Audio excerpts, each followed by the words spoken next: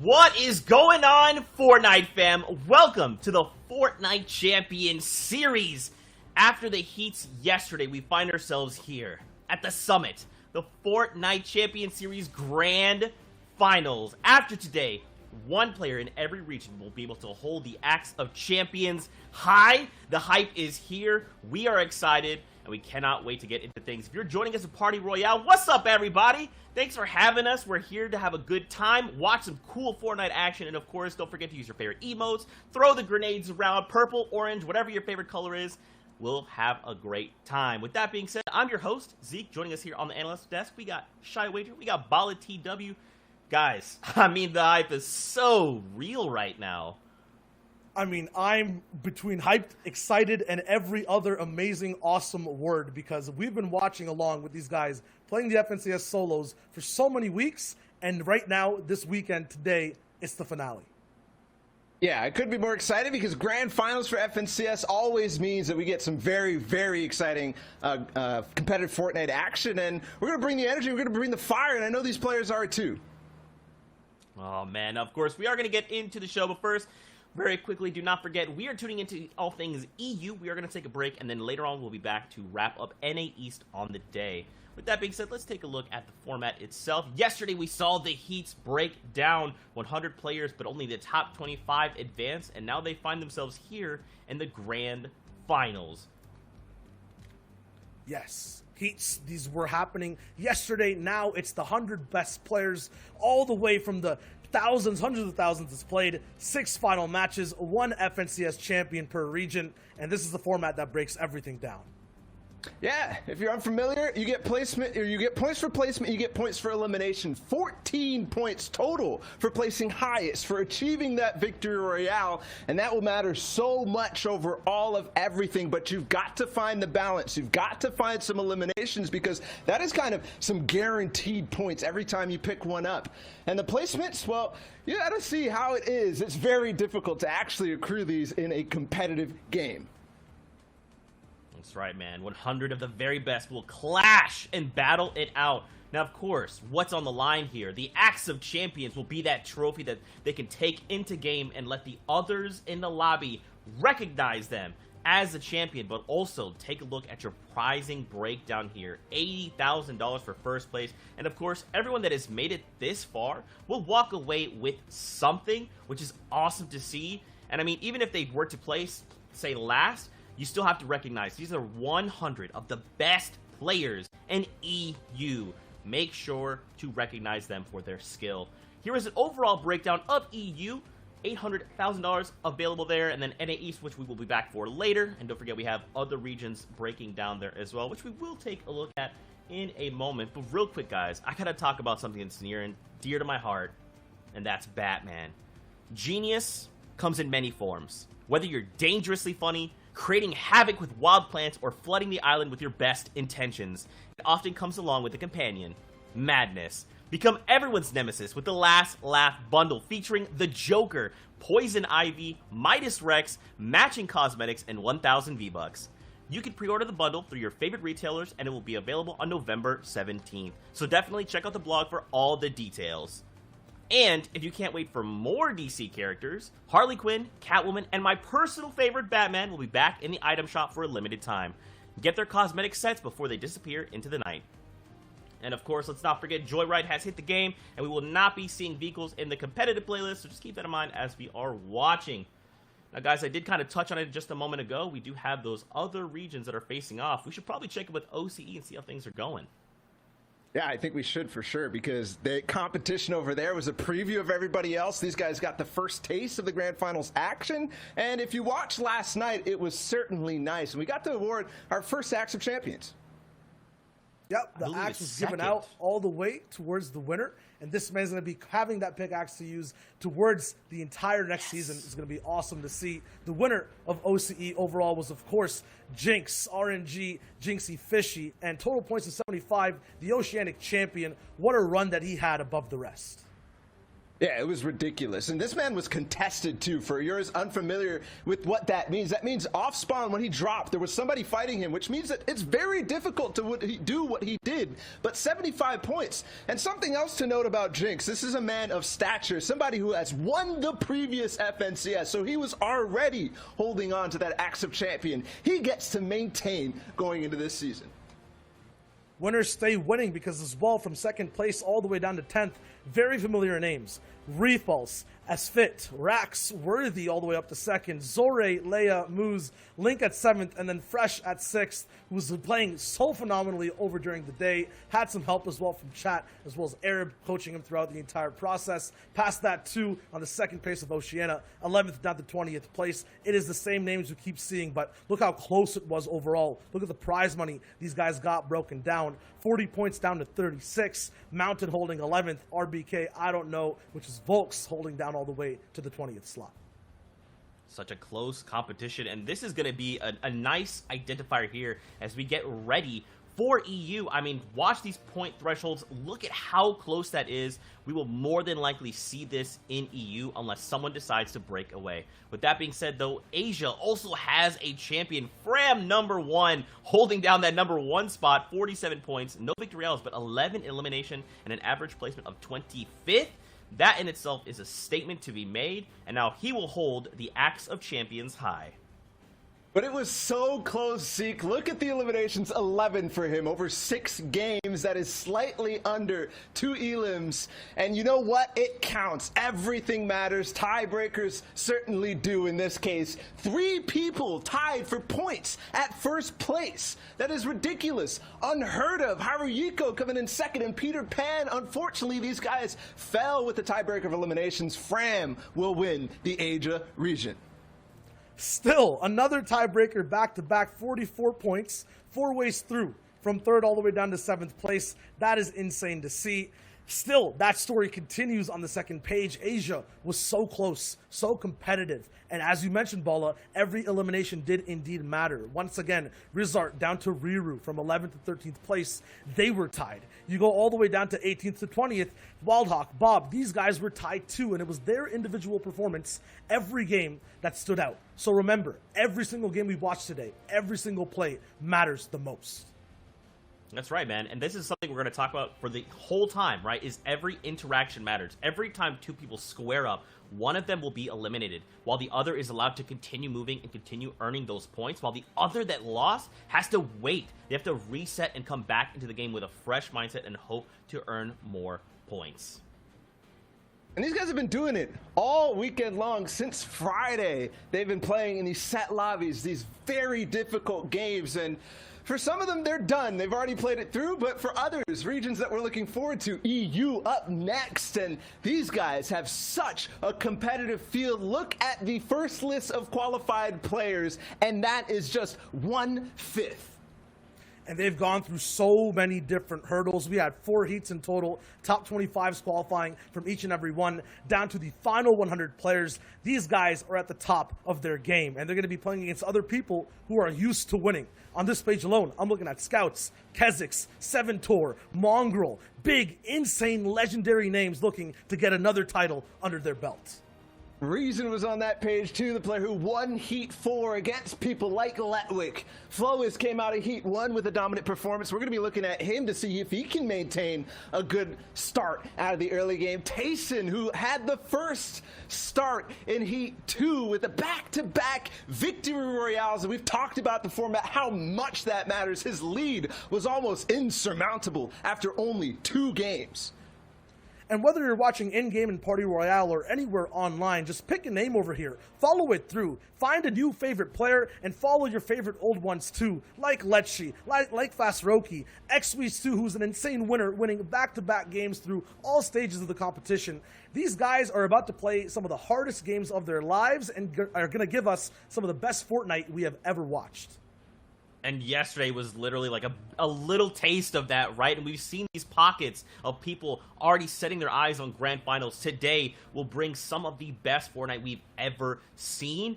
I mean, there's no way of knowing. Will someone break away and hold off strong? Will people go head to head and kind of pull each other back? And at the very end, someone will cross the finish line. no way of knowing, guys. This will all unfold before our very eyes.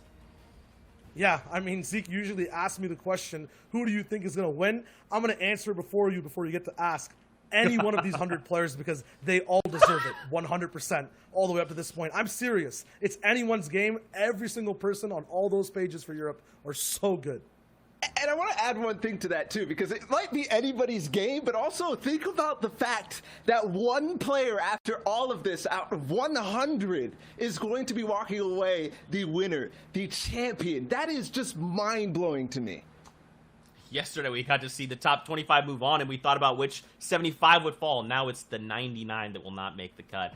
With that being said, though, let's take a look at a replay that has led us to this point.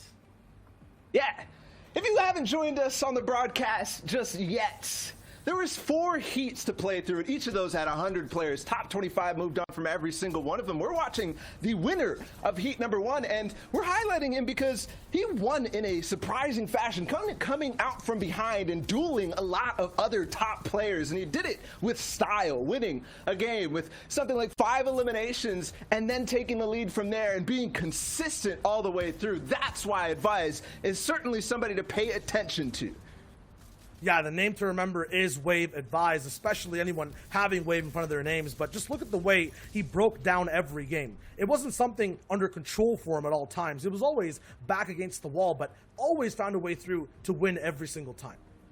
And he was dueling against players like Clement, who are going to be here today. But moving on into Heat 2, if you missed that one, this was electric. This was fantastic. We already talked about Tayson's back-to-back, but he did it again with style, too. That's why we have to keep an eye on him going into this. And there's some interesting things about him. We saw a sneak peek about that landing spot, and that's where our previous FNCS Invitational Solos champion came from. His duo partner, Janice. And Janice is playing today too, so these guys will have to face off against each other at the same drop spot in the same end games, and it's unpredictable as to what will actually end up breaking down. There's another player too in that heat. It was Kinzel. They ended up dueling. Also somebody who came out of Steamy Stack, so we'll have to keep that in mind. But moving into Heat 3, this is something that caught a lot of people by surprise. Why? Because Xweez, while he has been pretty consistent overall, his placements in FNCS and other tournaments like that, nobody expected what he did throughout the qualifiers. Nobody expected a second place on day 3, into a first place on day 4, into a first place in the heat yesterday.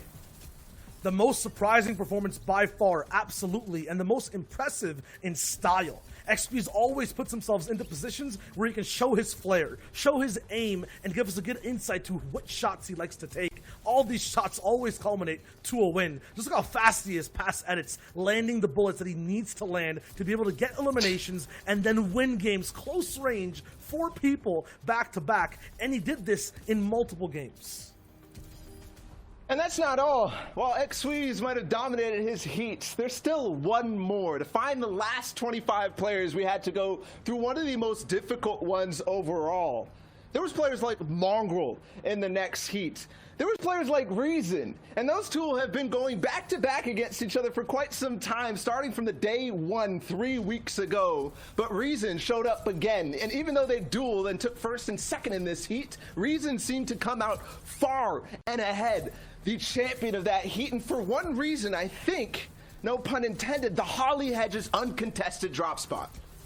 Yeah, with no one fighting you down early game, you have a huge advantage on playing the rest of your game out, going for positions, going for wins. That being said, though, Reason and Mongrel are going to be able to battle it out once again here today in these grand finals, and it's the final round for these guys to wrap up their story.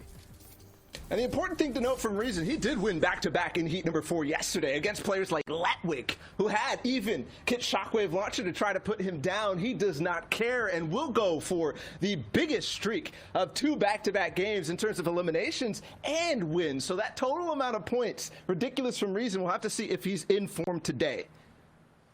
That's the biggest question across the board, right? Who is in form? A lot of these players, they already know the field. They've already scouted each other out, and just like we've done our research, they have too. Now the question is, who will hold strong and who will walk away the champion?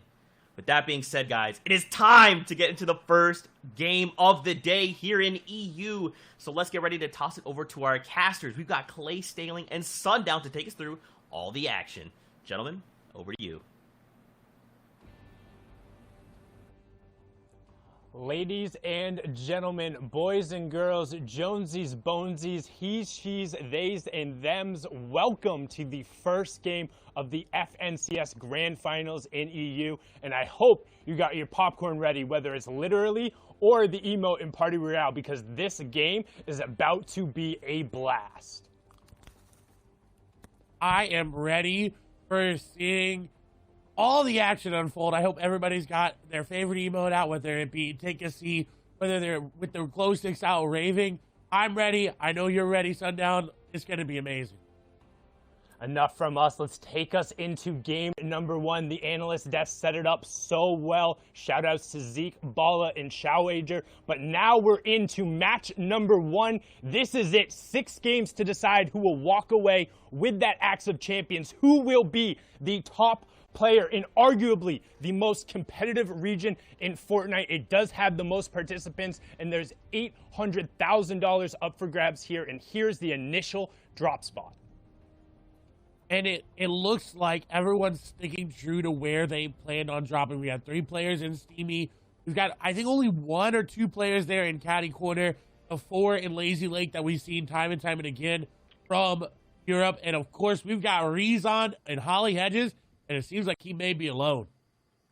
And one of the best comments I think I saw coming out is, wow, everyone is really scared of Rezon. And if you look at some of those early game drop spots, both in heats and I'm assuming now in the grand finals, everyone stays really far away from him. And you can see that in the bottom right-hand corner on the map. Not a single triangle remotely close to him representing another player. That's because he's done such a good job over the course of the entirety of this tournament to stake out the claim, and then also getting a nice little elite chest right there, granting him the legendary burst AR, and he's set to go now. He can begin his rotation and head to center zone. He has those 6 crash pads, which we've seen him execute on so well, and he's basically set to now just farm the materials he needs and transition into the mid game. However, we've seen him go aggressive time and time again with this similar loadout, as now we swing on over.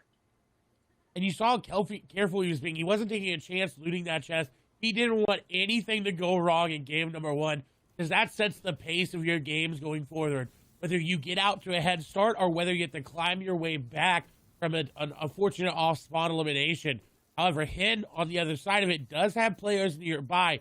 Loadout not as great as what we just saw on Rezon, but someone that also did very well in the qualifiers. Came out, I believe we got a 2nd place there in one of the days. And he's got that Cyber Rivals inventory, and he's looking. He's peppered up. He's looking for an elimination. I think he's going to be able to catch this play off guard. Snipe going to come through. He's going to wait, and he does. Ardent's going to go down. Elimination comes over for him.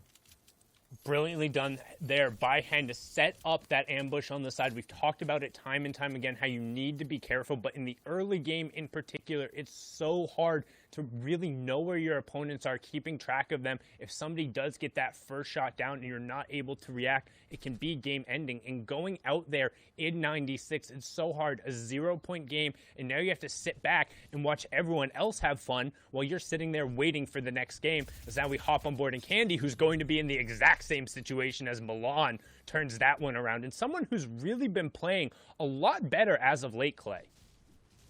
He has indeed, and I believe we have 2 Milans here in this grand final. So we got a Loft Milan and Normal Milan, but both of them have been playing very, very well and have consistently been making it into that top 25. It seems like almost every single qualifier. So it's really good to see consistency being rewarded, especially with the way the format is. The format rewards those high-placing, high-consistent games. So if you're able to get to top 15, top 25, top 10 every single game, you're going to start to make your way to the top of the leaderboard. And that's what the goal is for the end. We talked about so much yesterday how it's, hey, top 25 is all that matters. Well, here, everyone wants to be number 1. You have to walk away with that top spot. It's a solos competition if you want the grand prize in the Axe of Champions and all the clout that comes with saying, hey, I am the best player in my region after the weeks of qualifiers and then coming down to this. And Mr. X, who had a beautiful run yesterday to even get him here. The miracle back-to-back-to-back eliminations, but now under pressure from Rifle, going to get in directly on top of him, but sticking straight to the AR spray. He didn't have a shotgun. That's what we talk about. Those early game fights, he just had the assault rifle and the SMG, opting to stick with the AR, and I think that might have been the wrong call, as the SMG could have offered him slightly slightly more damage in that situation, but Rifle comes through and punishes him. And it was such a close call. That Siphon was just the difference maker once that elimination came through. You see now on another engagement, it's between Wolfies and Maestro. Maestro running off this side on the front foot. The pedal is down. Maestro wants to just continue to push down. Shots go through. He's going to break through the wall. And Wolfies is going to go down.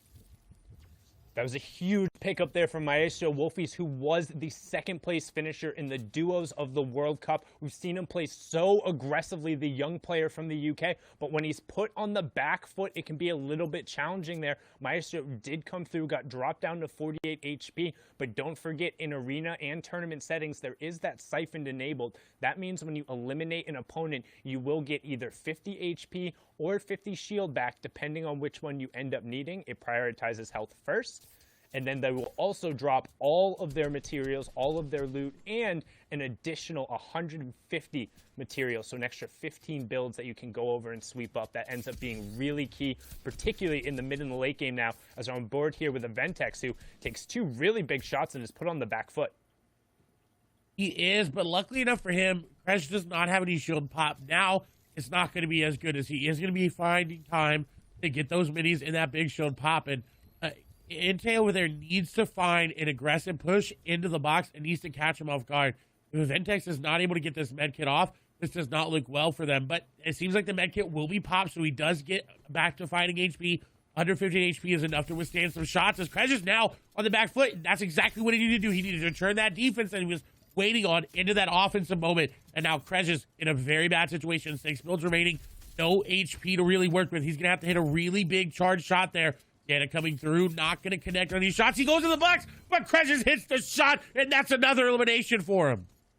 And you talked about it. He needed to hit that big charge shot, holding it up and punishing the player, and particularly when you see 2 players box to box fighting with charged shotguns, it's really difficult if you're not able to get that finishing blow right away, like No Luck Nebby does there, finding Kira to close out the fight, because you can have— Oh, Nebby, what? Don't even forget my point there. Nebby showing the power of the hunting rifle, showing up, catching 2 players on the outside. However, look in the bottom right-hand corner. A 3rd player is now rotating by. So can Nebby get all of these resources and get out without getting engaged on? But those are 2 monstrous shots. He's got to feel confident there, and definitely not living up to his name. Plenty of luck going on. And you took the words from my mouth. Nebby with an amazing aim there, just getting what he needed to get started. However, someone who is not having amazing luck is Janus right now. 134 effective HP. It means he fought either off spawn on rotation. Now he is going into the orchard, which does allow these campfires and the apples that drop that give you 5 HP per consume. So he's going to be in a good spot. He's able to really farm up. But Janus drops Steamy stacks. And look at his metal count. It was only 97. Coming out of Steamy with only 97 metal is not what he's used to. And this is definitely impacting his game plan. Yeah, and it's going to be tough there. Also, tons of players will know where he is, stoking that campfire, putting off the smoke signal. You can see him, those apples dropping, but instead opting to burn the extra wood. Good trade-off there and good awareness of where he was on the map. However, you do see Spen is lurking and trying to catch out the FNCS Invitational winner here. Janus over on the side, and he gets him real quick. That's the problem. Again, we talk about it, the hunting rifle on the side. If you're not ready for it, it can be a game ender right there. You get caught out farming. And honestly, I think that's a little bit on Janus there. You don't want to be on the edge of the zone and caught gaining materials. Like, yes, you did just get in. You can feel safe. You're back up at that 100 health, 100 shield threshold. But you have to know other players are rotating from that side and going to be behind you. And Spen is actually going to get harassed there as he tries to rotate out. We're going to hop on over to a 3-way fight going on over here. Oh, and now already down to just 2 players. Controller getting into the boxes and getting the shots, picking up 2 eliminations back to back. Flecken gonna fall there, and these are what you need to do in solos. You need to get into the box and you need to finish the eliminations quickly, because like we saw, if you come and you fight and you box fight and you build fight, and more people are gonna come and they're gonna realize that, and you are going to fall. So very good play there from Controller. And so far, it's been the story of the third party. You hear players talk about it all the time, whether it's your friend or your favorite streamer, that third party, is the extra player who comes in. So if you're taking a 1v1 and then somebody else rotating by says, oh, you guys are preoccupied. First, we saw Nebby picking up the 2 shots there, and then Controller closing it out with that epic tactical shotgun. Going to be on board here with Ovation Orion. We've seen him pull off a number of plays, but again, really good at kind of those ambush-style tactics, as you can see here, trying to set up a little bit on this player who's rotating in front of him. You can see the map in the bottom right-hand corner. That is the next storm zone revealed, so you can see we're pulling a little bit central. We're just kind of south of the authority, or just over the authority, with a little bit of a southwestern side there. So most of the players will have time. The Slurpy Swamp players will have tons of priority, and Storm Surge has just turned on, which is something you might not be familiar with if you're watching there. So Storm Surge is actually on in every game, but is only activated when you're above a certain number of players left. That number of players for the third zone is 70. So with 83 players currently left, 13 will be impacted. What it does is those who haven't done enough damage to the opposing players will then take 25 damage every 10 seconds. It's to try and encourage a little bit of active play, which we see here from Orion taking out Queasy, who's going to be queasy about that, just being game ended right there before the rotation occurs, not picking up any points in that match. And what a smart play. He went in different angles and didn't just crash pad off the top, because he knew Queasy would have been expecting that, and found an angle, got in the box, got the elimination. That also, with Storm Surge, it causes people to make plays like that. Arion may have decided that, you know what, a couple tags were good, I'm good to go, move on. He's put him pretty high up in the Storm Surge, but he didn't want to take the chance. He wanted to make sure he was above at least 100 damage on the threshold. So he decided, I got to go in, I got to get in the box, because when Storm Surge starts hitting you, nobody's going to let you shoot them. No one's going to let you even look at them. They're going to be sitting in their boxes. They're going to sit there and wait, and not even open windows, not even make any movements, because they know, hey, that guy's getting hit by a big purple lightning bolt. We can't attack him. Is well, all of a sudden Phoenix is actually going in, but maybe a little bit of a misplace, he gets eliminated. Gets punished right away, and Tigwe has everything you could possibly want for a box fight there. I mean, just look at the loadout, having the epic tactical shotgun, the epic burst AR, crash pads, plenty of shields. So Phoenix might have felt a little pressure to go in and create some space, but Tigwe punishing very succinctly there, as now we swing on board. Milan, Seventor, Kiko, and Anas all directly on top of each other. You become legends. Anas, he's played incredibly well. Clement also joining in on the party, and this is what we talk about, that Storm Surge. All the players who below, Anas being one of them, are going to be forced to find tags. That damage is going to start coming through. He's going to need to convert on it, and he converts brilliantly there, picking up Supremacy's Clement in #1 elimination, and also closing in on that first placement threshold, Clay. It was such a beautiful play by Anas, because he knew Clement had that bush. He said, you know what, he's going to go for the pickaxe. I'm just going to go ahead and edit that wall out so he can get the initial shot, and that got him the elimination. That initial shot there gave him the damage just to follow up with another tack shot. And with that rare tactical shotgun, it does a lot of damage if you're able to hit all the pellets, and that's exactly what he did. Now, on his way, he got the pepper placement threshold, just came through as well, and now he's moving in. He's got a very great loadout to secure himself a very good placement here, and we know Anas is very, very capable, like you talked about, and he's already stalking another player. He's looking to take down AX Controller.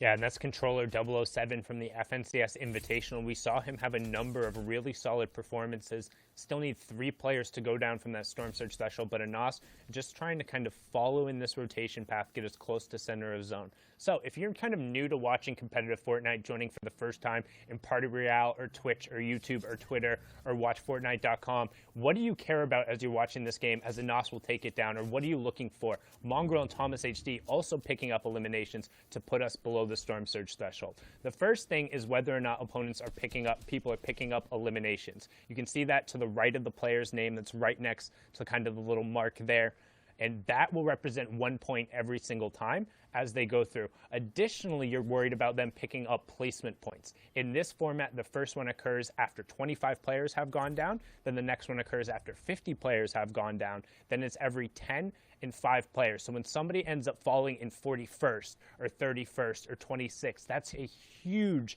changeover. But now, during the middle part of the game, as everyone's rotating through, what they're looking to do is establish space for themselves, make sure they're safe, and then find tags so they're not threatened by that storm surge that we were talking about ahead of time. As now we hop on board here with MCS X Squeezy, who has placed top 25 in 78% of his games this FNCS, best in the EU. And that's something to contrast with the fact that he also plays really aggressive in the early and the mid game. If he gets caught out and he's able to convert, he's had some of the highest elimination totals throughout the entirety of the FNCS, Clay. And I was going to say, I'm surprised he's not going into this player's box that's literally just fishing in front of him. Someone else tried it, and he's waiting. You can tell he wants to get into this box. As soon as he sees that player start to make moves into the other box, or maybe he finds out exactly where they are, he wants to go in. But he's got Letwick right above him, so you can tell he's being a little bit more cautious this time around. In the heats and the qualifiers, he knew he had a little bit of leeway after that great performance that he had. He was able to play a little bit more aggressive and still get top 25, which is insanely impressive.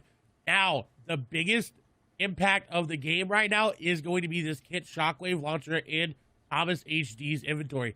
He's already got an elimination because of it. He's also already near the next zone. He doesn't have to rotate very far, which is really good for him because he only has 94 materials.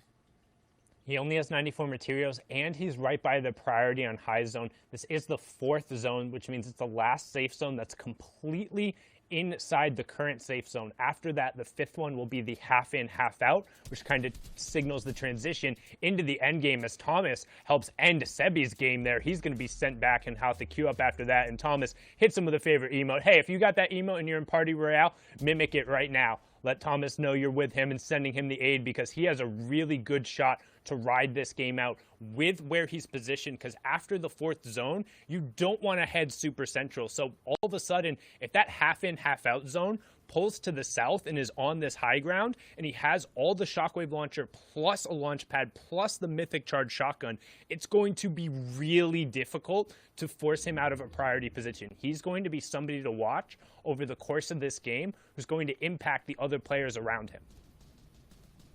And he's already doing that just with his AR. He impacted Sebi. He was going to take down passive. And this is very, very good for him because he doesn't have to go too aggressive to get these eliminations. They're kind of being handed to him here as he's just taking a grasp of his surroundings, looking at every possible angle and getting eliminations. And speaking of that, Mr. Savage going to pick up an elimination there onto for Strokey.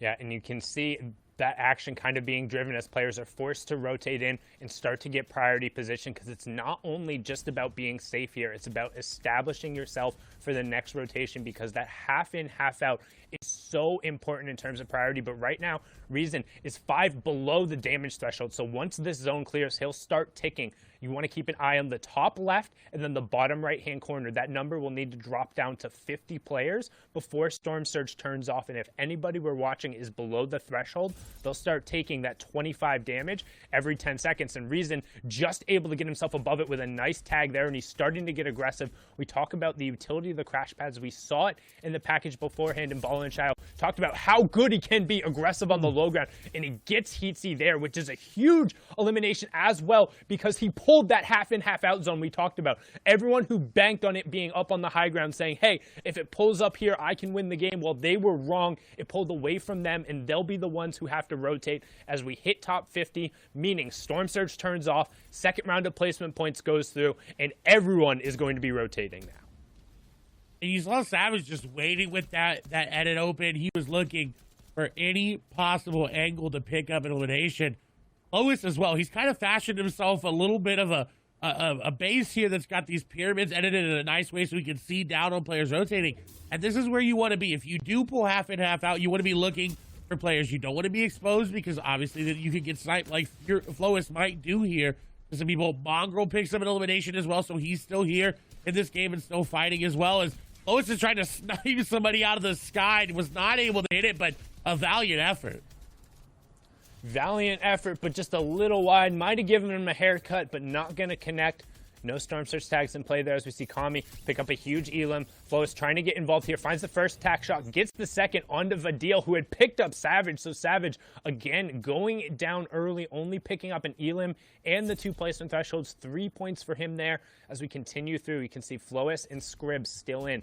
Keelix as well. Skite, one of the now veterans, and they call them boomers in the lobby. 3 players in EU are 20 years old, and that is the oldest players who are in the match. But Skite has been around and qualified for nearly every one of these finals. But we're hopping on board here with Quartz Froggy, who had an absurd, just absolutely gross run in heat number 2 to qualify himself. Pushed himself, I believe it was like, I think it was like 19 or 20 points in the final game to get here, but so far quiet on the day. No eliminations, but a decent loadout as we now transition into those fully moving zones, which means all the safe zones are outside, completely away from the current one, and everyone is going to have to move if they want to avoid that storm damage. And luckily for him, it seems like it's pulling towards him, so he doesn't have to invest those crash pads right away. He can look for eliminations, as you see sitting in the code, allows him that opportunity to find these rotations as well. You see just bouncing away through the crash pads, doesn't have to worry about it. A squeeze is going to fall there in the feed. That's an important one to note there, because we talked about it, we hyped him up, falling down before that 40th placement threshold as well. He's not going to end on a lot of points. The question is, how many points can Froggy end up on? How many points can the rest of the lobby end up on as this game continues to go on? We see Kiriachi, we see Mongrel, we see Letwick there in your screen as well, and Froggy looks to have taken high ground with that. The shots go through. He's going to get that player down to low HP. It's Cammy going down. What a huge pickup there by Froggy, but he's not done yet. There's another player on the other side. So he does disengage, so he does have mats to build around with and to just drop down layers if he wants to.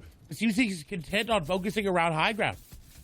Yeah, and Benji and Hen also picking up a pair of Elims there in the feed as we close in on the next placement threshold. It'll be top 30, and then every 5 players going down. Storm Surge will also turn off his top 30, and we're closing in on it. There it is. Scouts picking up a pair to make sure he gets there. That's ADN and Diablo, who we saw yesterday going down. Thomas also goes down, and then Become Legends Rifle picks up Benji Fishy. Deceptos ends up getting Skite as well going down there. Lechy picking up Styler, but we're still on board here with Quartz Froggy, and we saw how much work he can do on the mid-ground tarp here, and he's continuing to run through with that charged shotgun, picks up Scouts as well, and we're in through another placement threshold. So this is what happens as we start getting in the moving circles. All the action for us, so keep an eye. Flois all the way up on the high ground. Kiko has priority on the low ground, and then everyone else is the tarp in between, but Hen and Reason are still up on the mid-tarp. I think Flois was able to pick up that shockwave launcher from what it looked like. He may have used a crash pad to take it, but Mongrel, I believe, going to fall there on the backside. Rezon still in this game, getting eliminations. Hid, thing on 4. Crash pad will come out here for Hid. He does have a lot of materials left. Carrot picking up 3 eliminations there on the backside. As shots come through onto Hid, he is going to be able to block it off, and the capitalization there on the Snazy will be good as he realized already losing HP. Kensel going to take down a player there as well. Anas going to fall. Lois does have what it seems like a crash pad to maintain high ground, but Bad Sniper coming up. Decepto's coming up as well. Everybody is coming up for high ground. Rezon just trying to make it through.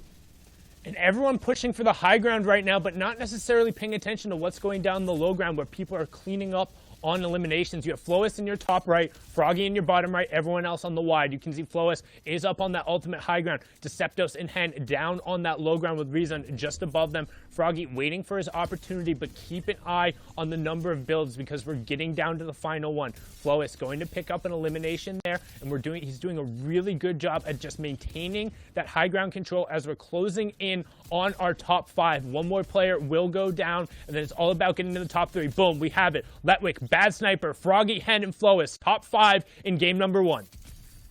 And Flois looking to close it out 4 eliminations, but Froggy down below, you cannot count him out yet. He is right there. If he takes down Flois from below, that'll be so huge for him because he will get that shockwave launcher, get that mat refresh.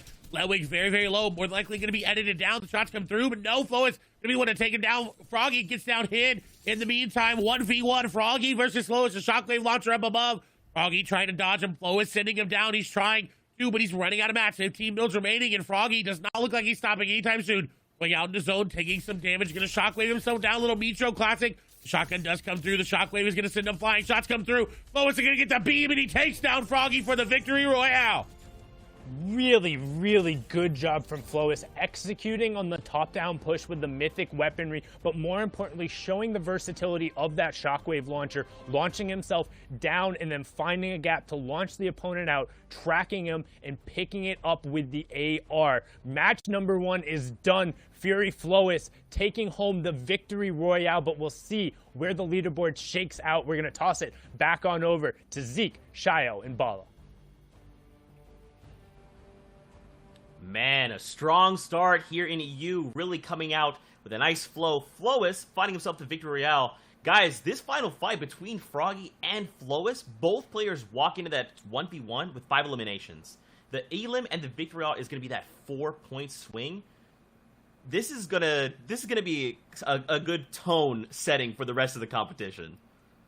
We saw it in every region, right? 1 point matters, and that's a 4-point difference for that win and the elim. The coolest thing, though, to me was the versatility for Flois and how he was playing every single engagement differently and using his entire kit to be able to hold first overall in Europe right now. 6 eliminations, 20 points, and that victory royale.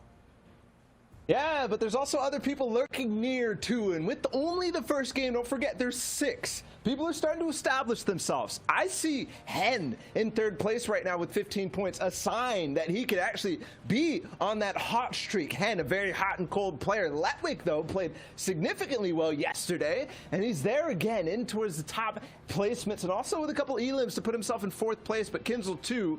And then the rest of this, I think, is kind of maybe a little different than what we might expect in towards the end of the day. You have Carrot, you had Deceptos, you had a Nas. I mean, there are some of these guys who have the potential to win for sure, but I don't know if that's quite it yet. Yeah, I think at the top, I mean, obviously this is such a strong start. 20 points for Flois. Now, he's off the line, but he needs to take that next step and turn this into a full-on sprint toward the end. Is this the momentum he needs to do this, though?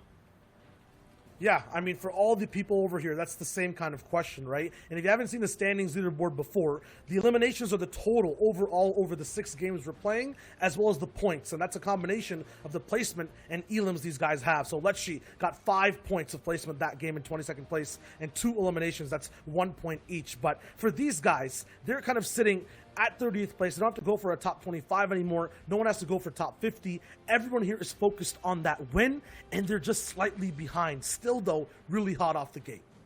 Yeah, there's a lot of different things that people have to figure out on this first game. There are a lot of things and changes to what people might have been expecting. The plan, Zeke, you talked earlier about how these guys are all starting to do their research and whatnot. It shifts a little bit in grand finals. People start to make decisions and play with the mind a little bit of each other to, you know, force things that you might not be comfortable with.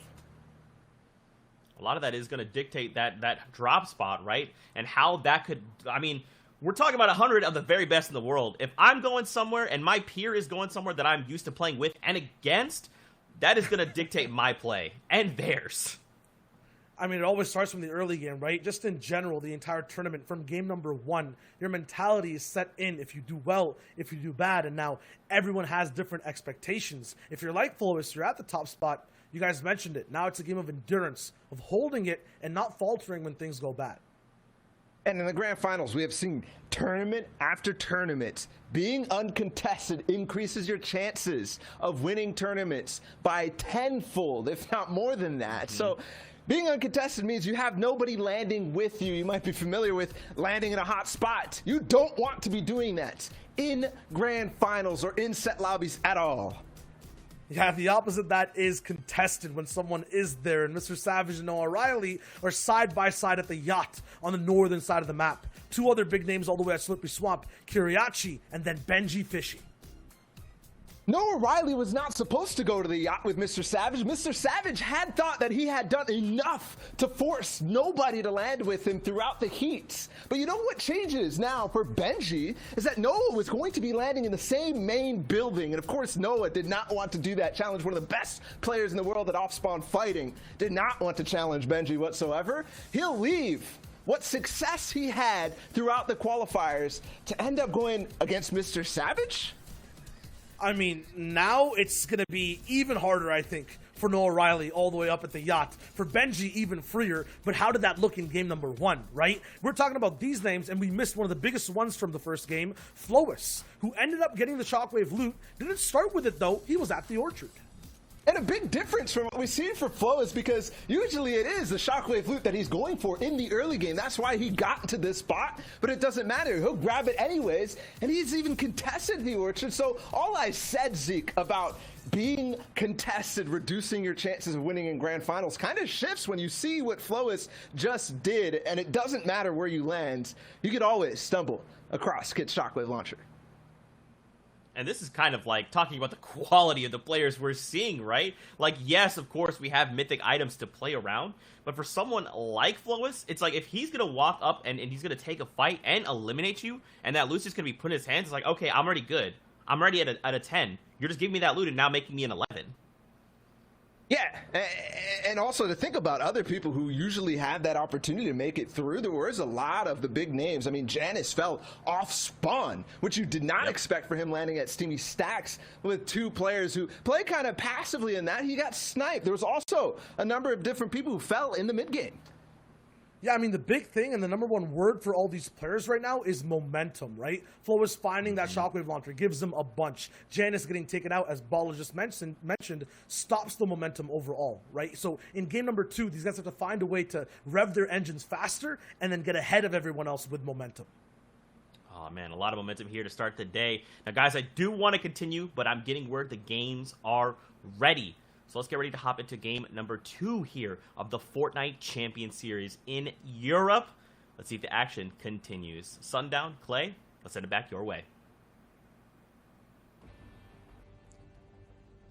Thank you so much, Zeke, Shio, and Bala. And I mean, I'm just so excited to see, because I'm a personal fan, or like I'm a advocate for the fact that game 1 is a nice way to set the tone, but you really get an idea of how the leaderboard and how the lobbies are going to play after game 2, because particularly with solos, it's about consistency and who's able to turn over a performance from one game to the next and continue it rolling. And you're really able to see that going down in the second match.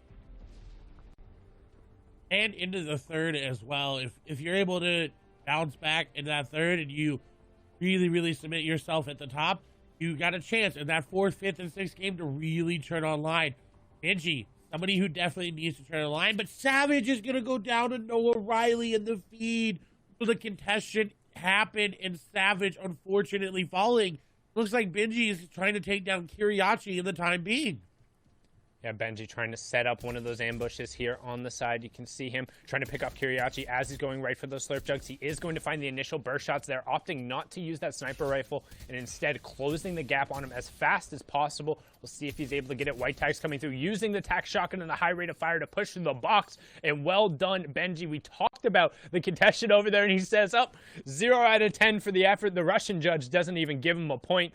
Benji taking it down there, and that's 2 elims right off of the start for him there. And you can see in the bottom left-hand corner, the 2 most contested areas are Rig and Salty Springs, each with 5+ players right now. So a lot of space being pushed out, and it's interesting to see 5 players in Salty. I mean, effectively, you're all taking one house of loot and saying, I hope this is enough. Yeah, I don't know why 5 players are there. And I think it has to do something with Rezon. He scared everybody away from Holly, Hedges, anybody that normally landed in that path. I said, no, I'm just going to go try my chance at Salty there. As we are now over to the Fortia, this is Mongrel, and he's been dropping here for a while. We know that. But he does not have Ocean's Burst AR and Ocean's Bottomless Chug Jug. Someone else may have snagged it from him, and with his aim and with what he can do with it, that Mythic Burst AR is so good here from him. It looks like he's not going to need it now, as he's going to get some tags going into this slide. That player going to have to back out. Mongol, though, not going to let him do it. He's got to be careful. He is running out of AR ammo, but he says, you know what? Who needs an AR? I got a shotgun and a crash pad. I'm going into the box.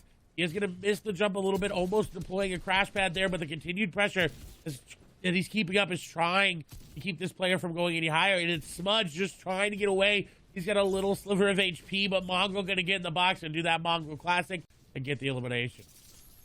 And he had to resolve that fight right away, because even picking that up with the additional match drop now only has 52 materials. And while he is in the zone, since it did pull towards that south side, he's going to need to find it. And with so many other players around this area, it's going to be really hard to max out quickly. But now let's hop on board with our match number 1 winner. As you can see, the format in the right-hand side, each elimination being worth a point. You can see once you get into that top 10, you'll have 8 placement points going through, all the way up to 14 for first.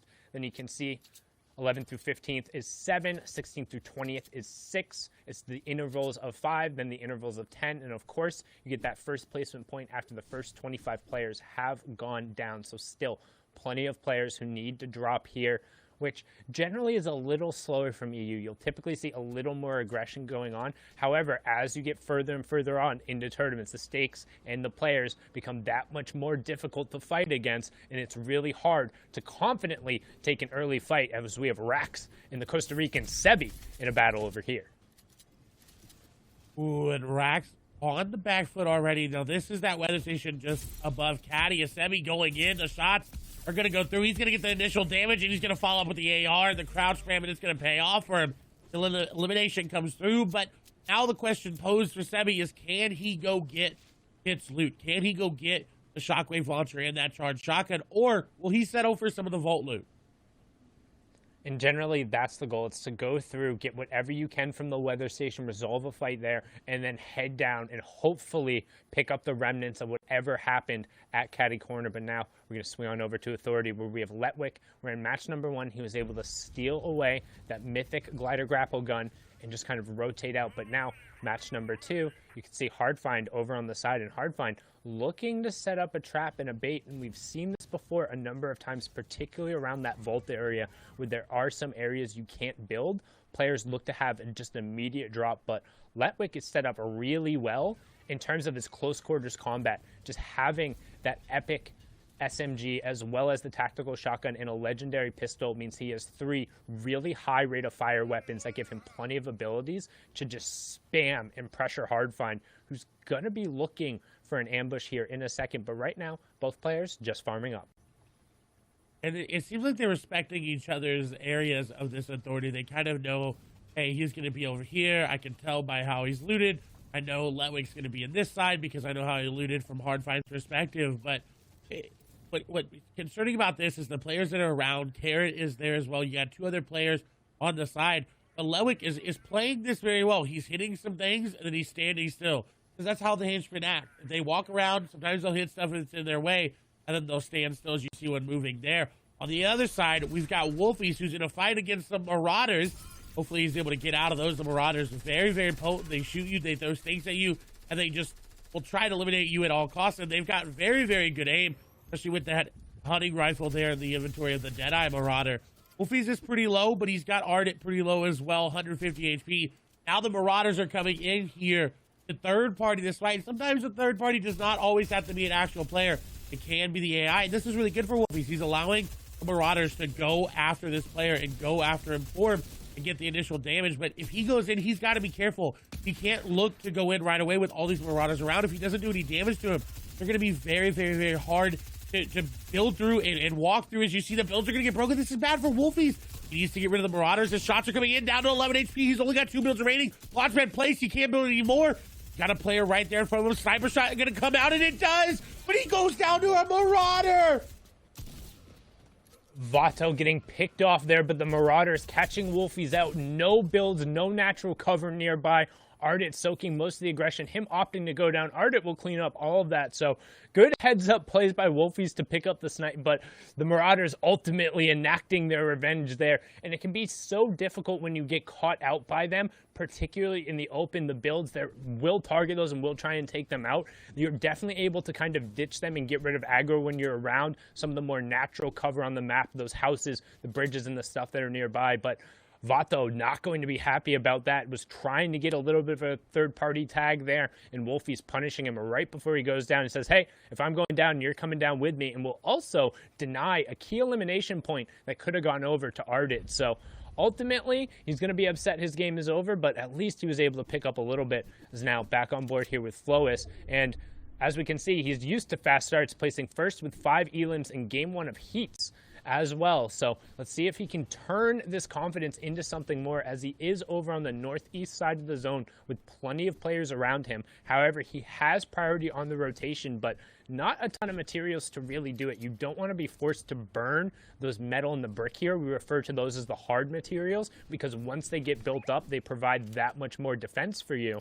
However, just they're so much harder to get naturally as you move through the map that Flo is finding Cammy there, and you can see immediately he's going to head over there because he's like, hey, I need those mats. I need those refreshers. When we talk about refresher in the term, this is it, because that's going to be refreshing for him.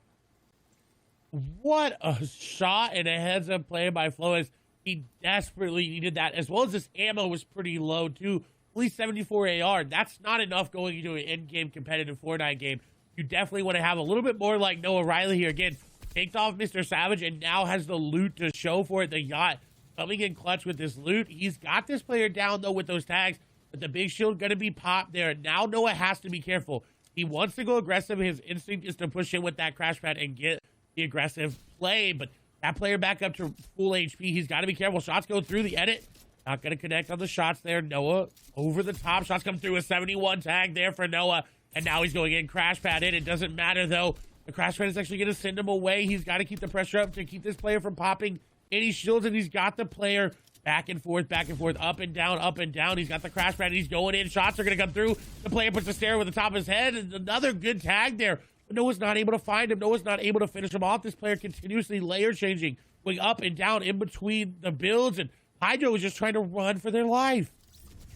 Hydro trying to put as much distance as possible, and unfortunately going to go down there. Good job for Noah Riley on the chase. We talk about how important it is to resolve fights, particularly because you don't want that opponent burning those resources, because when you do take them down, they'll drop them there, and you want to get as much as possible. You can see Noah picking up all of the minis there. He's back up to 6. Good job. Still has 4 crash pads. And one thing you'll note in particular when you're looking at these mid-game fights and what you should be keeping an eye on. Anytime a player has crash pads, that will enable them to push into boxes. You've seen it in 2 different ways, both from the top down, where they throw it against one of those cones because it lets them fall in. And then a perfect example, thank you, Ross Orange, for showing it right there, winning the fight against Hardfind very closely with 6 HP. That's the horizontal crash pad, where you line yourself up on the corner of the walls, you throw it against that corner, and it'll end up landing right behind you, and it pushes you forward into the box, but it won't affect the other player. So it allows you to line up your shot ahead of time, and most times it'll also put you behind them, so they're not able to play defensively, as Orange trying to play defensively here, but Bafo just comes in and says, hey, you didn't have enough time to reset and get your shields up. I will take all that loot. Thank you very much. And that's the dangers of taking a mid-game fight, is that if you take any damage, you're going to get third-partied. Players are going to recognize that shield crack sound, and they're going to move in. But on the other hand, look at Ledwig.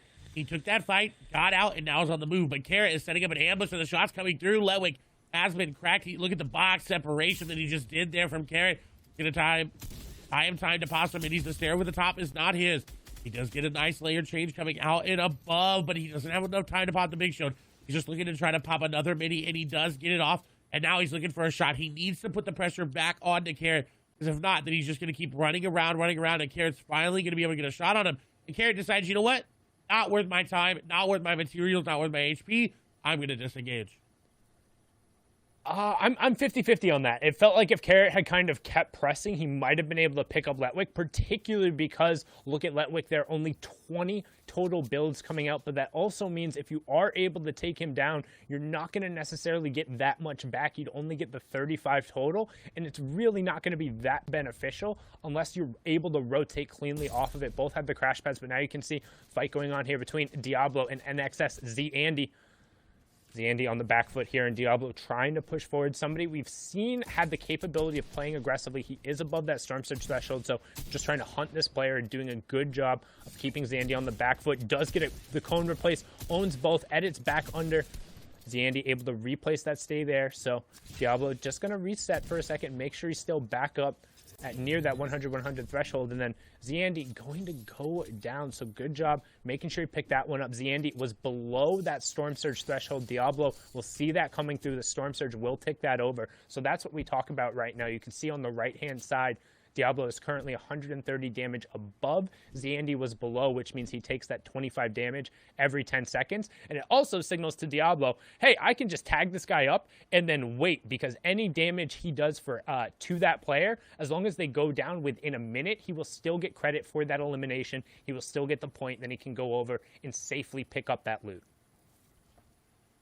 That is another aspect of competitive Fortnite that everyone has to think about. That Storm Surge, it plays a factor into so many of these players' games. Sometimes they forget about it because they're pumping, they're rolling, they got their mats, they got their ammo, they got their builds, they're in zone, and then they're like, wait, I didn't tag anybody this game. I got to look for tags. Frenzy Fishy on the other side above, and a good amount above. If you're about 100 to 150 above, you're looking at a good spot. As shots come through, he's going to take advantage and find swaps with one AR shot. That is what you needed. We saw Thomas H. do that in the first game. Just find any sort of elimination that you can, far away or up close. Don't even have to risk yourself getting tagged up for it. Beautiful elimination.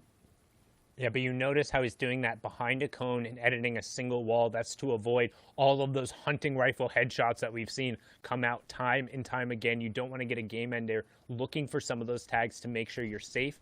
But that being said, when we talk about tags and going through, that's generally meaning you're looking for long-range shots, not with the intention of actually trying to eliminate the opponent, but just doing some damage so you're not threatened by the Storm Surge, as Flois ends Froggy and puts a prime example of why you need a cone in a window and to limit the number of angles you have, because so many of these top-level players will be carrying those weapons, particularly in EU, that is known for their snipes and hitting their shots. Well done from the game #1 winner, who's continuing to roll with the momentum here, boxed up next to Ardit, passive over the side, as we're transitioning now into that mid-game kind of territory, as players are starting to get closer and looking for priority in terms of zone number 4. What an elimination. He needed it too. He only had 2 hunting rifle shots. That first shot needed to hit. He didn't really have a chance to follow up if it didn't. Very heads-up play by Flois. First place, taking down second place. That is, hey, that's pretty good for your mentality. Even if he goes down here and be like, hey, I took out my competition, so I know I'm pretty secure there. But we're still pretty early on into the games, so you can't really do much with it. And it's important to note when they stress during the top of show how every single interaction matters. Right there, Flois eliminating his direct competition right now, the player who is closest to him, who's able to pressure up. That means if he's able to build up a lead now, it's going to be that much more substantial, because effectively he's eliminated one of the players who can threaten him the most, as now we're on board here with ADN. We saw him have an amazing run yesterday, pushing in. Right there, you can see the Dorito edit being taken down, and that's such a good push. Strokey was looking to set up a crash pad there with that edited cone in his box, but ADN dropped in and then occupied the space, stuck to the AR, and then just used the weapon to close it out. Well done getting a key pick there in a mid-circle. And he desperately needed his mats were not looking good. Still are not looking good as well. So he's going to have to find another impact elimination along the way, as we're on board here with Ardit. Again, mats are not looking good. Now, there is a player's loot there in front of him that he more likely got the elim from. He's not actually prioritizing picking it up right now. It seems like he's just looking to build and then go for the loot. Mr. X is nearby. Banshee's nearby as well. Hardest in an awkward spot. We've got Scram in this game here as well. Handy, passive, slick. A lot of players still alive. 61. When we talk about Storm Surge, this is a threshold where it's 50. 11 players need to go down. Darda makes a heads-up play to get a box, and Crash Pad's going to come through, but that's bad for him. Unless he hits the shots come through, and he does. Maestro going to go down the aggressive play, not going to be rewarded, and Ardit will be rewarded for his passiveness. Yeah, and you can see the reason why so many players are fighting right now, both that Storm Surge and trying to get priority. We talk about 4th zone. Look in the bottom right-hand corner.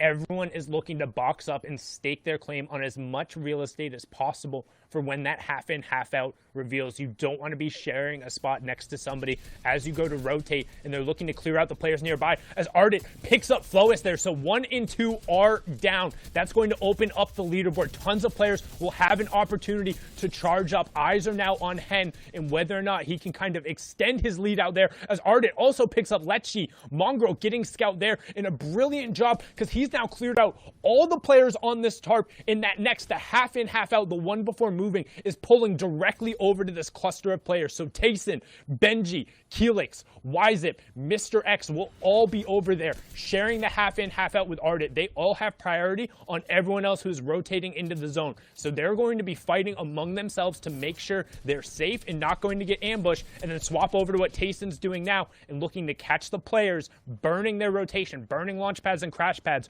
trying to get into this zone. And this is very lucky for Tayson because, again, we stressed the amount of builds in the inventory. He only had 54.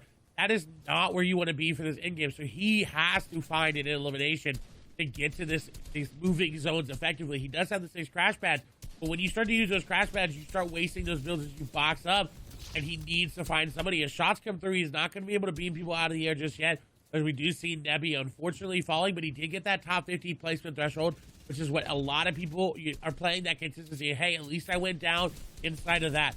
Tayson, however, is looking to get aggressive, and I believe that's on, I think this is Benji. I'm 97% sure Benji is right nearby. If Benji makes the wrong edit, he goes into a box that's not his. Tayson is going to go aggressive. You see the big shield is going to be popped. Edit's going to come through. No crash pad in. Shots coming through. And Benji's going to go down. Tayson going to take him down.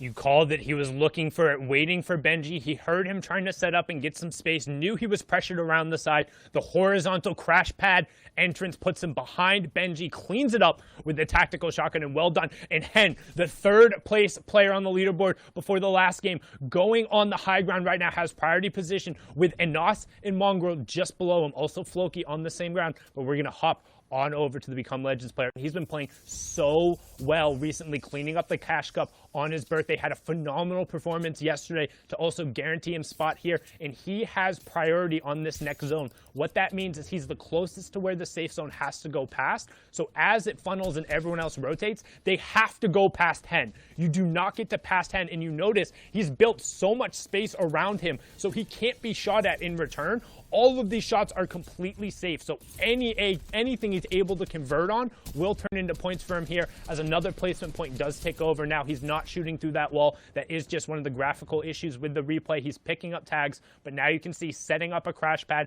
going to use it to go on the rotation late, and he picked up a key elimination onto Wyzip there, as we have our top 35. And it's such a key elimination because he gets Jules' glider gun, and now he's got free rotation everywhere. He could win this game based off that elimination. It was such an impact elimination, but he's being a little bit too greedy on that zone. He did get tagged up, but he's still good. Rotation coming in. We do see Sapphic going down, and rotation X Squeeze went down as well. So a lot of the big names are out of this game, but Hand looking to keep his stream alive and take down one player who landed right on top of him. That was a very, very heads-up elimination onto Pablo, but he's not that healthy. He has those minis in his inventory, about 126 effective HP. He needs to find another one.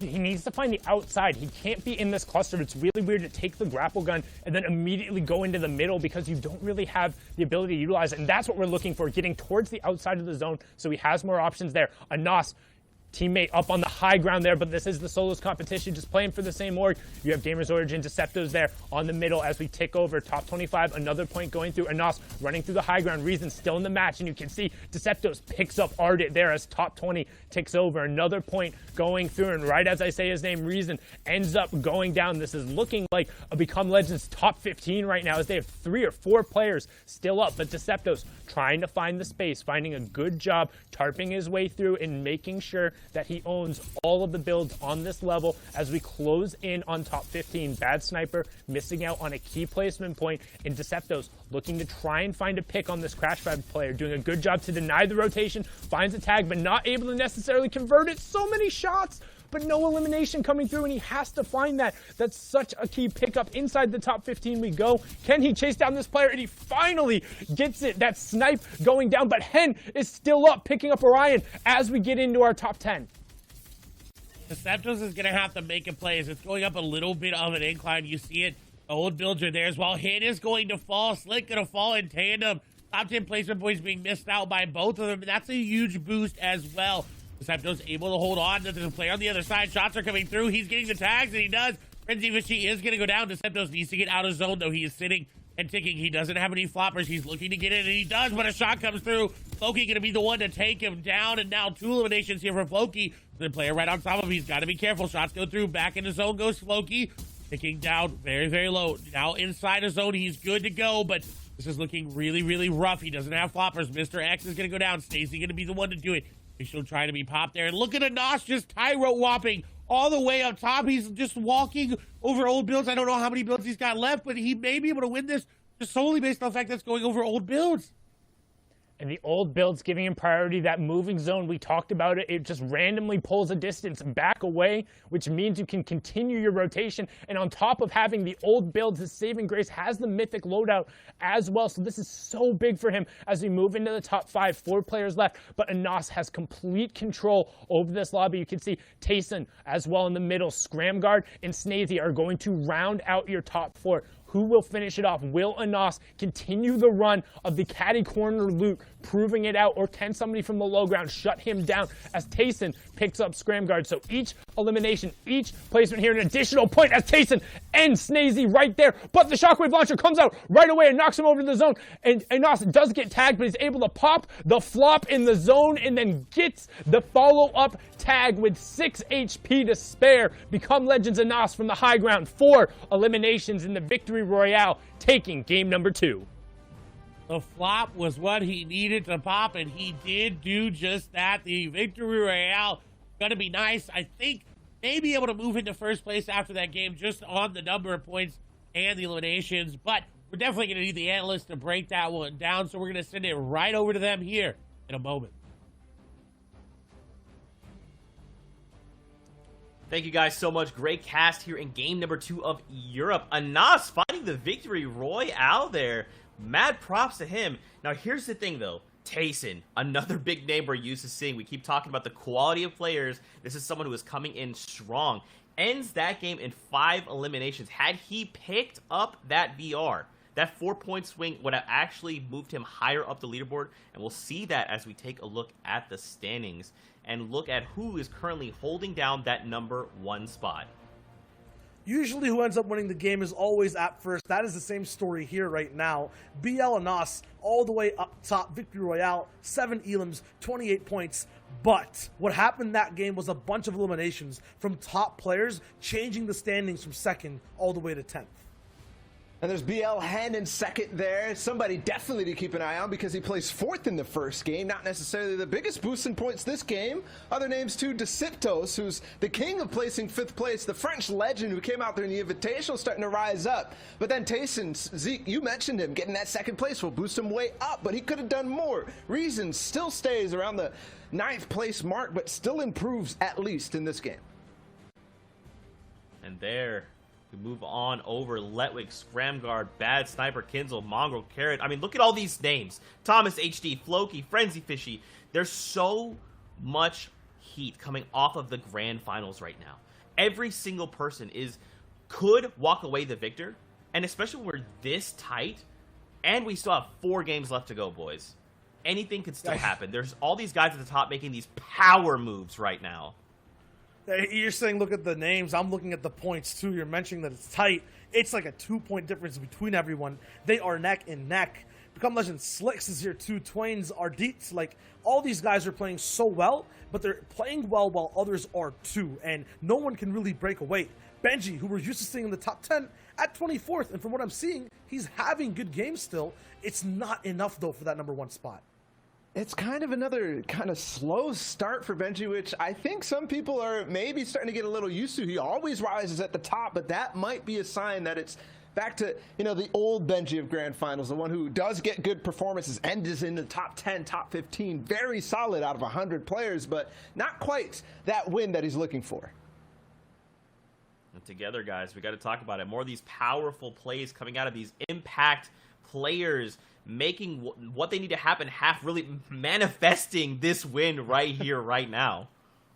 Yeah, Grand Finals is all about power, and it comes in many different forms. We're starting off with how power struggles on early games off-spawn fights, and Noah Riley, Mr. Savage, they had a big battle down. Noah showed that he was more powerful. And it's all because Benji scares Noah into going somewhere else, but into somebody who might end up struggling because of it. Benji, though, saw a sign of weakness, and because of that, he will pounce, try to grab more space. Kiriachi looking in the background, and Benji knows, and he will hunt. This is one of the best players at fighting in the early and mid game, and Benji is not scared whatsoever. Got power vacuum basically here over at Slurpy Swamp, and Benji gets in the box with style, breaks through, hits a big shot, and shows his power afterwards as well. And is that show of power, is that show of confidence something that we're used to seeing out of Benji? I say yes, but it might be overconfidence as he pushes a fight against one of the best players in the world. Now we're switching over to Flois, and for him, it's a shift. Yeah, for him, he was holding power in game number 1, continues to, dropping down Froggy, who was in second place on the leaderboards at the time, but holding power sometimes comes with a cost. He loses it over to Advise, and we see one of our new players who are in that second place slot. Second place for Hen after a very good game number 1, and follows it up with a pretty decent game number 2, a 10th place for him, but a couple of elims to boot.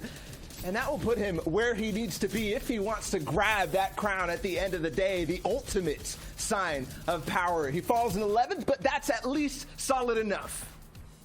Yeah, and this is where power starts for a lot of players in this game. It was Anas who ends up winning, who had Caddy Corner and the Mythic Loot as well. The Shockwave Launcher hits Charge Shotgun too, and he just made power become his tool in this endgame. He became Legend incarnate, literally just personifying the organization he's on and using this entire endgame as a playground, bouncing people up, shooting them down afterwards. Look at that two-piece right there. Anas looks so dynamic, and yes, we saw Flois with the hunting rifle, we saw him with the charge shotgun last time, but for me, it was Anas's gameplay, his creativity that really separated him from the pack and showed us his use of power. And Anas, that's kind of what we were talking about at Caddy Corner last time. We saw Thomas there for a brief moment, but this time it goes down. Kit spawns down at the gas station, and that's where Anas is lurking. He had a good game last time in 10th place, but if you want to become a legend at the end of the day, if you want to solidify yourselves among the great, immortalize yourself, you need to have games like that. And Anas and Hen, both at the top of the leaderboards, org mates, and they're standing strong. Both of these guys are definitely looking to break away. I mean, Anas is ahead of the game, 28 points, but Shy, is that going to hold? Didn't hold in game number 1 with Flois. I feel like when Anas gets that top slot, he holds it completely, especially at Caddy Corner. So I feel like, yes, that's my call. I like it. Quick and concise. With that being said, guys, let's throw it into game number 3 here in EU of the FNCS Grand Finals. Casters, we're sending it back your way to get into the action. Thank you so much, Zeke, Shio, and Bala. Insightful as always, and everyone is looking to become a legend, but right now the Become Legends players occupying first and second. And if you're just joining us, welcome. My name is Sundown, joined here by the fantastic, as always, Clay Stelling. This is match number 3, the halfway point of the EU FNCS Solos Grand Final. And if you're watching at Party Royale and you just dropped in, hit one of those telephone booths, the changing stations, make sure you get your favorite outfit on, then head on over to the main stage, catch the action out, and you can see where everyone's dropping right now. And if you notice, the yacht only has 1 player on it, so I'm interested to see who that player is. Is it Savage? Is it Noah Riley, who came out on top? And of course, who's going to come out of Caddy Corner on top? That is always a question in all of these players' minds. Right now you can see cutting over the top of the lake, but switching over to Anas, who's landing over towards the weather station side on Caddy. You can see looking to figure out if he's going to be able to go through, pick up any amount of that loot, drop down into this area, see what's going on. As of right now, doesn't look like he's actually going to have a contestant in, but you can see also a number of players off and over just to the southwest of him. So right now, first shot coming out, we talked about those early hunting rifle tags, but not quite going to find it again. Anas, game number 2 winner, current first place right now. And he's in a very good spot to keep that first place, but Hin right behind him. We've got to keep our eye on that elimination feed for that come up as well. If Hin, only 3 points behind, is able to make a play, to start to make the ground up. Is Vidal going to get some nice shots there? The Chug Splashes, though, are going to get that player up. The nice edit is going to drop the player down. The edit around as well. He's got him boxed up, but the fish is going to escape as Vidal looking to crash pad on in. Using the jump there. He's actually not going to go in. He's going to take the wall and the cone up top. And that was so smart to outplay Advise there. Well done picking up Advise there. We talked about kind of the different types of crash pads and then the variations you're able to use. Him jumping up prevented him from falling in. So then when Advise went to exit, the situation got picked up, but now over to Slurpy Swamp. We watched this fight happen last time. Benji aggressively pushed Kiriachi, saying, no splitting going on here. This is my side. But Kiriachi now looking to be the predator instead of the prey and closing in on Benji as he's hitting these slurp barrels. So wants to kind of resolve this beforehand. And now box to box, how do two of the best players in the world close out this box fight? Do they look to take each other on, or are they just kind of trying to disengage the situation? Right now Benji's saying, hey, I need more mats if we're going to go toe to toe. He disengaged perfectly, got up, and is out. I also want to point out 35 of the current players also competed in the FNCS Invitational Finals. So they've been here before. They've been in this grand finals. They know what to do, especially these two players on the screen right now. As Kiriachi is going to take some damage there from Benji, who is keeping that pressure up with that rare tactical shotgun, and now looking to find a creative way inside. Kiriachi actually went up and around the shots going through, exchanging high ground and exchanging shots. As Benji takes a nice tag there on the Kiriachi. He still has yet to take any damage himself. Kiriachi is still pushing. This is exactly what we expect from him. And Benji baiting him to drop down. Kiriachi was ready. The back and forth going in favor of Benji right now. Kiriachi keeping the pressure up. Benji going to get tagged up a lot there because he couldn't build the floor. He's trying to pickaxe for that code as the edits come through. Benji going through old builds. This is really good, but once you reset that metal, it is very, very weak and it's easy to hit. He's put some distance in between him, Kiriachi, and Domenia Snipe. I was about to say, Domenia Snipe, hearing the action going on, wants to take a peek inside, but he very well knows who's there, and I'm not sure you want to jump on into that pond. Don't want to get boxed like a fish between those two. It's more like getting boxed between two sharks. A rock in a hard place. You pick which one and who's who, because Benji, right now, just again, looks like he's done enough to fend off Kiriachi. You say, how long are we going to do this for? How long are we going to burn mats and just sit here and force each other back? Because both of these players are good enough to hold the other off, or at least make them pay for it if you don't get that initial ambush off of the start, which is why you now see Kiriachi kind of backing up a little bit, making sure he gets some mats before heading back in towards Benji again, looking to potentially respark this engagement. And I'm not surprised from Kiriachi. He is very, very aggressive, but we'll have to see if that turns out in any of their favors. As Seventor now being aggressive onto Diablo. Diablo going to get the initial shots there, and now Seventor can disengage if they want to, but on the edge of zone, really hard to disengage because you're trying to run away, then you're just going to get shot in the back, and it's just unfortunate there. So box to box, diagonal to diagonal, Diablo and Seventor looking to do a little peanut butter edit, look to get that jump shot there. Seventor looking to get any sort of wall take back, and he does, but Diablo ready for it. The shot comes through, the quick reset there. Going to get the tag in favor of Seventor, but still not as much HP there as Diablo. His shots are still coming through. He does pop a mini. Continued back and forth over these peanut butter edits. That's that triangle edit that you see as he goes in. He goes aggressive with that crash pad, but Diablo was ready for it. Did you see how many edits he had, how many space he had in between him and Seventor? He was predicting that perfectly, but Seventor's ready for the edit. He's ready for Diablo hopping up, and he said, you know what? I'll bait the heal out, but I'm going to get that elimination. Yeah, and a really good job from Seventor there, baiting Diablo into something that he had owned and then committed him to the fight, caught him with the builds out, and then following up with the tactical shotgun. And it's really fruitful to resolve that fight because there was a player boxed up right on the edge of zone who would have been able to rain shots down. And again, if you are just joining that, there's the format on the right-hand side. You can see first round of placement points coming through, top 75, next one at top 50. Then it's every 10 players to fall until we reach top 25. Then it's every 5 players until you're into the top 3. So definitely want to be making those end games, but also 1 point per each elimination, as Carrot will pick up Phoenix there. Will also get a point, and that's his second of the match. And he may have taken coolest out of his name, but right now he's the coolest of the authority, picking that elimination up. He's been very, very good. He actually, I believe, one of the players that came through the open track of the FNCS Invitationals. That happened a couple months ago, but still maintaining prowess over the authority here. He was here back when it was the agency, so Dominant performance from Carrot. He's also got the zone there as well. You see him already building up and refarming. In Misty Meadows, however, Ardent looking to set up an ambush like we've talked about, hiding in this little upgrade room. He can catch anybody waiting to upgrade their loot. He's got a great charge to do it with a legendary at that. And look, somebody is taking the bait. They are coming into the house. The question is, will they open it? He set a trap up perfectly. He set a trap up, but he put a wall, Griff. Put a wall there. The peppers, the shields, everything being popped there. Ardent, though, not going to be able to spring the trap as Griff was ready for it, and Griff turns the tide.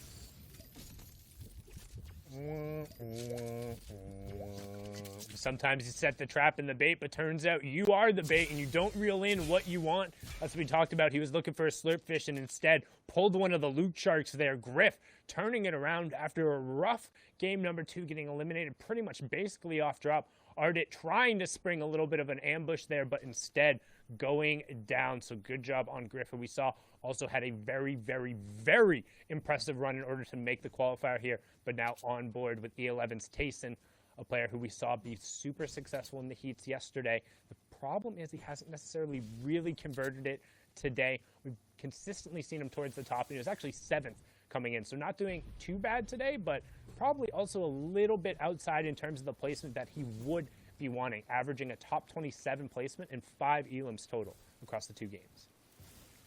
And I think that may be due to the amount of loot that he's getting. He is in Steamy with 2 other players. It's really, really hard to find all that loot. And you see it in his inventory right now. He does have crash pads, but that common AR is not going to net you a lot of eliminations. He's going to have to find a way to upgrade that, whether that be through an impact elimination or finding one naturally, as it seems like this is the open side of zone, and that meaning there's not that many people all around him. He's got a little space to work with there. Someone who doesn't have that much space is there's a lot of players nearby. Bad Sniper. He does have 15 points, a decent first couple of games, but not where he wants to be. There is a player nearby. He's got to be careful with the snipe, and if you don't have it, he's going to turn the beams back onto him, but not going to hit it. He is only 22 above Storm Surge, and that is nowhere near safe, as you see it already ticking down to 19.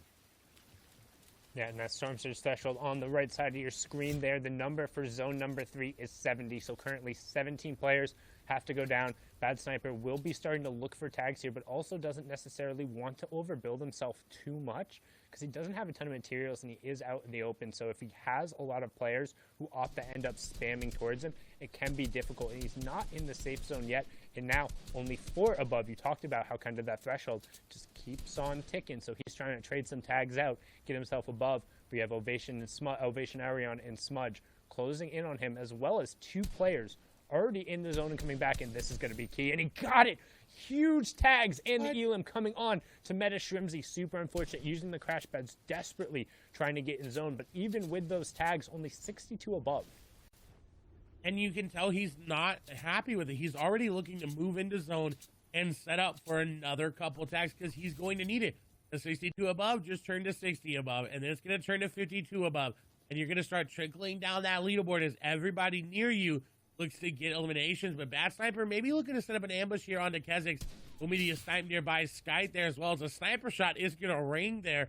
Not actually going to connect onto anybody, but Snipe looking to be aggressive on his tags. Again, is above Storm Surge, but not by much, as we see Lecce take down Supremacy's Clement there.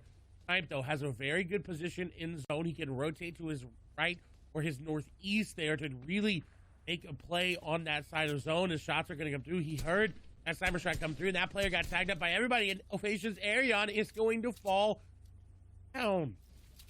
To a single shot going through there, and we talk about it, you miss 100% of the shots you don't take, and it's sometimes worth just throwing the AR bullets over, both for Storm Surge tags, but you might get a little bit of that RNG on your side and pick up the elimination. Somebody else did most of the work, the hunting rifle shot coming through, but he'll be the benefactor there, as Kinzel now is going to put some pressure here onto Flopper Michael. Again, a number of players still under that Storm Surge tag, so you can expect the passive players to push through. Storm Surge will impact the players who have done the least amount of damage to opponents, but Flopper Michael punishing Kinzel there, who was under that pressure, as 4 more players will need to go down before it turns off. Controller 007 picks up Maestro. Gambit's Moaka also goes down, but you can see Flopper Michael also under pressure here. He was the player who had the brilliant crash pad play yesterday. Can he set up another one here and end up converting, as now we're swing on over to Anas, get a nice little replay, see what's going on here. Chaining the crash pads, landing directly on top of the player and catching him over on the side. Spen, what are you doing? Cover your back, man. You can't be doing that on the edge of the zone. But Anas pushing himself further out towards the lead. Don't forget, he was in first place with 28 points, now sitting on 30, courtesy of the elimination and the first placement threshold. Very great play from Anas to realize that he was being ambushed here as well. Very quickly got out of the situation. Now Andy looking to be aggressive and looking to push. The shots are still coming through. Anas continues his dominant solo performance. He plays 16 in the solos Evans CS Invitational and 9th in DreamHack. And he's recently been turning online, you know, in these last couple of months. It's been really great to see him come into someone who could become a legend, especially after being picked up by that organization. With this disengage, though, it nets him a lot. He's able to refarm some of this metal as well if he wanted to hit that fence there. Refarm a lot of this wood as well. Benji picking up an elimination is good for him. But Anas, while he was in a good spot, now he's getting pinched by these players. And I believe he also had a pretty solid performance at DreamHack Anaheim, flying out to that land and making it to the grand final there, but now hopping on board another player who was there. Bad Sniper, though, under pressure from Atlantis' Lecce. Trying to get in the box. Bad Sniper disengaging. Does have plenty of shields and floppers if he can make the space, however. Now in the zone, and that's a 2-tick zone that as soon as it passes over and it closes, it's going to go to a 5-tick zone. So Bad Sniper is going to have a lot of the pressure here in terms of having the chug splashes and having the floppers compared to Lecce. Don't know his loadout, but doubt he has as much heals as that, and going to be punished there. Yep, no additional white heals coming out, so the Siphon really beneficial for Bad Sniper there, and he has a relatively clear path to the zone now. You can see on that bottom right-hand corner, only 1 or 2 players who are going to be in his way. And that's always unfortunate, is getting eliminated in zone as you're just trying to rotate through. As Anas doing the same. He's got white heals, but it's only in bandages, and he is popping them this time, but he's got to be careful. This elimination will net him so much. It'll give them loot, and if that player has any white heals as well, it'll be so good, as Andy is staying more healthy than Anas. The zone, once it closes, like you said, 5-tick, and now it goes down. Shots are going through between each other, and Andy's got that flopper. He's going to be able just to outlive Anas here, unless Anas makes a play, but no, Anas going down, and that's number 1 out of the game.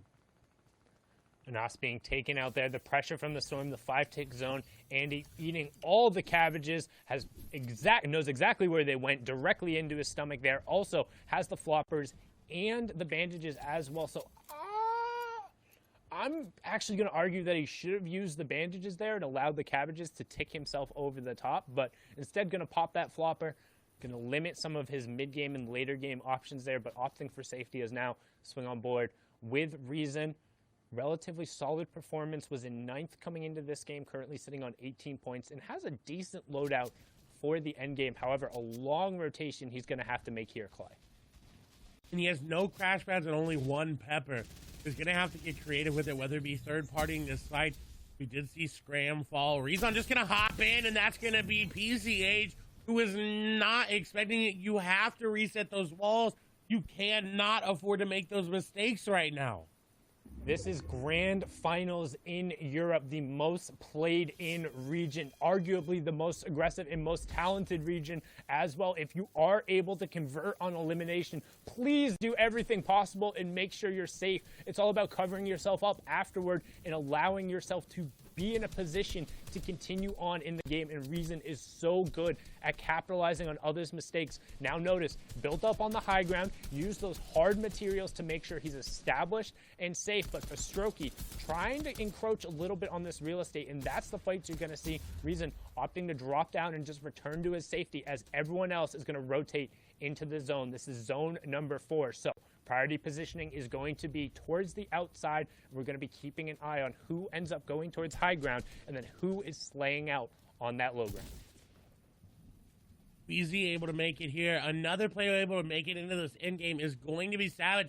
And with that off-spawn elimination on the Noah Riley, I'm assuming with that elimination there, Noah Riley went down early. It's got to be Mr. Savage taking him down. But as you see, that is coming through. Nice and pick up there by Savage, but someone trying to capitalize on him. Scott's coming through. He's going to pick up a double. Heatsy going to go down. Queasy going to go down. The pressure's not done yet. The Crash Pad's coming in, and the Crash Pad master, Mr. Savage, going to be able to pick some up there. And he's ready to fight. He's ready to go aggressive, but someone on top of him, going to be bad sniper there, trying to box right and box the box. Steady there as well. Savage really needs to make a play to get out of this. Going up into an old build will get him out for now. And what a phenomenal heads-up play. That's what you do when you get elimination. You realize there's more players nearby you, and you take them out as well. And Exqueezy picking up an elim there. I believe that was on the Helix, but we have our top 50. So Storm Surge turning back off, second placement point, going over. And don't forget, this is game number 3, so we're about to be at the midway point. This is a fantastic opportunity with a nos down for somebody else to unseat him and become that front runner. And we talk so much about momentum and whether or not you can hang on and whether or not you can get running. And Froggy, a player who thrives on momentum, finding a key elim there on the backside of the zone, using the launch pad, then getting in on the priority. Half in, half out, now closing in. After this, it will be all moving zones. So it's all about making sure you're safe, finding rotations, figuring out whether or not you're able to get to that next zone, and then trying to punish players around you who aren't doing it as good as you. Lewick looking to capitalize on someone not paying attention to their wall. You see inside the cone, just sitting there waiting. He could crash pad him. We've seen it before. We saw it go against Benji. There's Hidden. He's going to fall as well. Hidden goes down. What a big elimination there. Another player near the top of the leaderboard going down. Safik falling as well. Lewick is dropping down, though. He knows there's players riding below him, and he wants a piece of the action because he's only got 53 builds. He definitely needs to find something. His ammo lacking as well. 5 shots with that charged shotgun is going to go through in an instant in this end game, so he has to pick up an elimination. He also does not have priority on rotation as it's pulling away from him. Or Crash Pads in his inventory will allow him to rotate, but not as effectively as some of these other players, and he set this trap. He's waiting for this player to just make the wrong edit and go out, but I doubt that they're going to fall for it. Well, he's waiting. He does have priority on the zone. There's a player right next to his box. I wasn't sure if that player was on the cone. He finds the 83 tag and then follows up right away. ADN going down in 41st, misses the placement point, so a huge pick going right there. Mr. Savage still in the lobby as well. We're into the moving circles. That's the late game. You're going to start seeing players burning utility, using all their builds, just trying to get to that next safe zone and avoid fire from their opponents. But you also have to watch out for those sharks and those aggressive players, the playmakers, and the ones who are going to be the one driving the action as we're on board here with Dual Media Snipe currently below the threshold for the Storm Surge, but that should turn off shortly here. Only 7 players need to fall. Dual Media Snipe will add into it right now, pushing himself above by taking out Griff and potentially finding a nice little upgrade there in terms of his. Yep, he will. He will get the legendary shotgun in there as well. And we're closing in on top 30 as 7-Tor picks up Nate. And with Snipe's inventory, he had 7 crash pads. This is what you want in this meta. You want to have as many crash pads as you can. As bad Sniper is going to be caught trying to take a shield. Mongo's in this game. Xweeze is in this game. Lewick is in this game as well. We have yet to see Savage go down. Flo is in this game here. Rifla as well. 2 eliminations. 79 builds. We'll see if he's going to be able to get any more.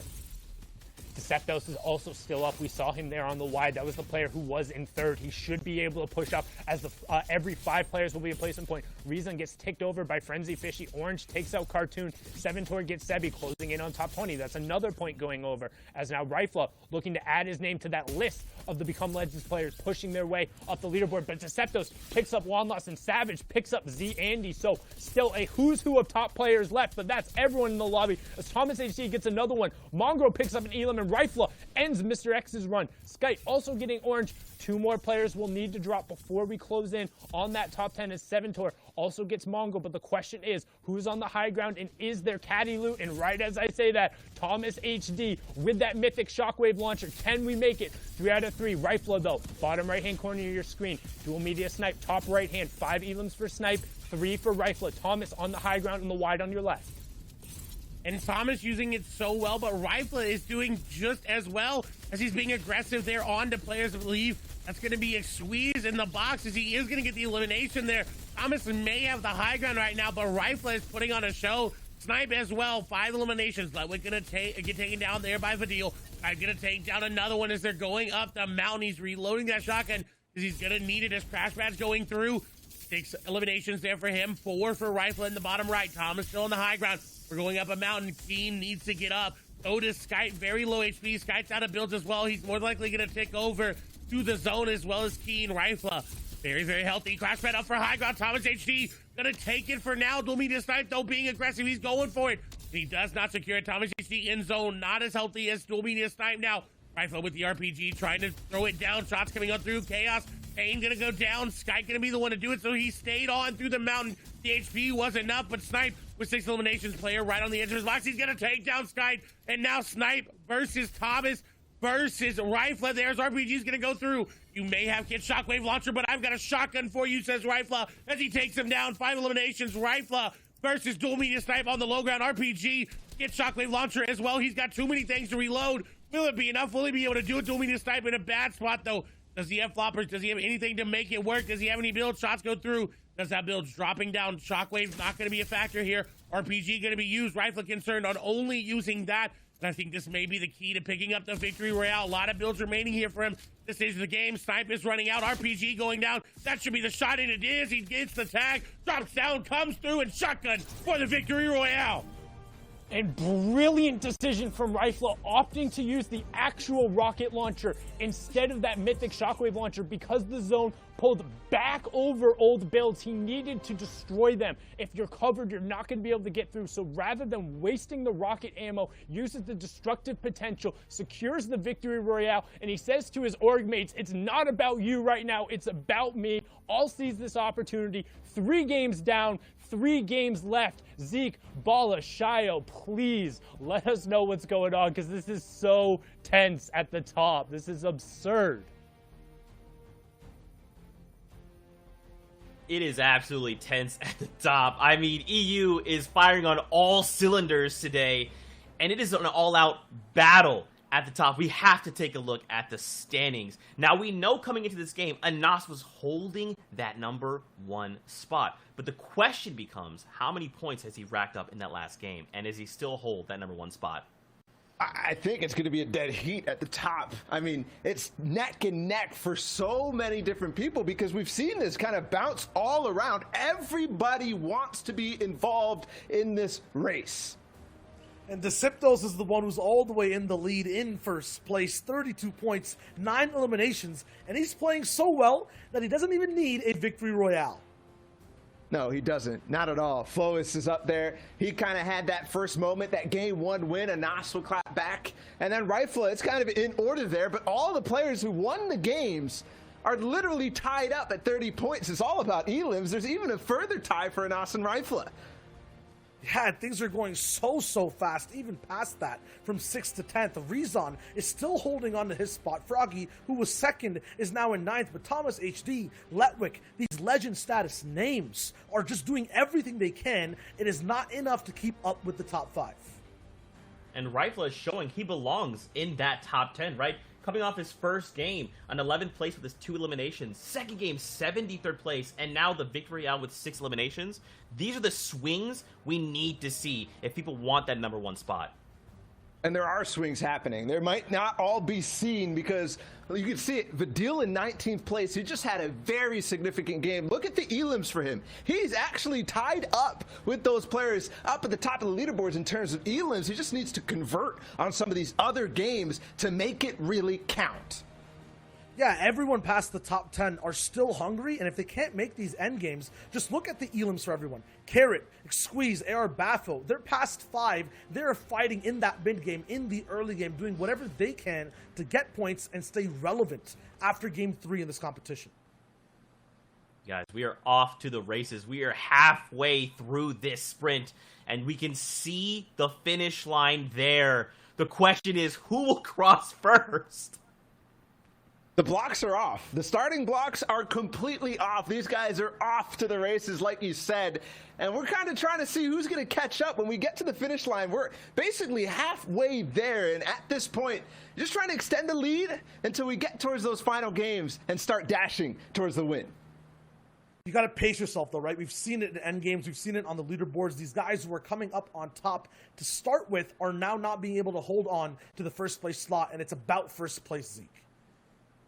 Man, there's only 1 Axe of Champions to go around. I mean, there's a lot of stuff, as you mentioned, Ball, that we did miss out of this last game. You got to break it down for us, man.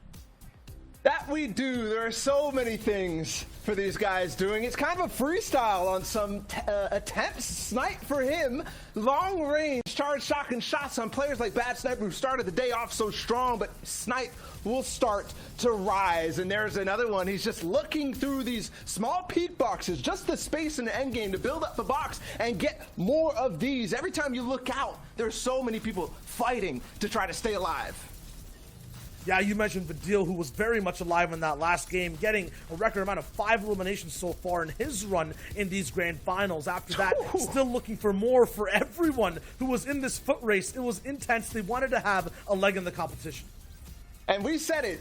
Things that were missed. 7 Tor goes off on a spree, back-to-back-to-back elims, and he does it so well. There are so many people here in his lane, but for most of them, it's a false start in this endgame.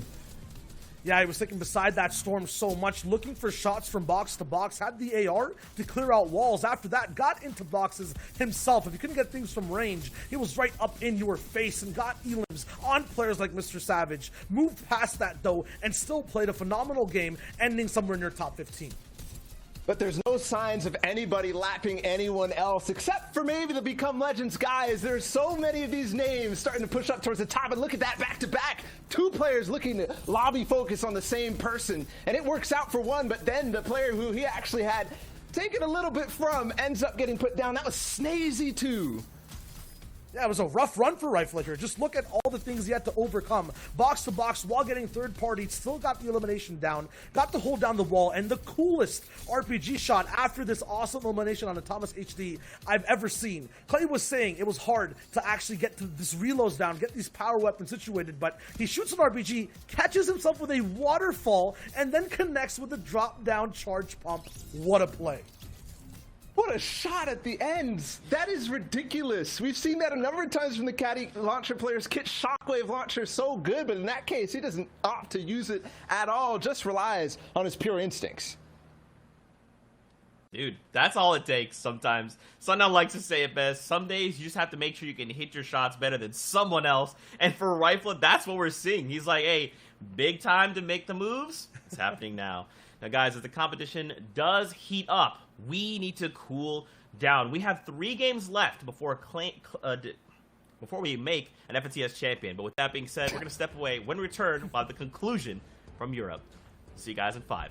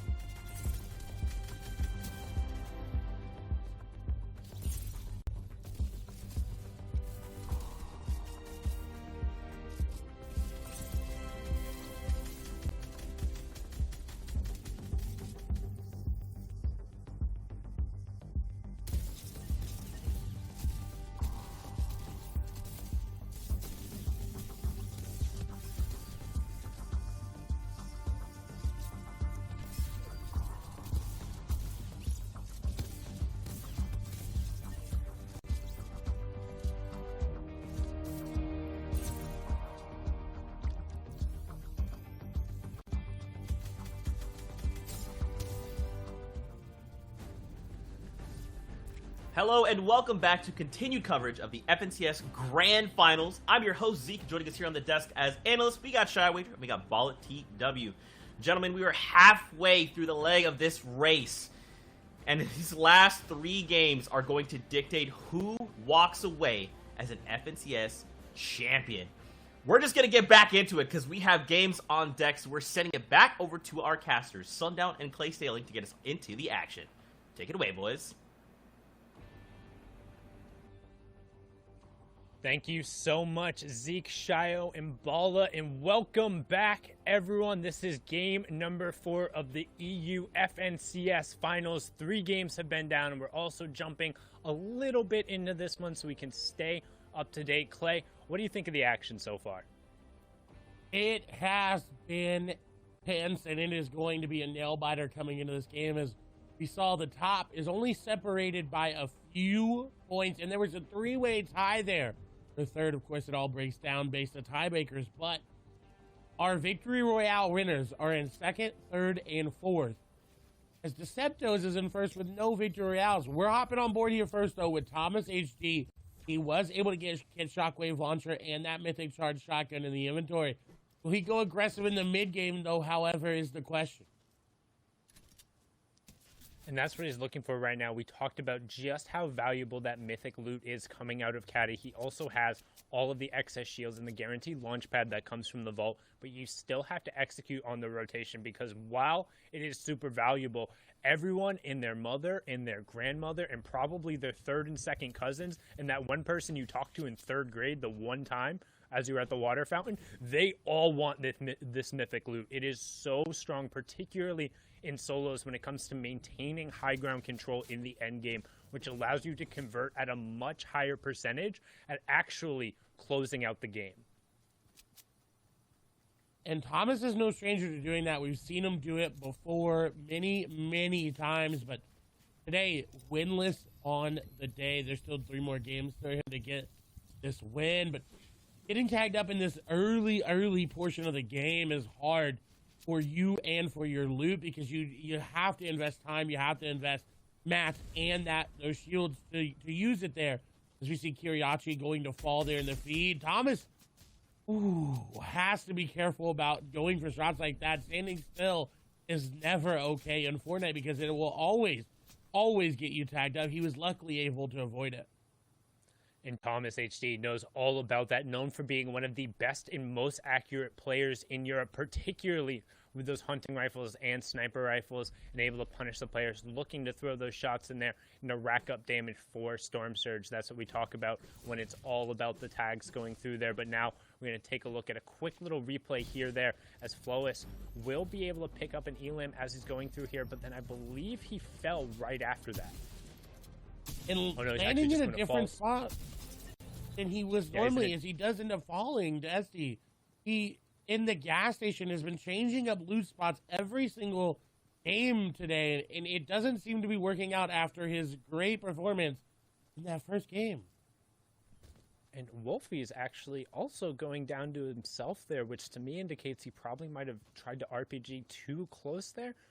Wasn't a storm signal going off, so he will be taken out, and we saw him go down early last game as well. Rifle actually going to yoink that elimination away there.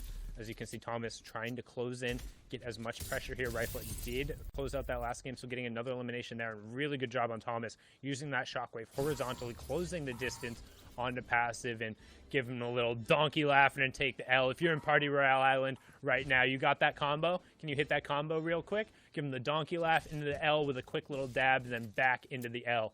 Show him what you got. Show Thomas HD some love because that was a well-executed play there. He's going to look to continue to roll with that loot into the finals. And while Thomas is dancing, Mongrel falls on the other side of the map as well. So they're definitely needing to change it around. And this is something that's unique to see is that the players near the top are not stopping. They are not stopping their aggression because they are near the top. They want to keep pushing the pedal. They realize how close it is. They say, you know what? If you're going to catch me, you need to go just as aggressive as I am, if not better. As Deceptos is looking for a snipe, almost hits it, and he barely even saw that player. Would have been one to definitely put in the montage and the highlight reel He's got to be careful. There's a player nearby, and he needed those tags because he is below Storm Surge. 24 below, 27 below, so it's going to continue to drop. You can see 77 players left. Once the storm does close in, that Storm Surge will come into play. Don't forget that is 25 damage every 10 seconds, and with only the 3 minis, that's very rapidly going to pick through, but he should have an opportunity here. There's multiple players rotating in front of him. Still 5 below after that 32 tag, so not quite enough, but might have a nice little ambush opportunity, especially with those 3 crash pads here. However, he needs to be careful as there's 2 players here, and I think one of the players has to be below Storm Surge because they're in the zone and still pressing really aggressively. And a nice heads-up tag there by Deceptos to get another tag for that Storm Surge. He's hopping the box. He's done with it. He says, you know what? I don't want to wait anymore. I want that tag. And with that elimination, he secures himself a placement point as well as the elim point going into that top 75 placement threshold.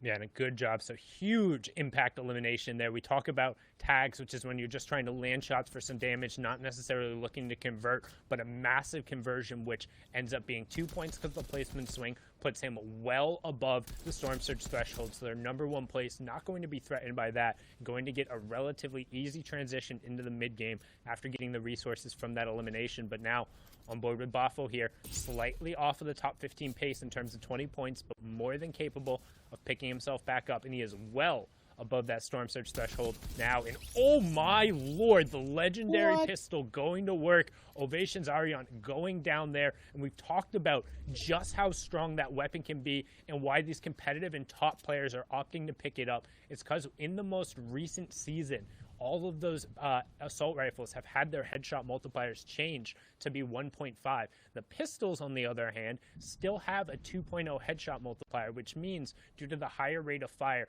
if you're able to be accurate and find 1 or 2 headshots like you saw in that situation, you can convert into eliminations on a really consistent basis, and sometimes even better with the AR. But now back on board here with Thomas, and the reason we're watching him is we're checking that loadout.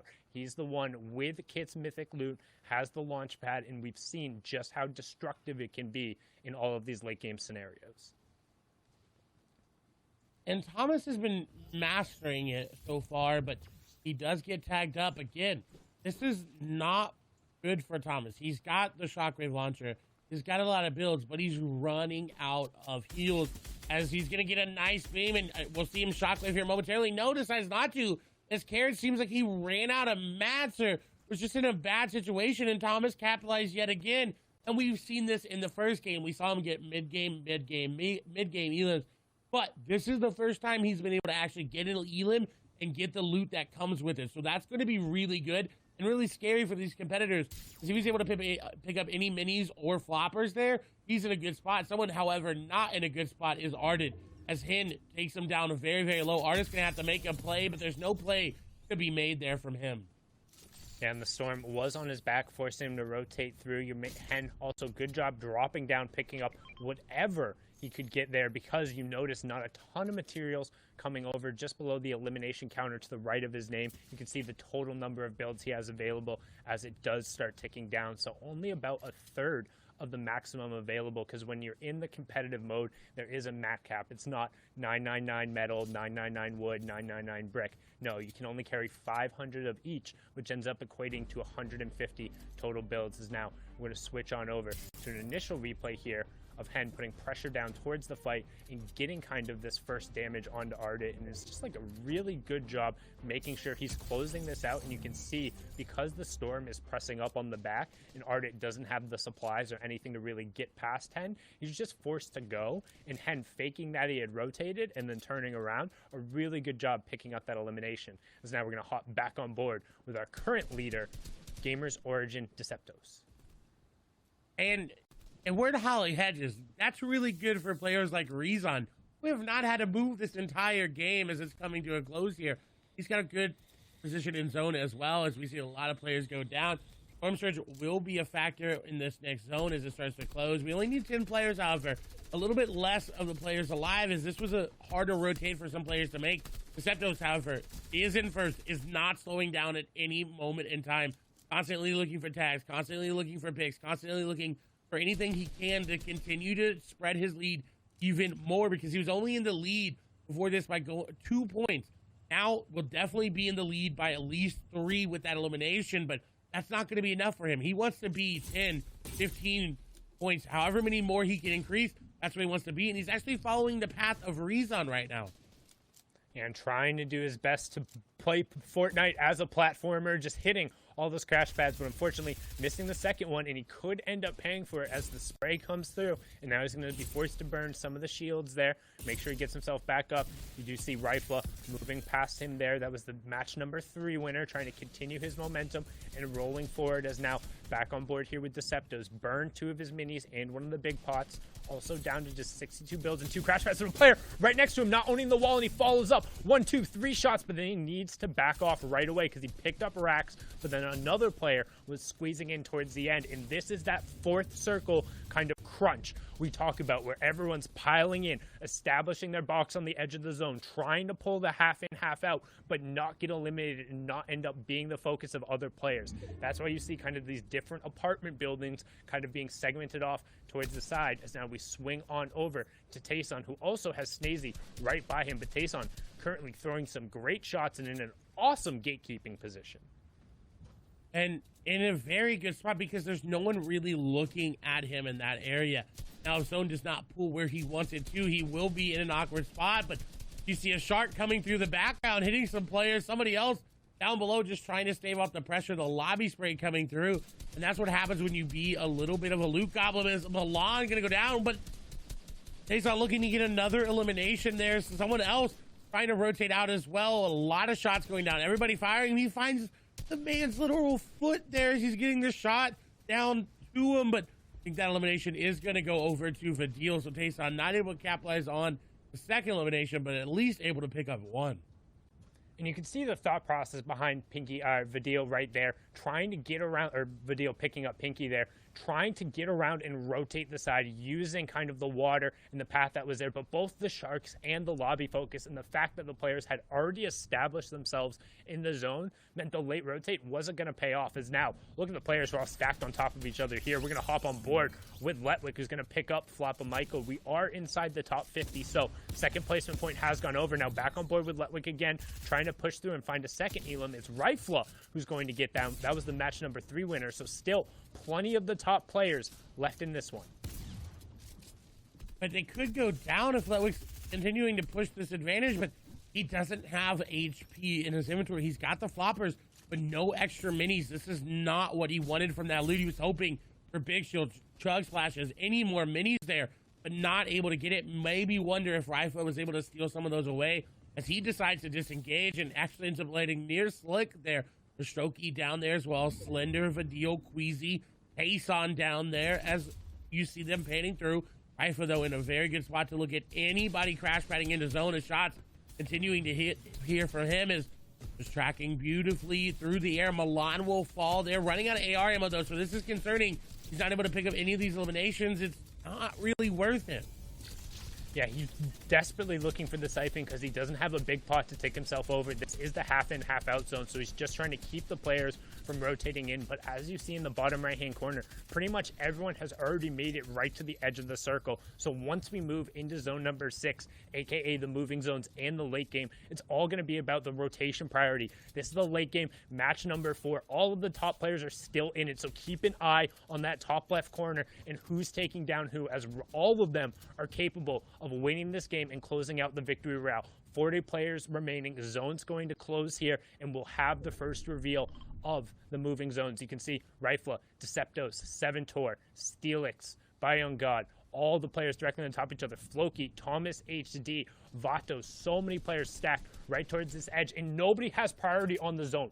Everybody is going to be forced to rotate. Look in the bottom right-hand corner. Pretty much the entire lobby is on the south side, and you have to go northwest. This is going to signal a ton of early crash pads, early launch pads, and then players who don't have that utility either looking to recycle it from opponents or just branch out right away. And here it goes. The crash pads and the launch pads are out. Rifle choosing to just launch instead of recycle because he doesn't want to rely on that volatility that is the Fortnite lobby. You see, looking around and scouting everything that he can.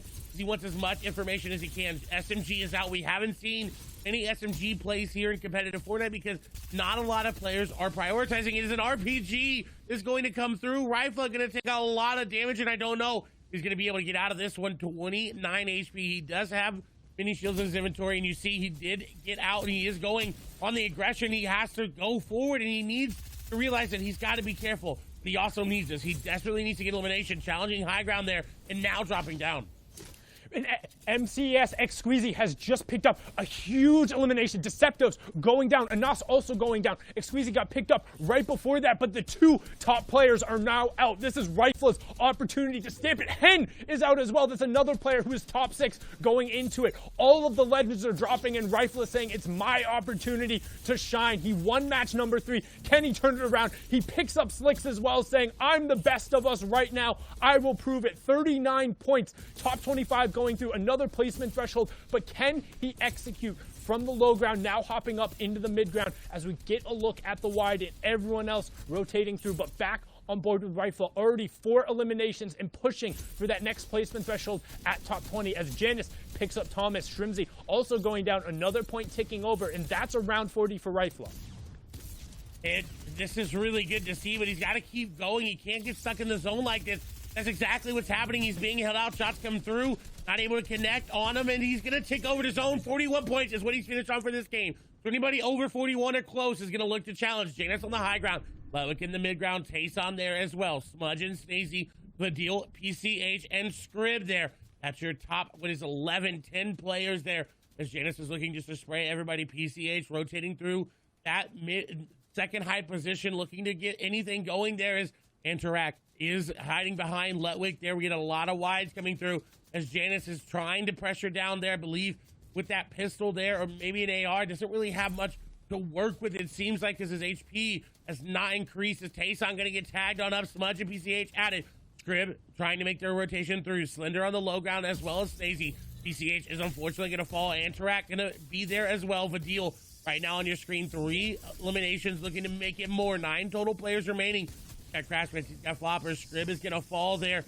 Vadil trying to rotate with the last little bits of mats that he's got, and he's got enough hard mats to make one more box, and then he's going to have to make a play. As everybody making plays down below, he's just trying to hold out. He doesn't want to drop down right away. Stacey going down. Nice shot there on the Tayson. It's a mythic loot there, but he's not going to be able to pick it on up. Everybody falling. Punch going down as well. Floppers being popped here. Does he have enough HP to pop and make it in his zone? The Floppers are going to help him. Letwick going to go down. He was up there near the points as well. Janice maybe able to take this. The FNCS solo invitational winner doing very well, but look at Vadil. Just floppering in zone, trying to mini up, trying to get prepared. As Slender is going to go into the zone. The shockwave launcher is here. Janice going to lose high ground there to Vadil. Does he have enough HP to keep it? Does he have enough mats to keep it as well? Vadil dropping down, shockwave being used. Everyone being flown. Janice is still there. Shots coming through. Vadil going to miss, and unfortunately Slender going to take him down. Now in a 1v1 scenario, Janice launches himself into zone. Oh no, this is not what he wanted. He didn't want that, but shots go through. He hits a lot of damage, and now the HP is back in his favor. Slender has to make a play. Shockwaves being used, and I don't know if there's enough shockwaves left in the game to give Janice the win, but he's got the HP. He's got the shotgun shot. He's got the pressure, but can he find it? Can he find the angle that he needs? He's going to have to drop down sooner or later. The zone. We've got one more, but Slender notices that and gets the jump up dub. Slender with the 4 eliminations in the Victory Royale, 25 points coming out and executing from the low ground. Janice unfortunately not able to close it out with the shockwave launcher, but a good defense coming out from Slender there. And 4 matches are down with just 2 games remaining. Who will walk away with that #1 spot in Europe? Zeke, Bala, Shio, break it down for us. Let us know what we're looking for. There's a lot of things that we are looking for, and right now there's actually some we have yet to see, and the leaderboard is going to help uncover what it is we're missing, because there's a shark hiding in the shadows as we are running through this race toward this finish line. Boys, first off, big congratulations there to Slender. I like the Victory Royale, and I like the defensive route he needed to take there to keep Janice away from getting that win. Absolutely, and now we're going to be looking at the ramifications of that game and what it's going to look like going into the final slots over here for Europe.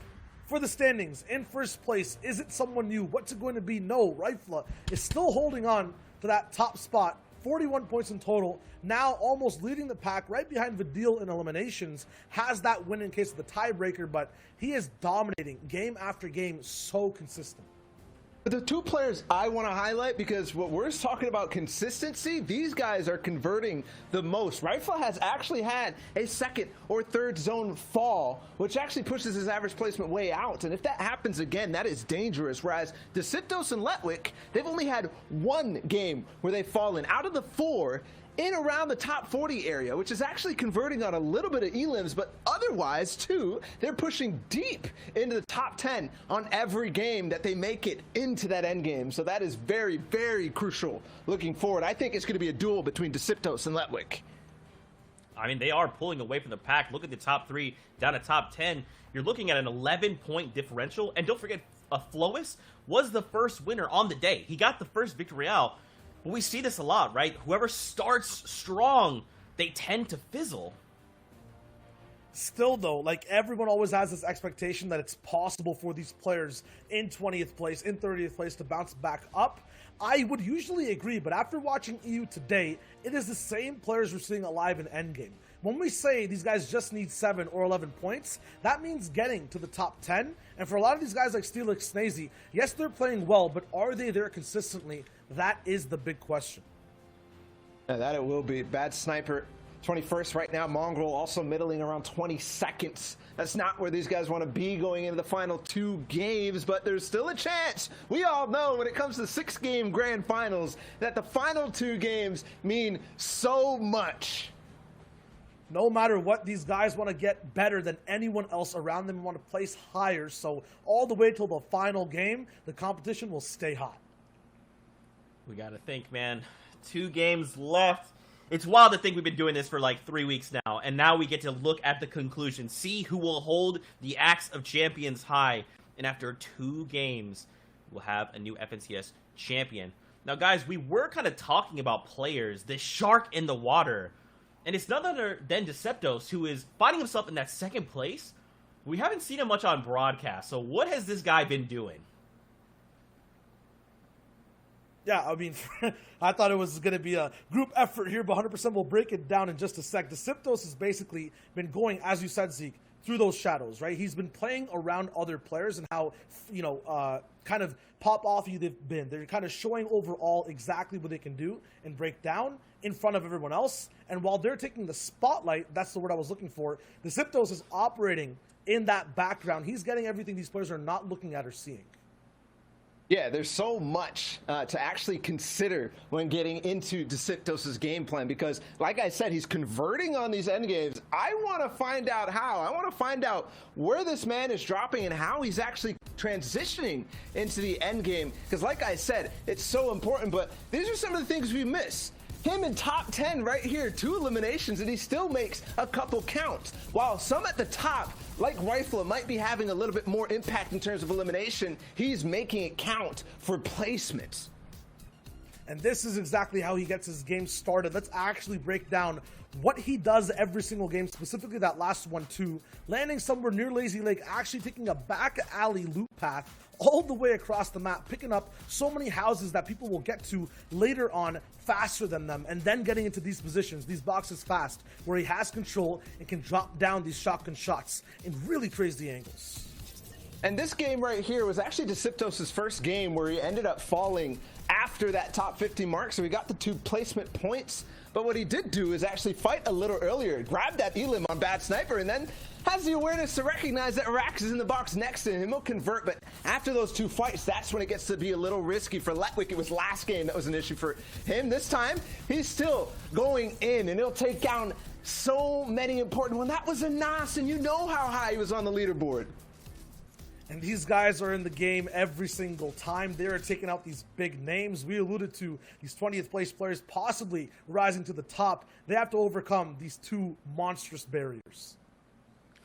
I mean, You know, and it's just going to come down to the final 2 games here. Rifle holding strong at the top, but Deceptos, they're lurking in the waters. You've got Letwick, who's on the side. Anas, who picked up the Victory Royale, is here as well to play. The Deal, who made it through, which, by the way, sat in the storm forever.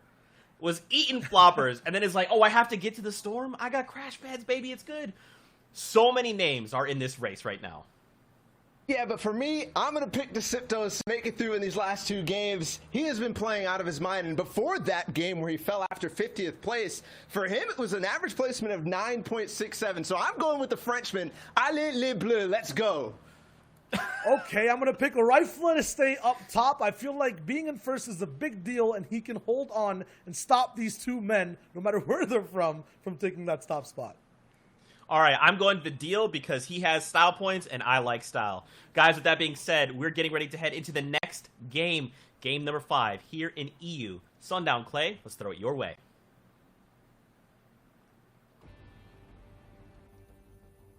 Thank you so much, gentlemen. And with just 2 games left to go, it is tightly contested at the top of the leaderboard. You see Rifle currently holding a 4-point lead just over Deceptos and Letwick, but plenty of people within striking distance still. We've seen time and time again those victory royales worth right around 19 and 20 points, so anybody can make a play. But Clay, if you're going to make that play, it has to be right now.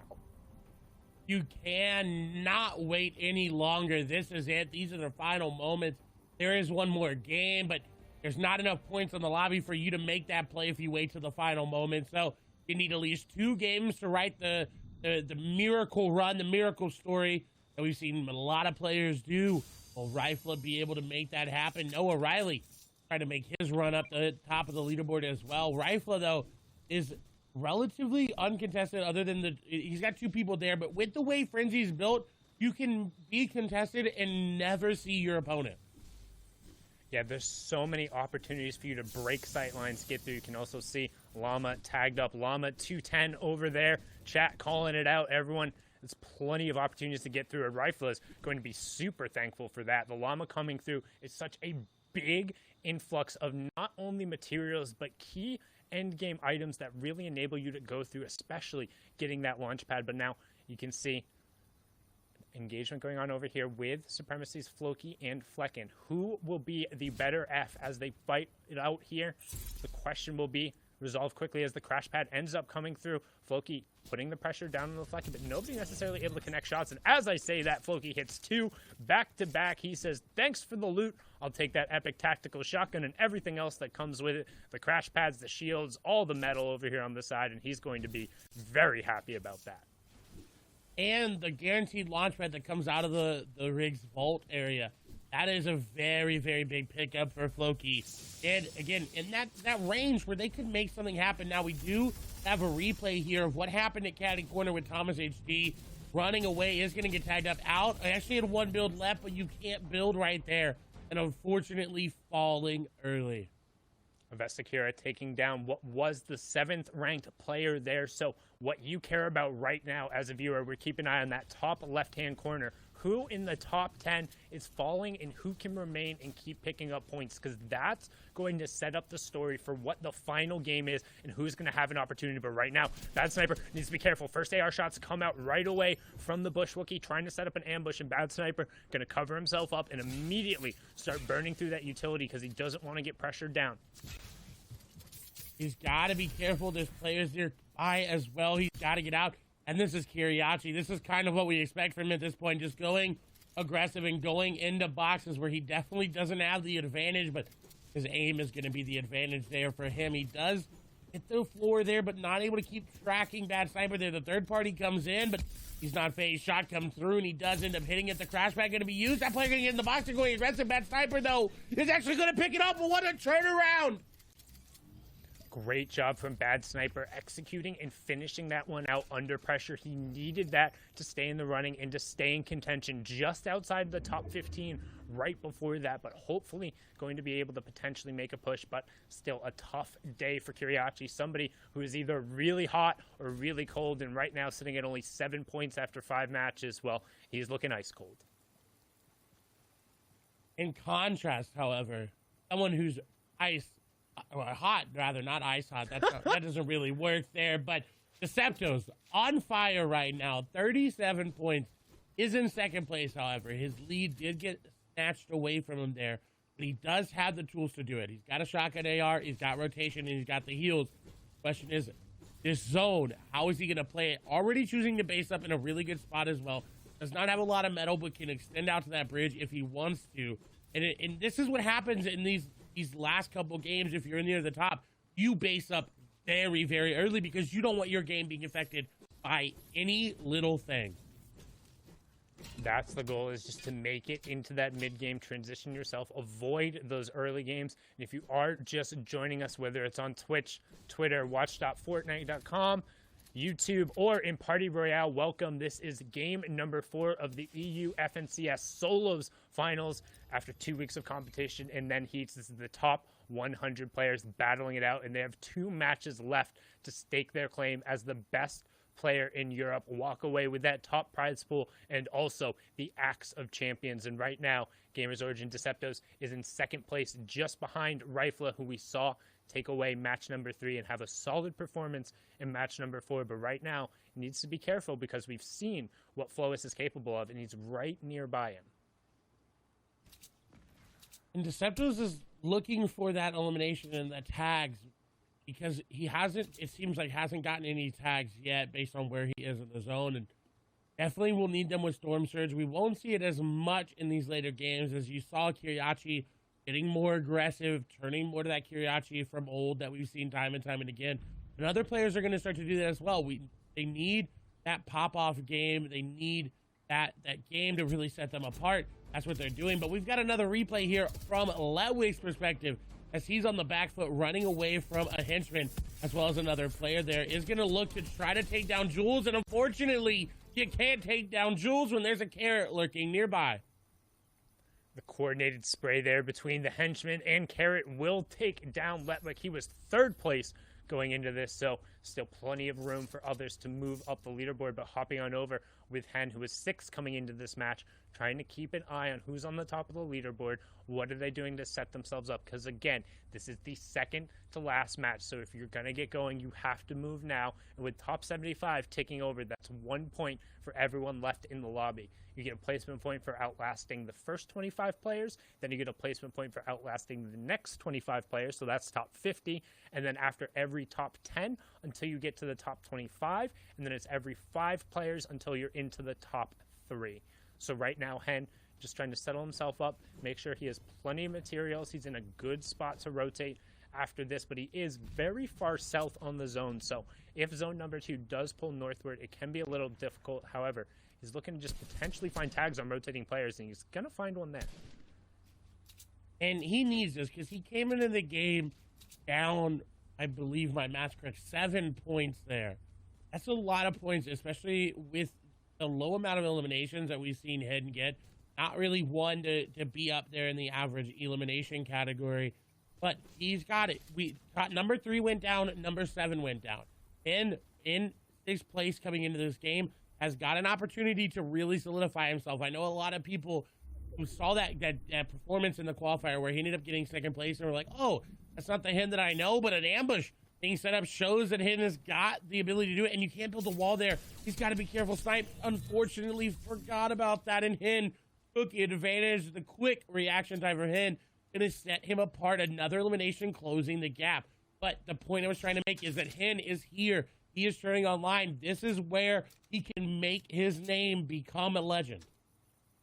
And that's what he's looking to do in a really good job. We talk about how the best players in the world, not just in the region, but at the absolute highest level, not only are they capable of winning those early game fights and rotating in the late game, but they're so good at manufacturing eliminations, setting up these ambushes, and finding spots to take advantage of their opponent. Notice how Hen was crouched beside the side of the wall. In Cartoon, we talk about taking advantage of rotations there, using the epic sniper rifle, catching Benji out in the open on top of the authority, and sometimes that's all it takes. No warning, nothing whatsoever except the whizzing of a bullet, and then all your loot dropping down to the ground. Waves Cartoon taking out Energy's Benji Fishy, the fan favorite, the World Cup qualifier, arguably one of the most consistent players in EU, but he's struggled time and time again when it comes to these grand finals FNCS situations. We saw it back in Season X with MMB, where they kept getting ambushed over and over again, and it's proving true today.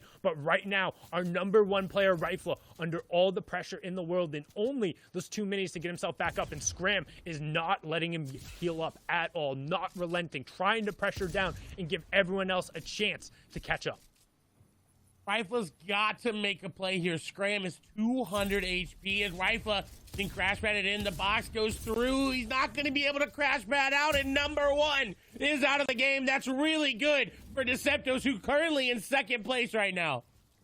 Not only is it good for Deceptos, it's good for every single player in the lobby. Letwick is down in 3rd. Rifla is down in 1st. What does that mean? It doesn't matter how low on the leaderboard you are. If you can convert a victory royale, that's 14 points without the eliminations. Traditionally, we've seen at least 4, if not 5. That's a 19-point game.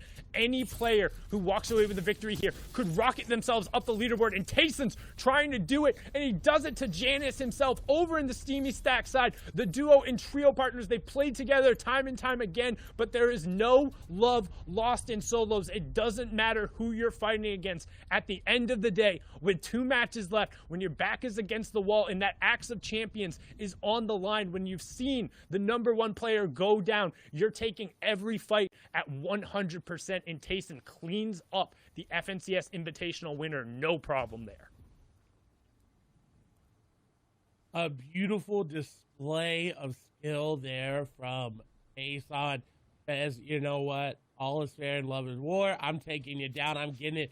Just a reminder, there's $800,000 on the line here today.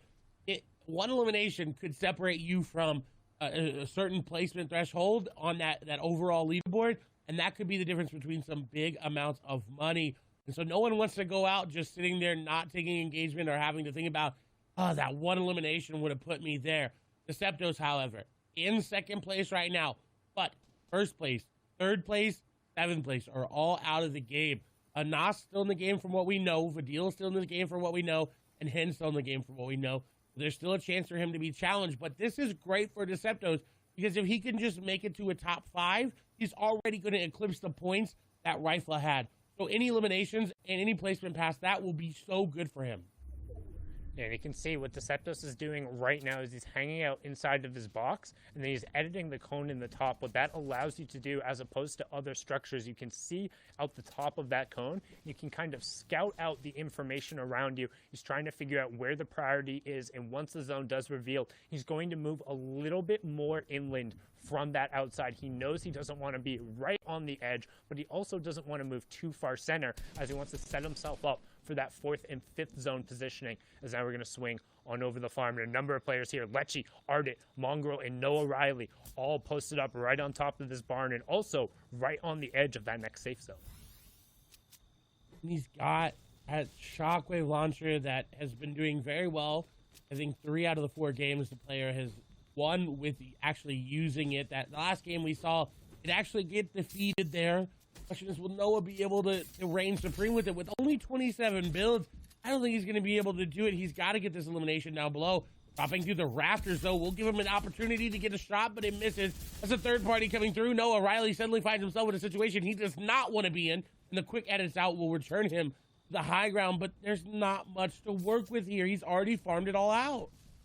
Yeah, and he's going to now start breaking those builds. You saw they were already damaged, just trying to get as much wood without actually converting over, but he is quite literally right on the white line of the zone with so many sharks in the water right around him. You saw Mongrel saying, nope, I'm getting out of there. And if Mongrel's rotating away from the situation, you probably don't want to get stuck in it either.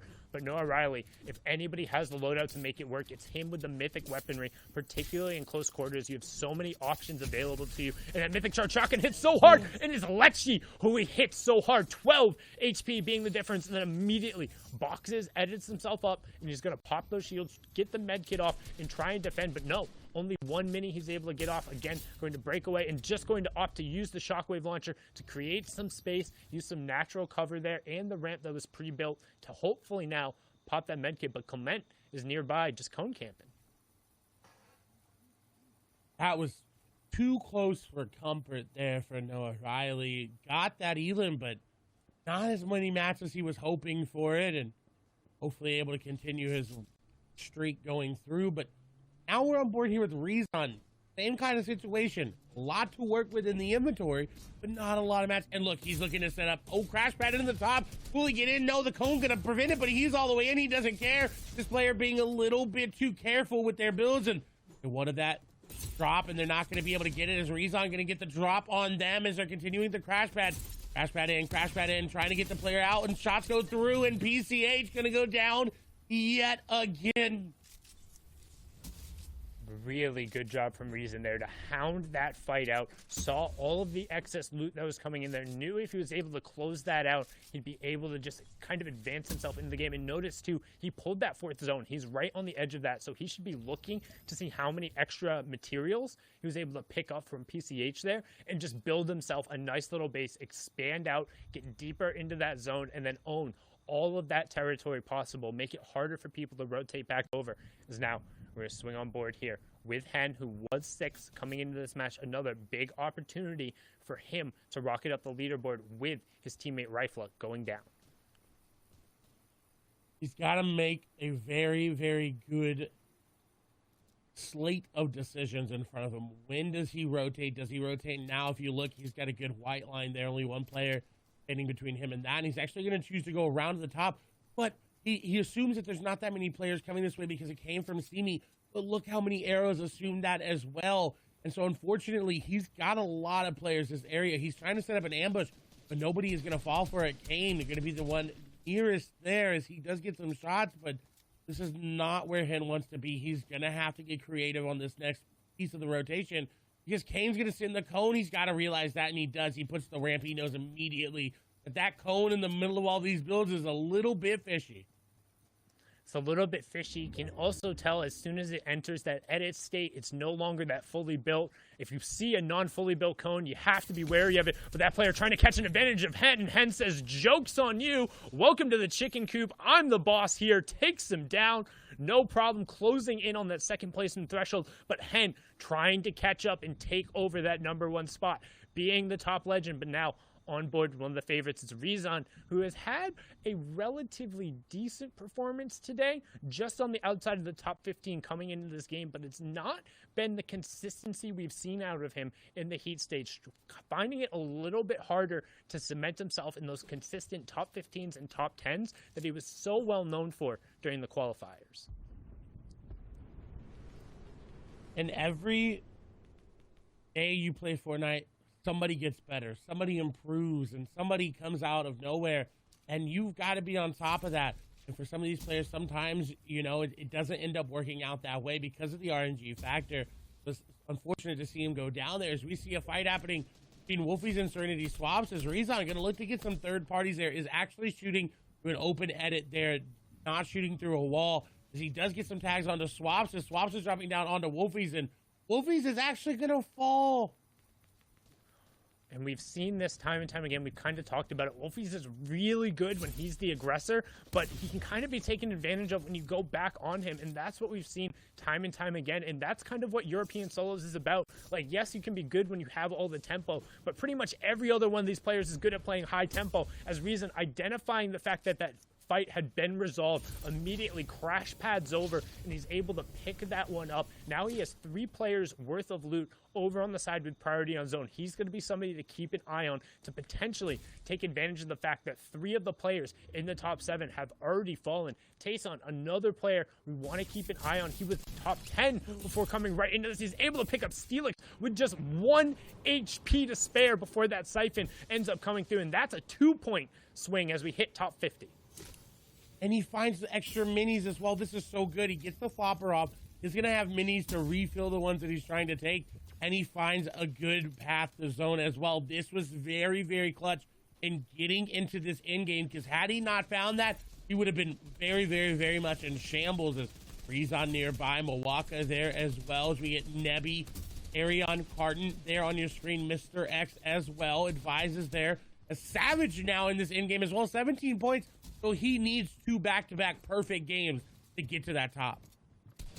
Yeah, and it's somebody who's very good at executing in the mid and the late game. We've seen time and time again 100 Thieves, Mr. Savage, and we've also haven't seen as much as we did before. The peppers in play. When you eat those peppers, you get a huge move speed boost, and it lasts for a minute. So when you get in these late game circles, it gives you a lot more options and a little bit more versatility when you're in these fights. And right now, Savage doesn't have one activated, but using that crash test dummy, hoping to avoid an explosion right here and potentially be the one to cause a little bit of demolition derby. Gonna drop in the box, finds the first shot, finds the second, can't quite convert right now, 5 HP, and it gets taken down. Mr. Savage, 17 points, going to be on the outside looking in when it comes to contesting for the top spot. Both him and Benji, 2 of the fan favorites, effectively eliminated from that Axe of Champions competition, but want to know who's not? E11 Tayson up on the high ground right now, just raining shots down in that full built metal base, and then using the ramps around the side to cut off any angles on players who might punish him. And a great hip fire shot onto Smudge, then converting afterward, then right away popping the crash pads and trying to head over towards that player to potentially scoop up whatever he can get as we close in on top 40. That's placement points going over in the next rotation, moving out. And what a stark contrast where we saw him on the low ground, had high ground all of a sudden, and now fragging out is getting elimination after elimination on 3 now, looking to pick up number for that player. No shields remaining, no builds remaining as well. That's going to be Young Bob going down. Tayson now looking for elimination number 5, not going to be able to get it. He's got a good amount of mats as well. 2 crash pads remaining in the inventory, so he can make it into zone number 7 and 8 as it pulls away from him. He's going to look for any eliminations that he can, but he decides, you know what, I'm going to get ahead of zones, then look back, because that is the best way to find these eliminations, as players are not paying attention to the head of zone. And you can see top 25 taking over. Hen does go down there as well. There's a player who's contending towards the top. But Tayson, the winner of Heat 2, trying to push forward and cement his spot. He is now tied Rifla, who is the leader coming into this. This is his opportunity to take over the front spot. And notice what he's doing so well is he's tarping out and he's using the full builds and he's staying towards the front part of the zone. And then he doubles back right here looking for picks. This is something when you have execution, you have space, no one else is on your level, you turn eliminations in by doing this, because he knows he's safe and he can continue moving on a horizontal level while also harassing his opponents. Top 20 ticks over now. Tayson going to continue contributing there. 43 points for the E11 player. And he goes into zone to crash play because he wanted to be safe doing it, did not want to risk it. He's got the flopper. So that damage he took is effectively null. He's back up to 200 effective HP, but 18 players remaining. He's going to have to make a play, and he's already looking for high ground. He's second high right now, but the drop down going to ensue. Squeeze going to fall there to Milan. The shot's going through. Tayson getting challenged, but he's going to get an elimination there. Again, now on 6th elimination. Bayon going to go down. Flopper Michael going to fall as well.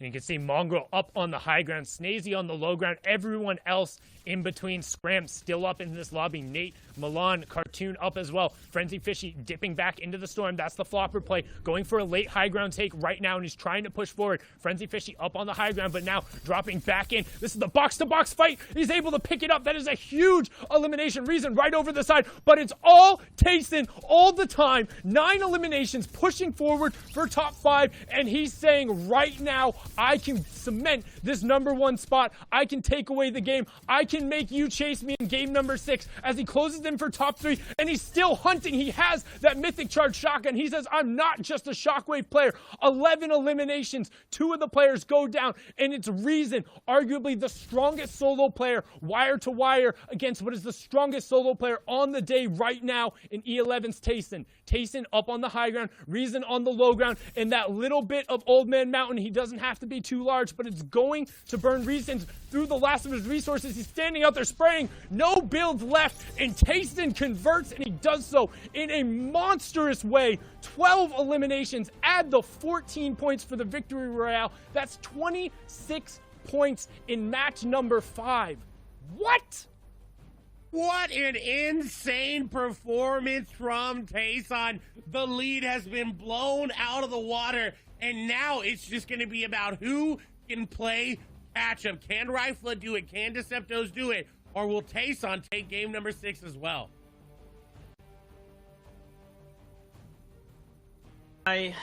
My goodness.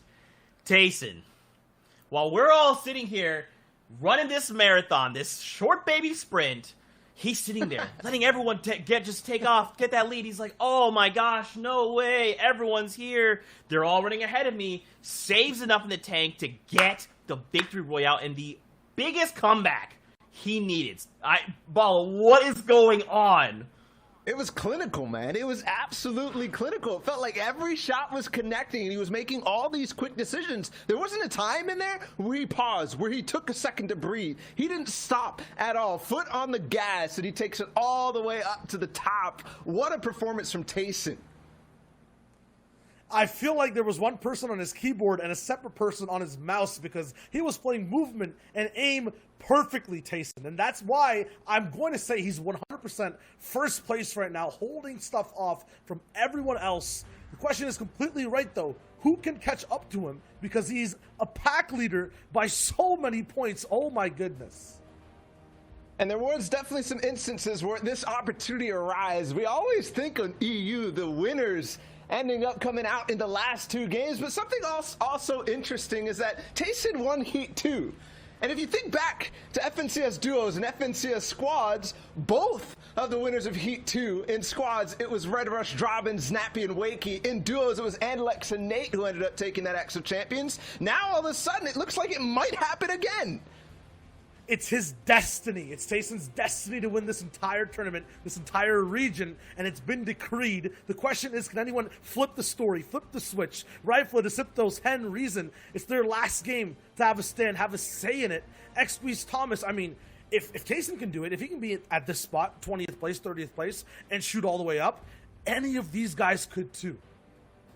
And they all have the capability. Again, we talk about this quality factor. These guys have made it here. They have fought through the gauntlet. They have what it takes to cement that win. They just have to make it happen. 1 game left. We thought it's all, Rifle is at the top, and there's no way. And suddenly Tayson said, no, everyone stand aside. My time is right here, right now. And that's what these guys need to do.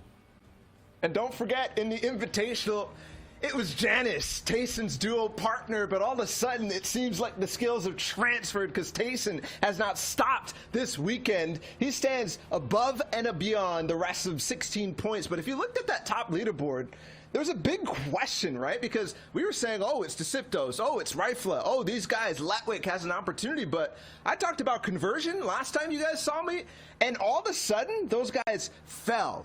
They dropped like flies. Absolutely every single one of them ended up dropping and gave Tayson and so many others the opportunity. But it feels like Tayson took and strangled all the opportunity from everybody else. That is how it goes sometimes, man. We keep talking about it. Those guys at the top, they have to hold on. If they can't, this will happen.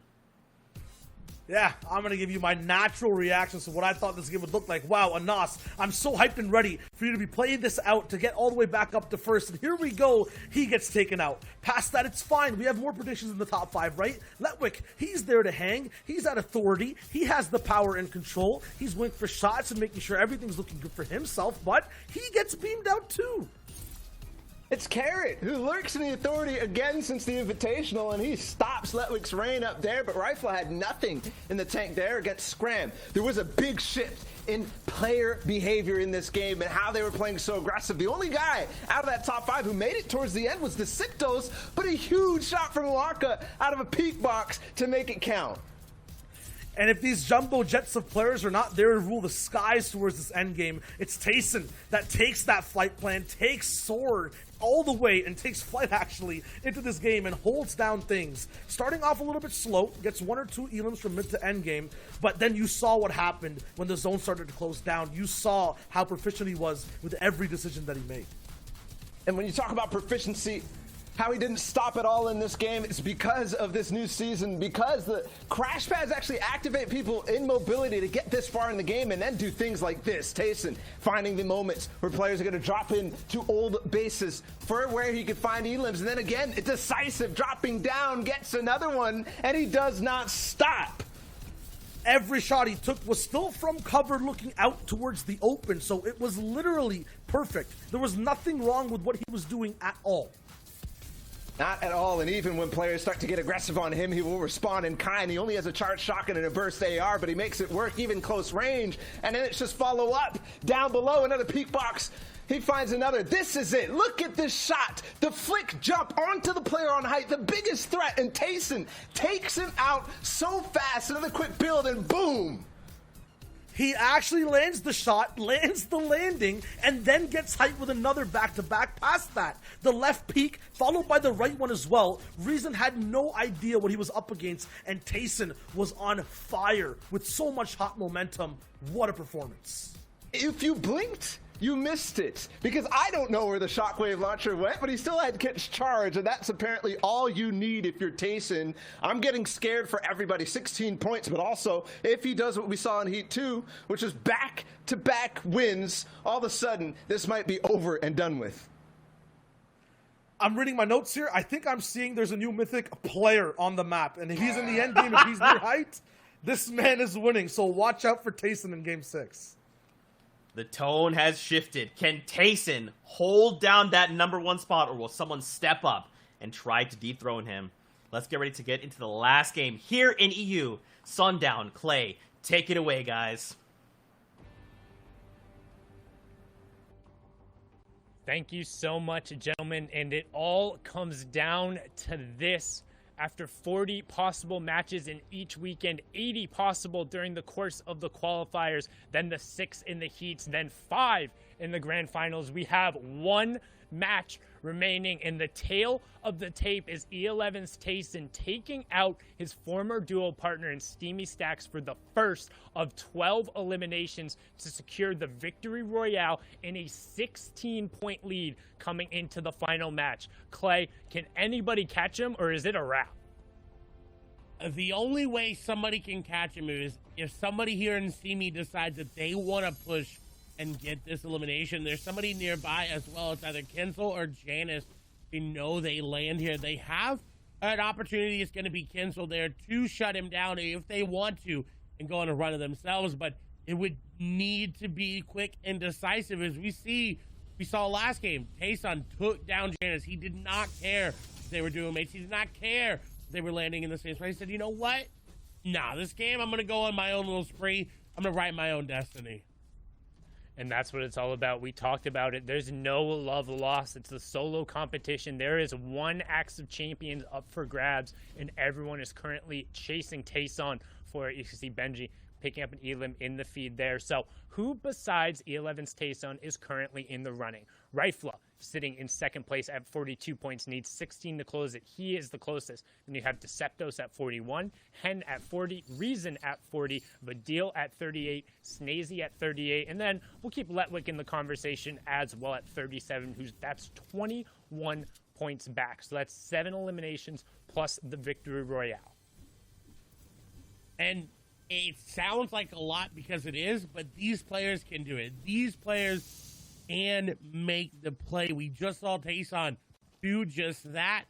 But of course, it's all contingent on if Tayson goes down. If he's able to make it into that top 25, into the top 15, top 10 placement points, then your chances are very, very, very slim of toppling him.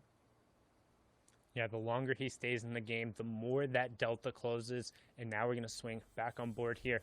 Anas potentially looking to set up a nice little door ambush. We've seen this a number of times before. The reason players will hang out by doors is because a lot of players will either interact with doors right away or have auto interact set.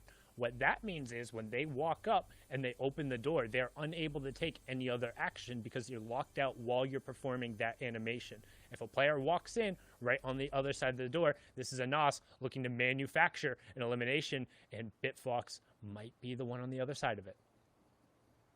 He is setting the trap, and the cheese, you got to wonder how tasty it'll be here for Bitflox as he's falling for it. He's walking right in. Anas is going to get the shot. The trap has been sprung. Bitflox down to 23 HP. Anas really needs this elimination if he wants to contest it. Bitflox trying to stay out and run away, but Anas going to pick that one up.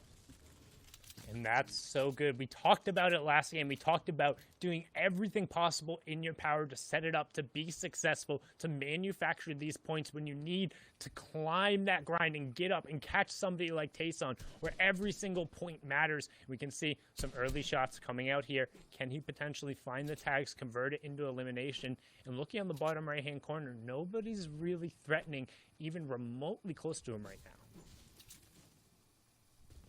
Indeed, and this is what you want if you want to get that first place. He says he's just going to get gifted an elimination onto Handy. And that's so huge. Every single point pushing him that much farther up. And it reminds me so much of Booga during the Solo World Cup when he threw a couple of rifle shots there in the final game, was able to pick up an elim, and he just laughed to himself. Tayson got to be laughing to himself right now. If you're in Party Royale, hit him with that hee-haw emote. Let him hear the donkey laugh, because that's what Tayson has to say after throwing one singular AR bullet. But you saw him looking at it. You knew there was a third-party opportunity, and that's what makes the best player in Europe just the best. You've got to throw those shots over there. And we also need to point out, yes, this is for first place as well. That is the goal everyone is playing. But everybody's going to get money for just coming here and making it here today. These are some of the best, if not the 100 best solo players in the European region. Sundown has said it. This is the most played in, most competitive region of the world. And it's not going to be easy to just even make it here. So Slender and Kezik, while they are fighting it out, and while one of them may fall here, they have done so much just to get here, to get their moment right here on the screen. As Kezik is turning the fight in his favor. The pistol being used. It's breaking through the build, and Slender, unfortunately, going to fall there. Slender being taken down. And that's just a reminder, again, this is the top 0.001% of players. This is the best of the best of the absolute best, and they're competing against her after a grueling qualifying and heat process. Is now on board with Wolfies, the second place in the Duo World Cup, but having a tough run of it today on the opposite side of AR Bafo, who we've seen a number of times more than capable of taking these fights. So it should be a good little battle right here. But Wolfies continuing trying to play the aggressor. We talk about his rough day, only 8 points after 5 games, and doesn't want to be sent out here, wants to have at least some form of a stamp on this game, even if it is just as a spoiler. But with 5 HP, the young lord from the UK will bow out of the competition at just a measly 8 points coming over. And AR Bafo is someone that has kind of come into that W key role and kind of taken it over for a lot of these players. And right there, someone who was really good at pushing that left stick forward back a couple of months ago. Right now, falling just a little short again. He was coming off an injury, so not in his full form there. But still, what a performance by Wolfies to just make it here today and put those 8 points up. Rezon, however, one of those players that could contend for the top.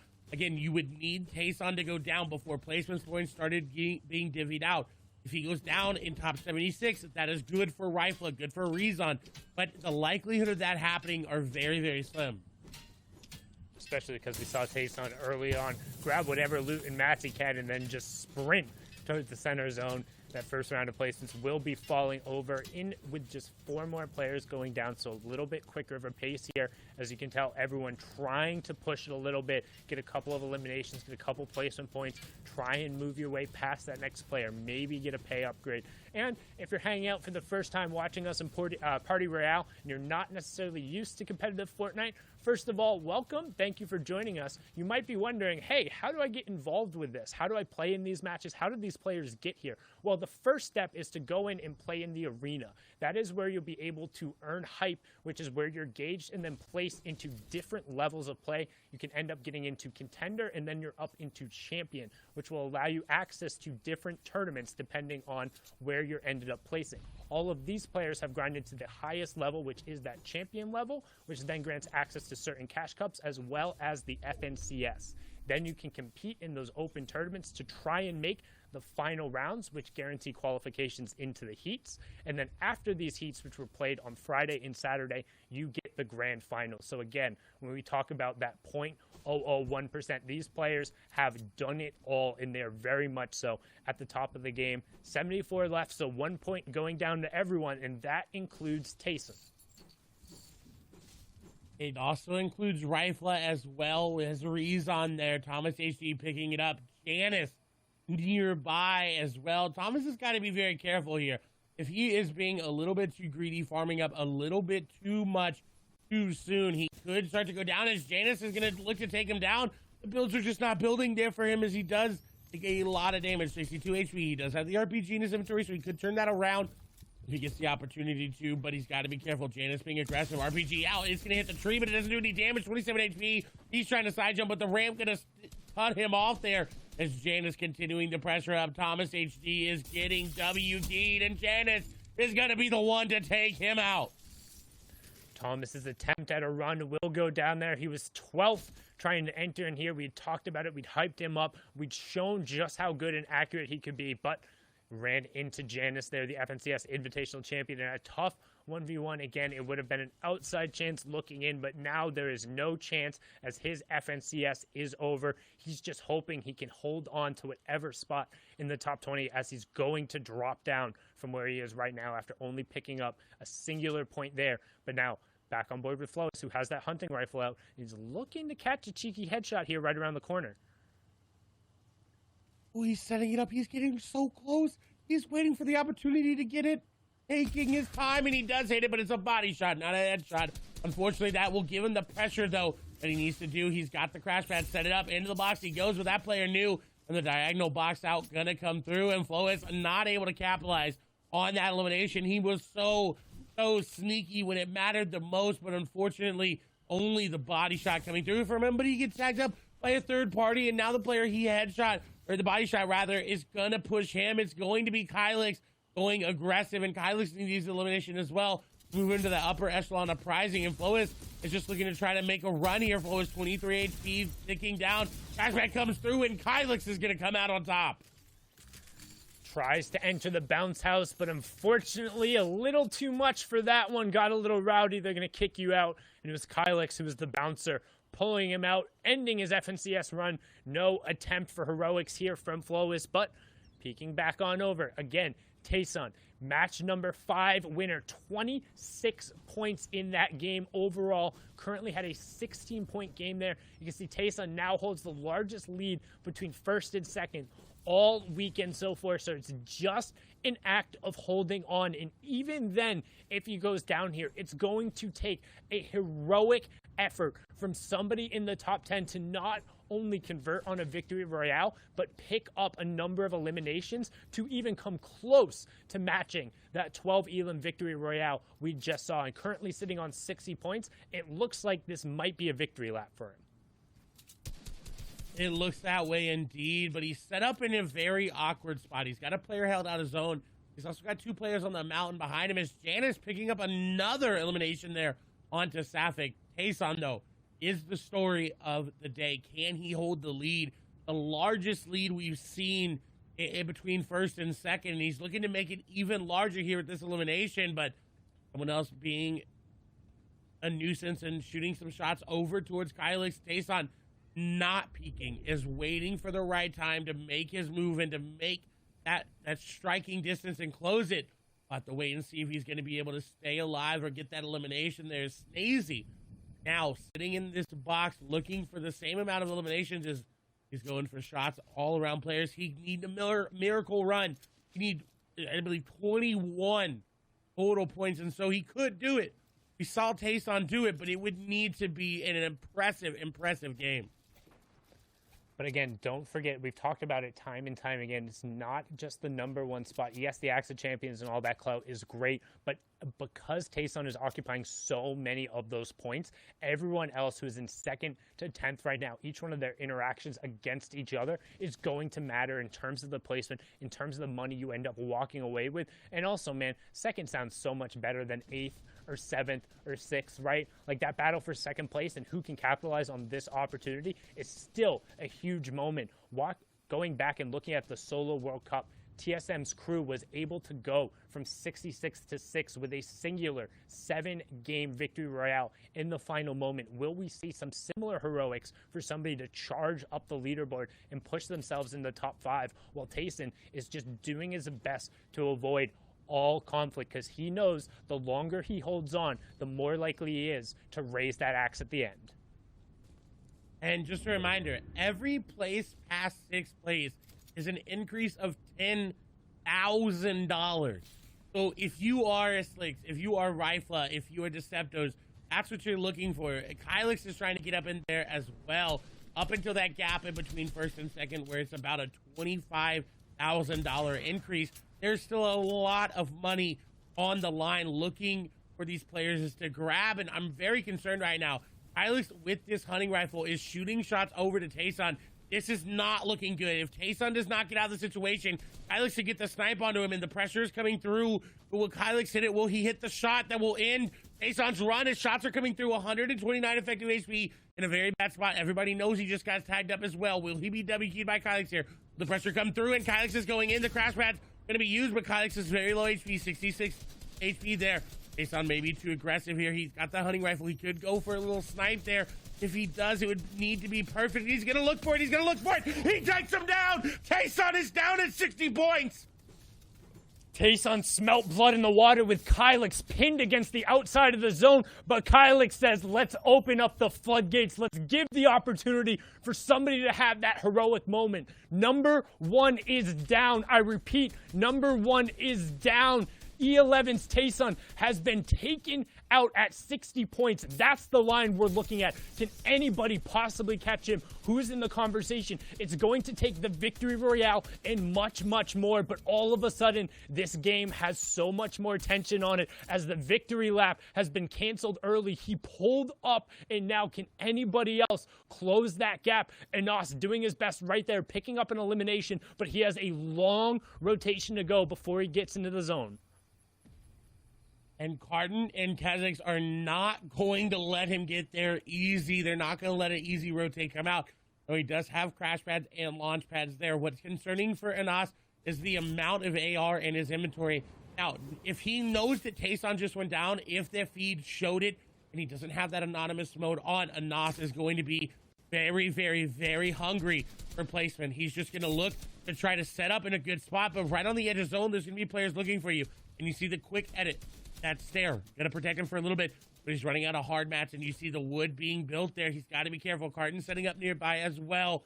Question is Rifla still in a good spot to contend as well? There's so many players that are on the cusp of taking this game away from Tayson. It is going to be so, so close.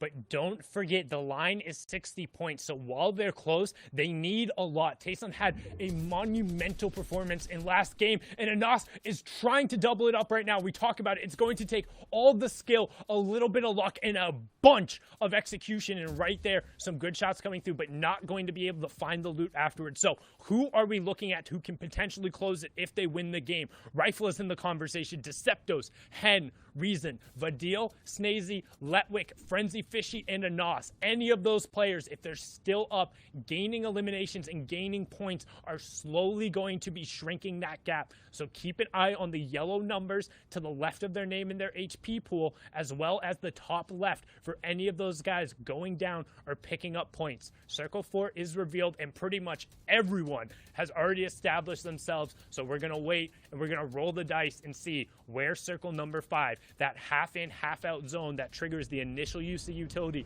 where does it pull? And which one of these key players can capitalize on the position and the opportunity they're given? This is the final game. There is 4 storm zones left after this. 52 players up. Number 1 is down. Can anybody catch him, or will Tayson's lead be enough to just barely edge him over the top? There's the zone on the far west side, Clay. And Rifla has no mobility. He's got to make a play. Reminder, AR Baffo is right nearby Rifla. If he gets too aggressive and shoots a little bit too early, Baffo will strike. We've seen him pop out of cones into players' boxes to look for it.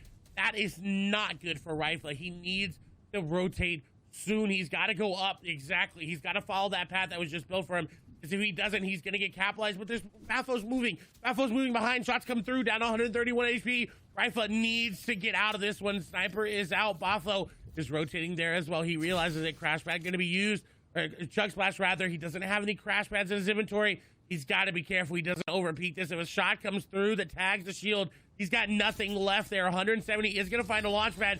Is it enough? Is he getting a shot of the air? 114 shields are broken. Everybody knows. Taz go through and rifles down. Number 2 is out of the game. Twain's picking that one up, saying, no run for you, sir. You must be this tall to ride the ride, and you will go down. Frenzy Fishy picking up one, so he's going to start moving his way up the leaderboard. We're inside the top 50, so that's another placement point down. Everyone who's contending for Tayson getting those points, he did not. He went down outside of that threshold. Again, the line is 60. Can anybody cross it towards the end? It's up for grabs. If somebody in the top 10 can seize the moment and be the one to lift it up and deny the E11 player, the Slovenian Lord, that Axe of Champions. And right now, Air Bafo trying to find some space. The 5th zone is closing, which means we have the late game, the full moving coming right after that, and we're over sweaty sand, so tons of natural building in play, excess materials that can come out, but also weird rotational paths as Bafo pushes in, continuing with the aggressive playstyle and takes out Floppa Michael. 60 points is what everybody needs to be thinking about right now. That is the number that you need to break. You also need to pick up a victory royale if you're just going for 60. The 61 points is where you really need to be shooting. That is a very tall order to ask.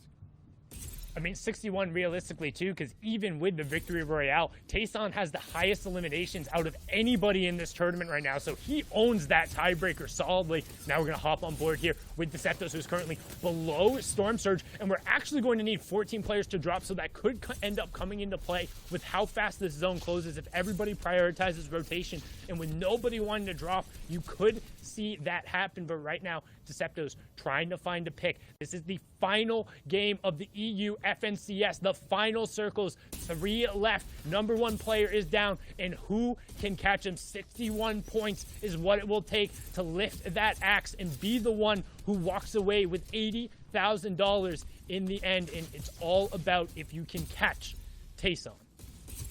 Deceptos 10 looking to do it, 42, 43 points each. They're very, very close. Him now going up.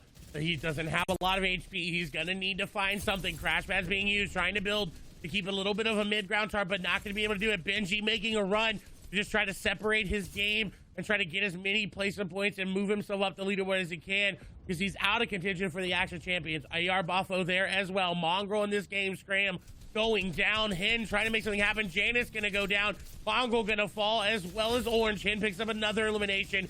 This could be his run as well, but it's going to be very, very close. Storm Surge will turn off there as we have the top 30. Janice picking up an elim there. But Hen, if he wants the win, he needs to put his foot on the gas, right? The placement points aren't just enough. The Victory Royale isn't enough. We saw Tayson, he had 12 elims. Every one of those elims was a point that pushed him farther up. And while being still in the game gives you opportunities, if you want to seize the moment and you want to say you're best of the best, you have to go now. You have to be pushing people. You have to be converting on the points, because there's only 19 elimination points available right now. You have to start finding them. Top 20, so the placement points are ticking down right now. And Hen, completely out of builds, needs the elimination just for the refresher. He's doing his best, making this a platform game. Diving around, looping on the corner, finds the first shot, can't find the second, and he gets taken down. Top 15 taking over, and looking at the names of the lobby, I think only Frenzy Fishy has a chance, and I don't think he has enough elims this game going through. Tayson is going to be your FNCS solo champion, but it's about who can get that second place right now. If they're able to push forwards here, Deceptos theoretically could eliminate every single player in the lobby and go for it, but we talked about it. You have to be pushing the pace. Instead, he's saying, okay, I understand Tayson has that W. I know he's probably going to take the first spot, but if I can stay in this lobby, I'm going to pass other players. Everyone else has gone down, and now he's dropping in 112 on the first one, but he gets walled off. 35 HP, uses the crash pad, but he goes up vertically and not into the box. Top 10, and another point ticks over. Deceptos goes down with 49. Now it's all about pride. The final Victory Royale in beating the person next to you, getting a little bit more of a payday in the final game here.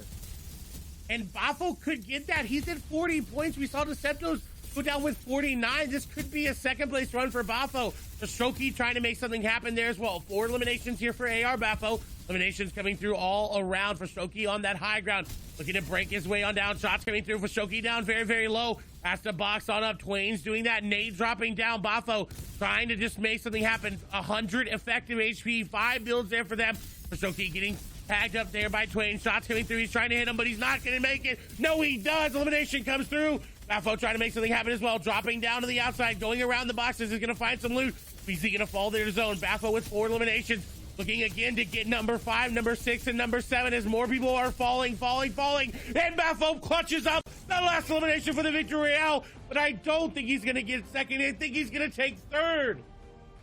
What a huge push from Bafo at the end. We talked about it, how every interaction will matter. And while E11's Tayson is the best player in Europe for this season, walking away with the AXA champions, the 80 grand, and all of the clout, Bafo takes game number 6. He'll rocket himself up the leaderboard. He'll earn a nice little payday in the clutch moments, and you can see there just how good Tayson was today. 22 eliminations, averaging a placement of 27th, but the big one, Clay, was that 12 elimination Victory Royale in game number 5.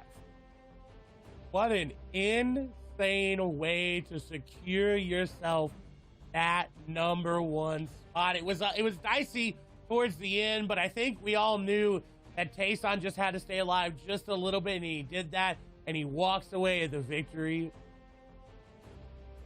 We talked about it specifically. It would need a heroic effort from somebody in the top 10, but instead a heroic effort from Bafo, who was 26 before that. But where will he end up on the final leaderboards? We're going to throw it back on over to Zeke, Bala, and Shayo to close this one up. Thank you guys so much for watching. Sundown Clay, absolutely incredible casting on the day. You guys were so on point with these calls. I mean, it did come down to the wire. And for sure, Tayson is the FNCS champion. And now will walk away with the Axe of Champions. Now, of course, big props.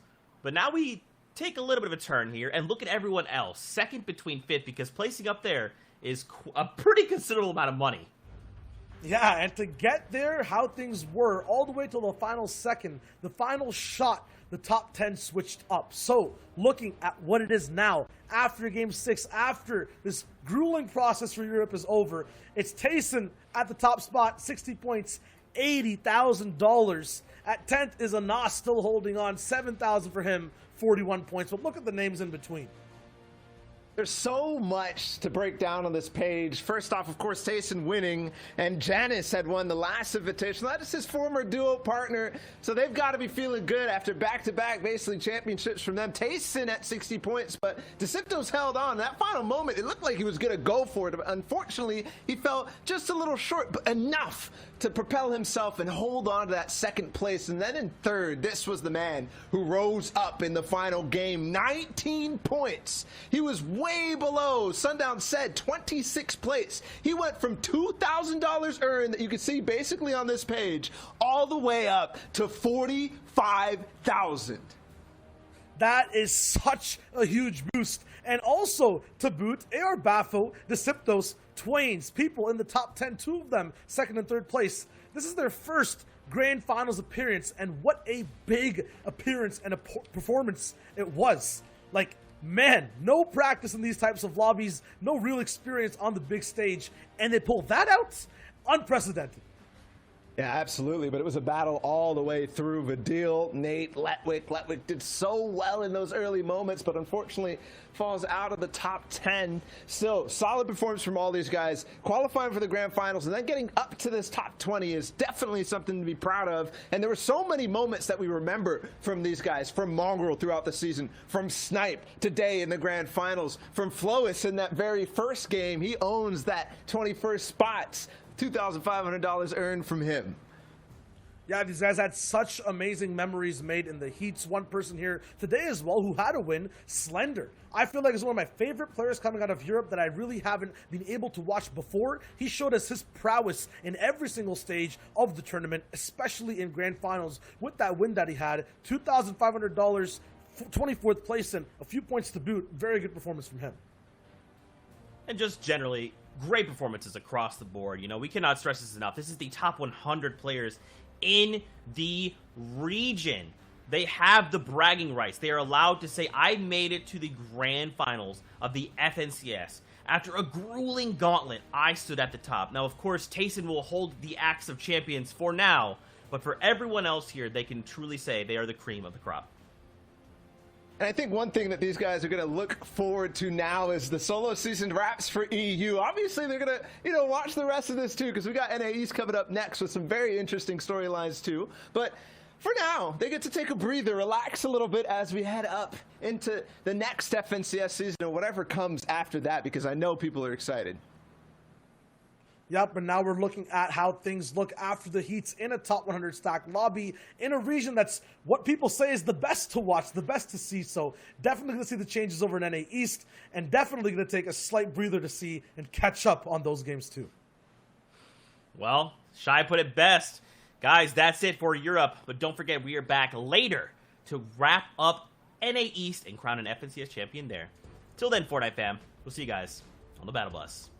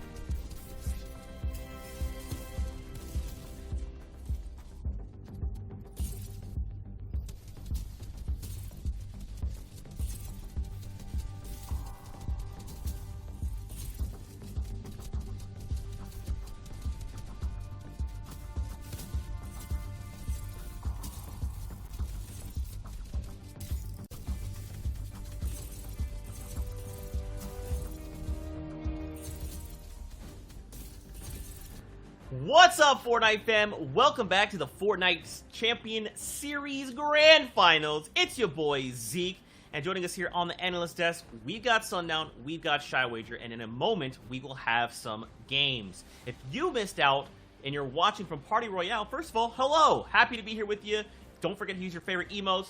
Throw the grenades around, the tomatoes, the likes. Have a great time. Now, if you missed EU, though, we'll recap you very quickly. Tayson did find himself the Axe of Champions, walking away with the $80,000 and being crowned the FNCS champion over on the PC track, and Flame did the same over on the console track. So again, congrats to both players.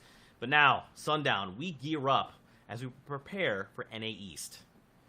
And NA East is what it's all about. The top 100 players battling to get to this point. They advanced yesterday by being top 25 in their heat, and now they're going to try and claim the Axe of Champions for what I would argue is one of the most competitive regions in Fortnite, just right behind EU. Yeah, if you were thinking that there were hot personalities ready to just take everyone down on the map, NA East is even that much more competitive, in my opinion, when it comes to people battling for drop spots, battling for the, having that ego to be able to hold off their zone, basically, both early, middle, and end game. I'm just excited to see how this will break down and what happens in game number 1. Well, we'll get to that in just a second. Very quickly, let's talk about the tournament itself, starting off with the tournament format. Now, yesterday we did come out of heats 1 through 4, and today we find ourselves in the grand finals. After 6 matches, one FNCS champion will be crowned, and as you guys have kind of stated, this is the very cream of the crop. Like, NA East is absolutely going to bring the fire. We do traditionally see a little bit of a slower start, but I think it'll pick up. What do you think, Sundown? Generally, particularly in the first couple games, NA East versus Europe, NA East is a little bit more passive. You'll see the initial fights off of the drops where each one of those eliminations is worth 1 point, is capped at 20, but have yet to see that cap come into play. However, most people in NA East are going to be looking to buckle in and hit that first round of placement points at top 75 before anything, and really try and make sure they get at least to the half-in, half-out zone in the late game, because that's where they're going to prioritize. Yeah, late game is where NA East is slightly different from every other region, because what I end up seeing every time is clutch plays. The guy who's supposed to win gets overturned in almost every single game, and the format is alluded to that every single time. People are going for eliminations. They're hiding out all the way until the top 10. That's when the points start to get serious, as Sundown mentioned, and it's all about that format. It's all about trying to win. And the question is, what do they win for taking home that number 1 spot?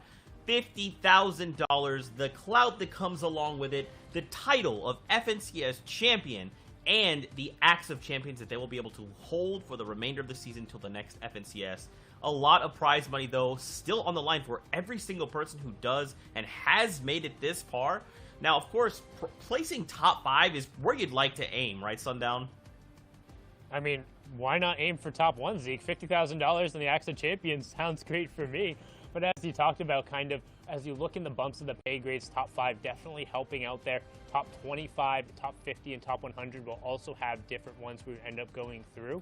But noticing how every placement in the top 10 is a change in payment, which means those late game moments in every single interaction is so incredibly close, as we've seen across the board. Yeah, speaking across the board, here's a look at your finals prize pool across the board. We did see that $800,000 available up for EU earlier on in the day, or wherever your time zone might be, but now we are here in NA East. Every other region does, of course, have something to walk away with, but yeah, we're getting ready to hop into games. Very quickly, though, guys, I want to take a moment and talk about my favorite thing in the world, Batman. Genius comes in many forms. Whether you're dangerously funny, creating havoc with wild plans, or flooding the island with your best intentions, it often comes along with a companion, madness. Become everyone's nemesis with the Last Laugh bundle, featuring the Joker, Poison Ivy, Midas Rex, matching cosmetics, and 1,000 V-Bucks. You can pre-order the bundle through your favorite retailers, and it will be available on November 17th, so definitely check out the blog for all the details.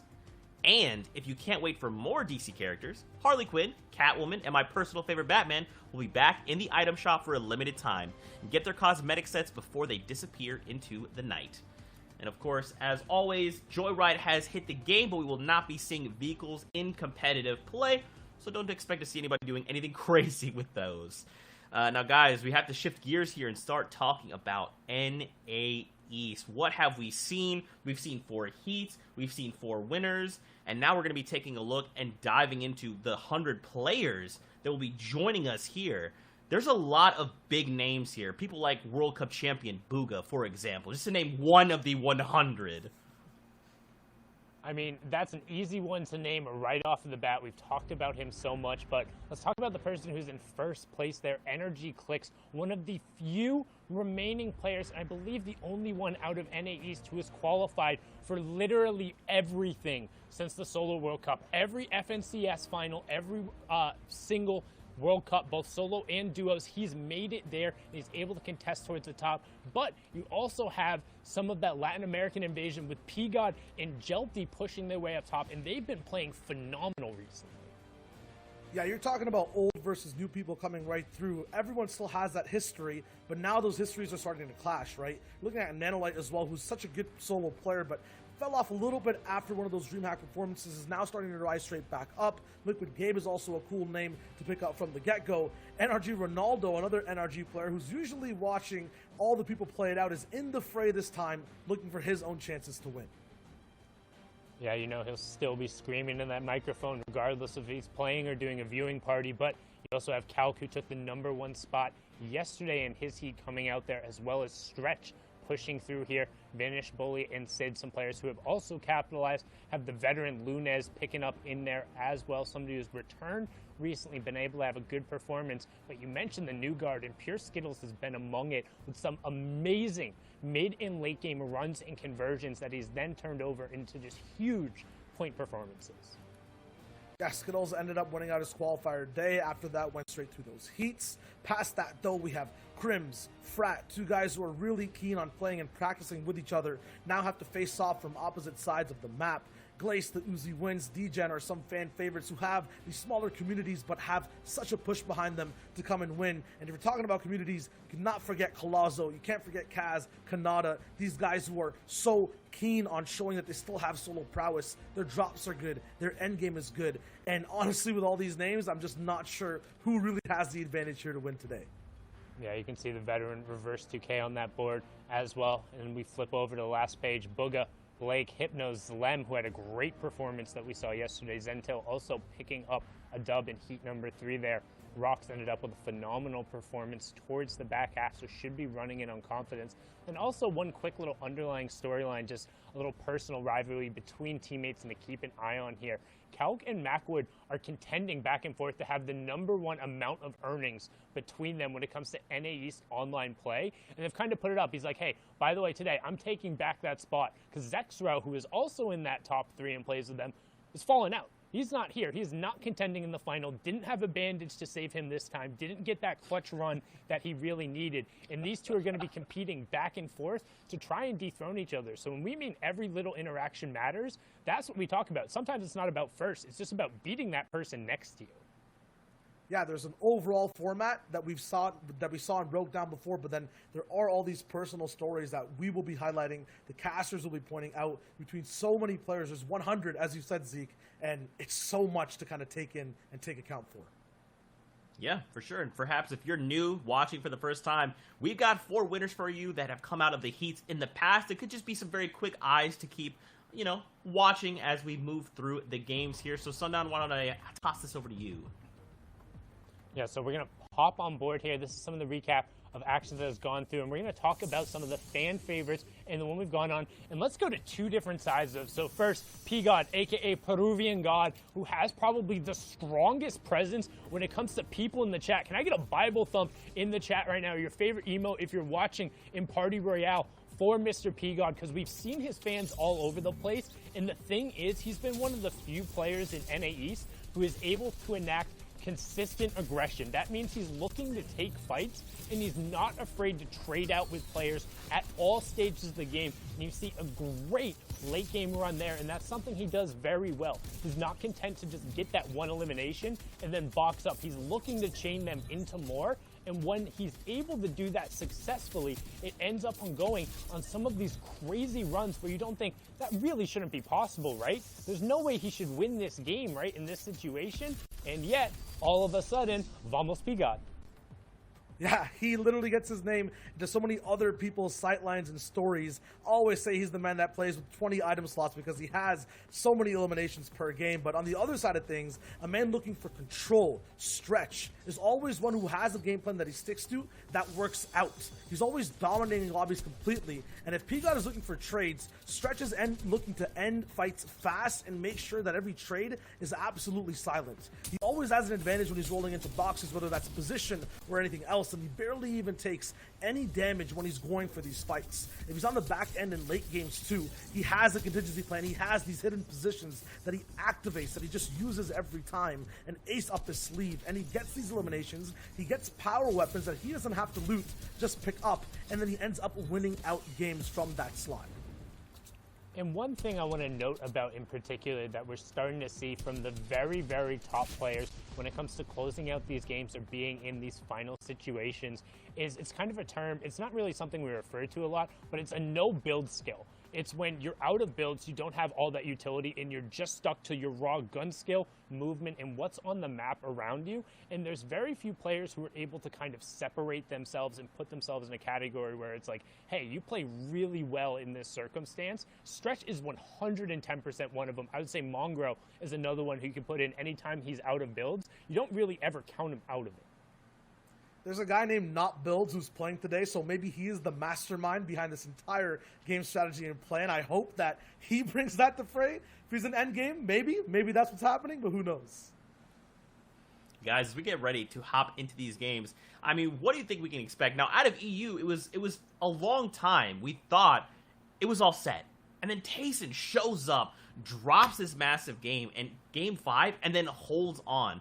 Do you guys think we could see that in NA East just based on the way they play? Do you think we're going to see a little bit of a change-up? Maybe someone comes out and then just, leaves everyone in the dust? What do you guys think? Sun, I'll start with you.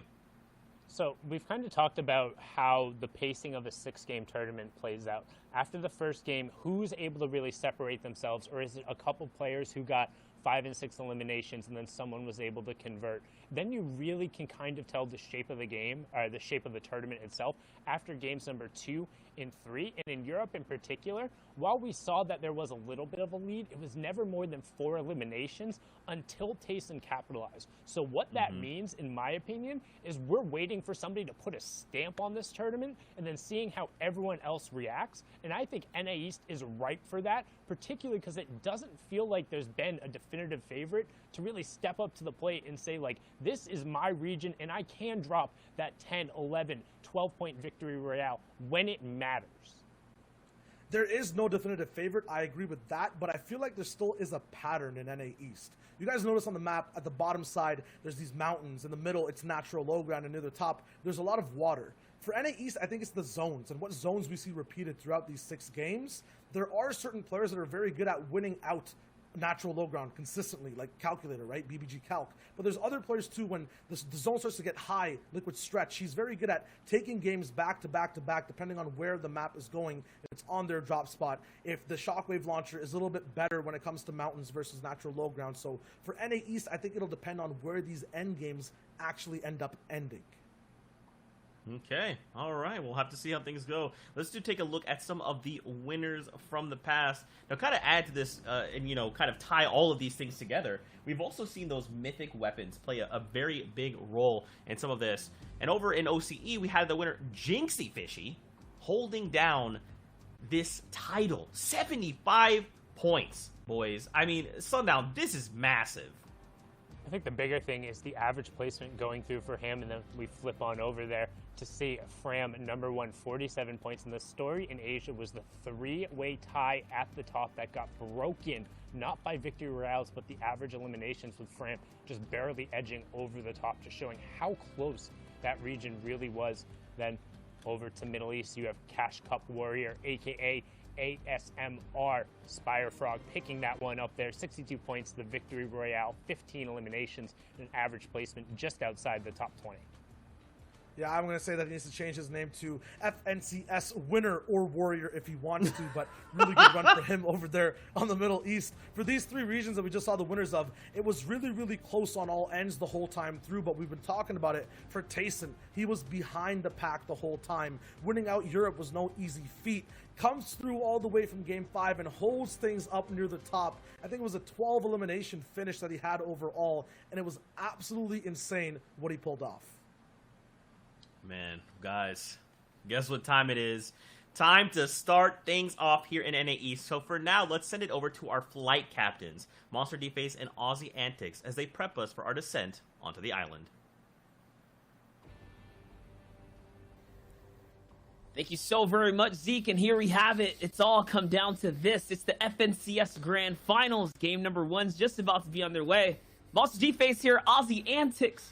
I am so excited for the games that are going to unfold. The roster is ridiculous. It is absolutely stacked, and we're not going to hold it back any longer. We're going to jump straight into Game 1 of the NA East FNCS Solo Grand Finals. Monster, just how excited are you for this one? Absolutely. I'm at peak. I'm at the pinnacle here, and it's the battle bus that is underway. And take a look.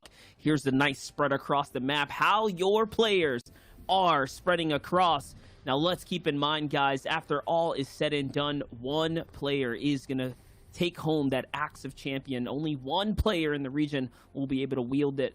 And I'm already noticing that P-God over in Holly Hedges has someone contest, and I love that the camera shot was panning this way because this is going to be one of the most exciting players, one of the most exciting early gauge engagements that we are going to want to follow right now. How is P-God going to be able to perform today? Are we going to get the P-God that is going to go crazy every single game and carry it through? Or are we going to get the P-God that has to clutch up towards the tail ends to pick up the big points? That's going to be the name of the game for P-God today. But today, he is contested here by Chimp. Yeah, we talked about it yesterday. He did so well in the qualifiers when he was contested, and yesterday when he wasn't, he did well but didn't do as well. So I'm not too worried for him here. When we're talking about Storm Surge, talking about these insanely stacked lobbies, sometimes being contested isn't so bad if you're someone as good as P-God at closing it out, which he starts off with a really nice 46 tag, waiting behind that bush. He knows this drop spot so well. He's had it on lockdown for weeks upon weeks. Gets the crash pad in. This is someone who has won a qualifying week from home. If you are just tuning in, you haven't been following NA East, so this is a very big engagement off the bat. If P-God goes down here, it would be a large upset to kick off NA East, and that's why we love NA East so much, Monster. It is always, every single fight is so important. And you're noticing those chug splashes go off here, so P-God knows the player is already healed back up from the distance that he started. He's going to land a big charge pump shot to kick this off. It's going to go in his favor. Now looking for the control of the walls. And you have to think the enemy he's fighting is probably running out of builds here. This has been a bit drawn out for early game engagement. And yes, another big follow-up. Can he get one more? Oof, that was way closer than what it needed to be. But P-God with a single point to kick off the competition. Yeah, it just shows the confidence. You love to see this out of P-God coming out game 1, not scared to take the fight. He set up for it. He wasn't over-aggressive. He was smart with how he engaged, but you knew he backed himself to win that one. And P-God putting himself on the board very early, and maybe that drop play might even change. They might not go Holly Hedges next game. We'll have to see as Avery gets into a fight here as well. Just down near the rig, down on the south side near Slurpee Swamps, gets the tax shots in and takes him down. Heater falling here to Avery, 1 point on the board as well. So we've already seen 2 of the 4 players going down here, so still staying pretty stacked, but we're getting the action. Let's not forget, Avery has just spit outside the top 10 on the week-to-week qualifiers, his best being 11th throughout the course of the competition and lead-up. So someone to keep your eye out on that maybe hasn't been at the top, but could be knocking on that door. We'll see. Spike, on the other hand, has a lot to prove here as well, as an up-and-comer on the scene, just rotating outside of retail row. Looking for the big snipe shot, going down range, not going to find it that time, but he's telling everyone he's well and aware and ready to do the do here. I'm looking at the map there. It looks like there's another player nearby. His loot's not looking too great. Yes, he's going to have to farm up and get situated here. Yeah, I think he's going to have to maybe even try and find a pack of Marauders, maybe. Very high chance of them spawning around here, being center map. Or can he land that sniper shot? He can! Zentil falls. I was just about to say Spike either has to land a hunting rifle shot or find some Marauders, because 2 chug splashes going into this part of the game where there's not much loot to offer, but there's a lot of loot to offer there from Zentil now. Just like that, that's going to be 1 down. Another point swinging in the favor. Here's Cody from Team Timbers. We talk about these this Latin community, Hispanics stepping up to the plate, and Cody's got, oh my gosh, he's got the mythic loot. He's got the caddy's corner on lock here. All of Kit's mythic weapons and arsenal in his loadout, and the Vault key card to play with it. Whoever was defending this place off, you can see though, according to the mini map there, they've rotated out. So Cody is off to a very, very dominant start. This is looking super favorable for him right now, as he's going to be able to gain access to the loot. Let's see what goodies are going to lie inside. You have to only assume that he's going to be completely capped off, and this might be a game that is going to go in his favor. Hold up now, though. Yeah, last time we saw Cody coming out of caddy corners with all the loot, he did end up winning the game. And this is someone who's been dropping caddy corners every single game of every qualifier of everything he's played. And you see some people kind of testing the waters, knowing how strong that mythic loot is, but then wanting the consistency so they don't go back there. Cody has been dropping there the whole time. No one has more experience at this drop than Cody. And if you are tuning in from home and you tuned into the heats, there was a bit of drama around this drop spot, as Zayt did not qualify for grand finals because this drop was too heavily contested. So I think it would have been a big shake-up for Cody if Zay was in contention today, but Cody having it between him and one other player, he's got a very good chance to walk away with that loot consistently, so someone to 100% look out for. I do agree, and here's a little info bit right there for you. Booga, Kaz, Stretch, Crims, Kanata, Clicks, Calc have all competed in every single FNCS. Wow. And let's not forget, Booga's on fire yesterday, coming in 6th for his heat, coming out of NA East heat number 4. So things were cooking for the champ here himself, and he's looking to continue his stride through solos, as is Cody. I mean, Cody came 3rd in his heats. I know we're just talking about him, but it just shows you we're looking at some of the hottest players on the market right now, hottest players on the scene here, and they're continuing to carry the torch. Let's see, though, Booga looking for some early tags. We know this is the thing about NA East. It is going to be packed, right? From the top to the bottom, every zone, we're going to expect loads and loads of players to stay alive. There are still 95 players in the game, Ozzy, and the first zone is only halfway through closing. That means of all the fights so far, we've literally captured about 3 of them on broadcast. We are literally seeing all of the action right now because of how intense it is on the NA East region. Yeah, NA East, they know how to play their games. They know how to play stack lobbies, and we're going to see who can manage their Storm Surge. And that's why I was so excited to see P-God come out swinging, because a lot of people start off their first game a little bit scared, just maybe the nerves getting to them. They kind of want to play slow, play safe, just kind of play it easy. So P-God coming out swinging was big for him, and he's got his Storm Surge tags on the map, as Jaith kind of making a really nice little metal base for himself, has the Mythic Grappler Gun as well. A lot of the conversation always kind of falling around Kit's Mythic Charge Shotgun and Shockwave Launcher, but you really can't count the Grappler Gun out. See someone who's been performing really well with it. Unfortunately, I don't believe making finals here today, so Jaith got his hands on that one out of the 3 people that looks like they're dropping here, and he's going to have to find his tags, though. If they haven't fought down below, he also has no shotgun, so I'm not really sure how that's going to play out for him. And I mean, he's pulling a cease here, nice and early, high in the sky here at the Authority, looking for those early tags to play into his favor. What I do like about Jaith in recent times, that he's just been on the up and up, consistently entering himself into tournament after tournament, Cash Cup after Cash Cup, even now qualifying for the grand finals here in the heats, and slowly but surely stepping his way up, stepping up his placements. So how is he going to perform on the largest setting, on the biggest stage here, on the biggest screen here, in front of all the community figures in the Fortnite scene here now, though? I'm speechless by Stretch, who it's got me thrown off right now. He's in the center map, making a rotate for center zone, and he's around good. So many players. He's got the loadout, though, as well. 4 floppers, something I'm not used to seeing Stretch have too much of. Dropping out a Misty Meadow, so maybe he had the time with his zone being a little bit closer to kind of fish up. He didn't have a really strong performance yesterday in his heat, but we talked about it a lot on that broadcast. He got really, really unfortunate zones. All first 4 zones pulled north, and so that kind of caused a bit of issues for Stretch. The last 2 zones pulling south, I think he averaged almost a top 10 in those 2 games where he finally got good zones. So Stretch looking in a great position with that extra time that he will have. He's going to try and set up probably on the edge of this mountain. Needs to get a nice high position to go for some Storm Surge tags as well if he hasn't been fighting anyone already, as Booga holding him down, someone who's also been dropping Misty Meadows with him, hitting the rotate a little bit earlier. And we're talking about interactions, we're talking about those who's who of names here, and Booga and Stretch going head to head is going to be one of them. 2 players who have a lot of pressure on them to perform in their own right, but also to outperform each other. They were duo mates and they both performed insanely well, but there's always those whispers of who carried who's better. We saw Booga and Stretch going head to head in one of the qualifying weeks, where Stretch ended up just coming out on top in the final game, winning it over Booga. But this is a rivalry that I'm super excited to see play out.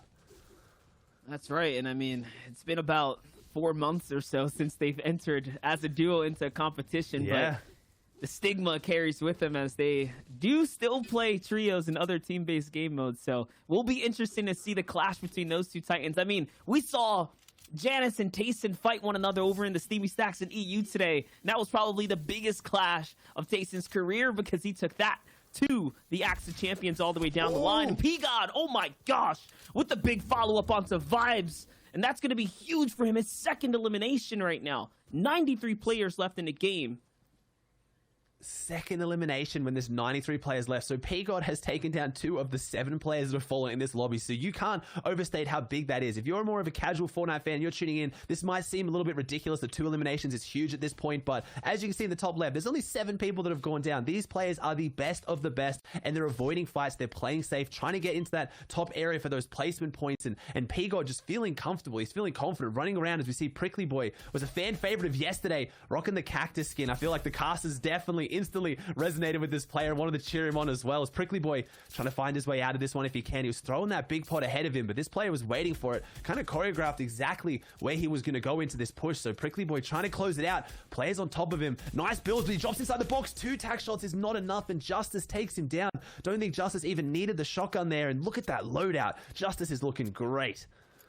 That's right. Justice read the law and laid it down just like that, showing that he was going to be the one to action the scene right now. And that was well played. He just walks through pure confidence through Prickly Boy, who couldn't seem to find the defense, seem to find the shots that he needed. Here's Sentinel's Aspect on the other side. One of the veterans of the Fortnite community scene for the NA East, and a part of the earliest days of Fortnite competition. Now, back on his stride, back on the high horse here as a solo competitor. It almost seems like he came out of nowhere in the recent times, just coming back, showing players that, hey, this vet here still has what it takes to compete on the grand final stage. Ladies and gentlemen at home, this is game number 1. If you are tuning in, we do appreciate it. That's going to be a big down there, though. Aussie, that was Cody. That was Cody. I have to know who gets that loot because this elimination, while being important, at one point, I need to know who gets that mythic loot because that is going to change the game massively. If you're not dropping caddy corners, but you end up with the caddy corner loot, like we saw with Calc yesterday, Calc dropped, I think it was an 8 elimination win or close to it because he got his hands on that caddy loot because he found it in the mid to end game. So whoever has now found that, as I say, Calc goes down to Colazo. So players dropping now as Storm Surge, I believe, is going active and we have 12 people to fall. But if we can get a sight on who exactly has that shockwave launcher, it could play massively into this end game if it's a big name who's been performing and not used to having the added advantage of 2 mythic items. Take a look at this, though. It's P-God back in another skirmish here. I see 4 different players, 4 individuals stacked up on top of one another off of this rotate here from west to east, trying to get to the safety of the new zone. P-God yesterday did this as well. He was playing off of these non-dead side rotates. I mean, he's just walking directly to the zone and taking battles along the way. We saw that halfway through the competition. It worked against them. We'll see, though, but no, not this time. It doesn't matter. P-God's going to react with the quickness there onto Uzi. Uzi is an up-and-comer as of late. He has been on fire, but P-God shuts that out.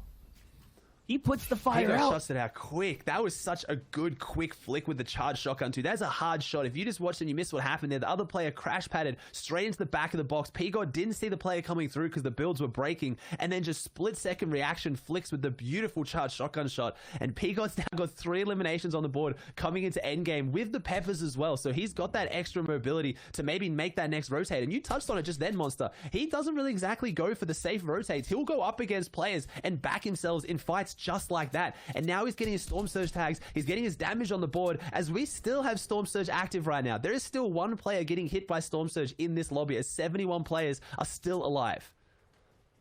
I just want to say that is probably the 2nd or 3rd time we've seen a ridiculous shot like that come out of P-God. But here's Skittles finding himself a nice little ridiculous elim onto Avery, who was so lit up on the run from an opponent. And although Skittles may not be able to grab the rewards of Avery's loot there, it's going to be Rubified who's going to scoop that up. It's okay. He's got a nice free point to work with here. Let's not forget, ladies and gentlemen, 75 players being, or less than 75 players in the lobby now is going to reward the first points. Placement points are divvied out as players go down. And just like that, now Skittle has 2. So this is a Nice step in the right direction here. If the EU FNCS Grand Finals was any indicator, though, to how you want to play, how many points you want to average to take home a victory, you're going to need anywhere from 8 to about 10 around on average to be the FNCS champion of the region. That is such a tall ask. 8 to 10 points every game for 6 games when you're battling now with 99 of the other best players in your region. Just showing these players are a whole nother level. 31 tag, nothing too heavy. That's Clicks. NRG Clicks falls. Someone who has a lot of pressure on them here today. A lot of expectations going down with 1 placement point on the board. Don't know if he got an elimination. We didn't see him in the feed, but just the unfortunate misplay there of going up against that wall that Justice does own, and he just has to hit that window edit and go straight through. Justice now knowing there's another player behind his other wall, so Justice in a really congested spot, as you're seeing in the bottom right of that mini map, about 6 or 7 players all on top of each other, and Bucky being one of them, so pretty scary spot to be in. Bucky, one of the scariest players, one of the hottest profiles across all game modes. Doesn't matter where you place him, team-based, squad-based, solo-based, he performs, he shows up. Smack, though, is going to be lighting up the feed right now, find himself his own point. Here's D-Roller. D-Roller, one of those few key individuals that once he gets going, he can definitely start to play off of that momentum. We know him to be a fragger. I want to say during the FNCS Invitationals, he was breaking records on his streak on up to those grand finals as well. So this is a player that lately has been somewhat dormant, but it shows that, hey, when he turns on big, and he doesn't look back. Right now, though, Ozzy, what I'm paying attention to is this zone and how many players are starting to migrate nice and early. This is only becoming more and more stacked. So we bring our focus down to that mini map. Just look at how many players have to cross in. Yeah, and I was just going to say with D-Roller as well, it's just showing that he can kind of like, he can change the game style as well, though. Obviously, last in their solo invitational, there was a lot of high eliminations being dropped. At this point, we're seeing much more placement split, and it's showing his diversity to be able to play to that and play to the placement points, and understanding that most of the players are usually kind of winning this one out with a higher average placement than elimination points overall. We saw some of the regions like Asia have a lot lower point split with a 3-way tie for 47, but then you're looking like regions like my hometown region, OCE, with 70 plus points for first. It's just, you don't know. You need to play to your region. You need to play to your scoring format. You need to play to what is going to give you consistency. Yeah, it's been very volatile across all the regions. Someone who's on fire, though, it's P-God. My gosh, 3 eliminations already. We're not even halfway through the lobby. He's owning up to his name right now. Honestly, he has just been on top of everything. This new zone's going to be popping soon, though. We're going to see that half in, half out reveal itself, and he's already being so active.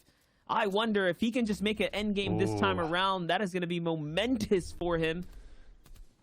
Would be momentous. He gets an opposite half, though. One of them, the zones you want to get the most. This is the full pull zone right now. So as you can see, that half zone going half in. He takes Renan's, though, but like you said, Monster, he likes to be around the action. He doesn't need to go on the safe side of zone. So this next rotate could be easy for him. He could pick up even more eliminations on the way, as Class is going to get that loot, but P-God is the one who gets the elimination. He needs to make a tough rotate now. He has the launch pad, he has 2 crash pads, but with these trees in the way, and with the way this zone's going, he's going to have to find a clearing to try and get that launch pad off, I imagine, because crash pads, he's probably going to get stuck in the trees, as Blake just sitting out in the cone looking really nice up here on the top side. He's going to have to start making his rotate as well. It's not as far as P-God, but it's still a pretty difficult zone, as we still haven't even gained our 2nd placement point of today. Top 50 is where these players will get 1 more point on the board. Blake having 1 for top 75.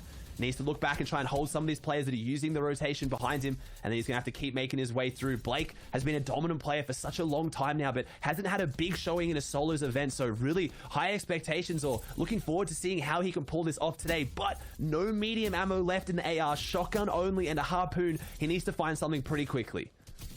I'm just looking at the feed right there. I saw Dubs pick up reverse 2K. Kanata's going to fall to hand here as Bucky falls to Blake. And that's 3 major names, major players, absolutely skilled individuals all falling in concession on this rotate here to the half in, half out. This is where things get interesting. This is where Fortnite really starts to shine as a competitive esport. Here it is. It's when things start to get intense and the zone starts to move. Here it is, though. Blake still being so active. The control throws the cone down, and I can't help but imagine that he's going to go ahead and conclude this one as well. The 2nd elimination for him now onto Haji here, and zone's going to pull his way. Haji, a player who hasn't been so prominent in these games, but did manage to win a game in his heat to jump himself up there and qualify. Unfortunately, falling here at the hands of Blake, who had a great rotate. He was back against the wall. He had no AR ammo, and now he's got 2 huge refreshes in the half-half zone, so he's looking really, really good. Needs to try and kind of find some way to get back in this one a little bit more, as he's on the bottom side, but rotating zone is going to go back through the woods, through all that tree cover, so not sure if he's going to be able to find his way back down on the low ground, as Illust looking much better with 5 crash pads and 1 launch pad.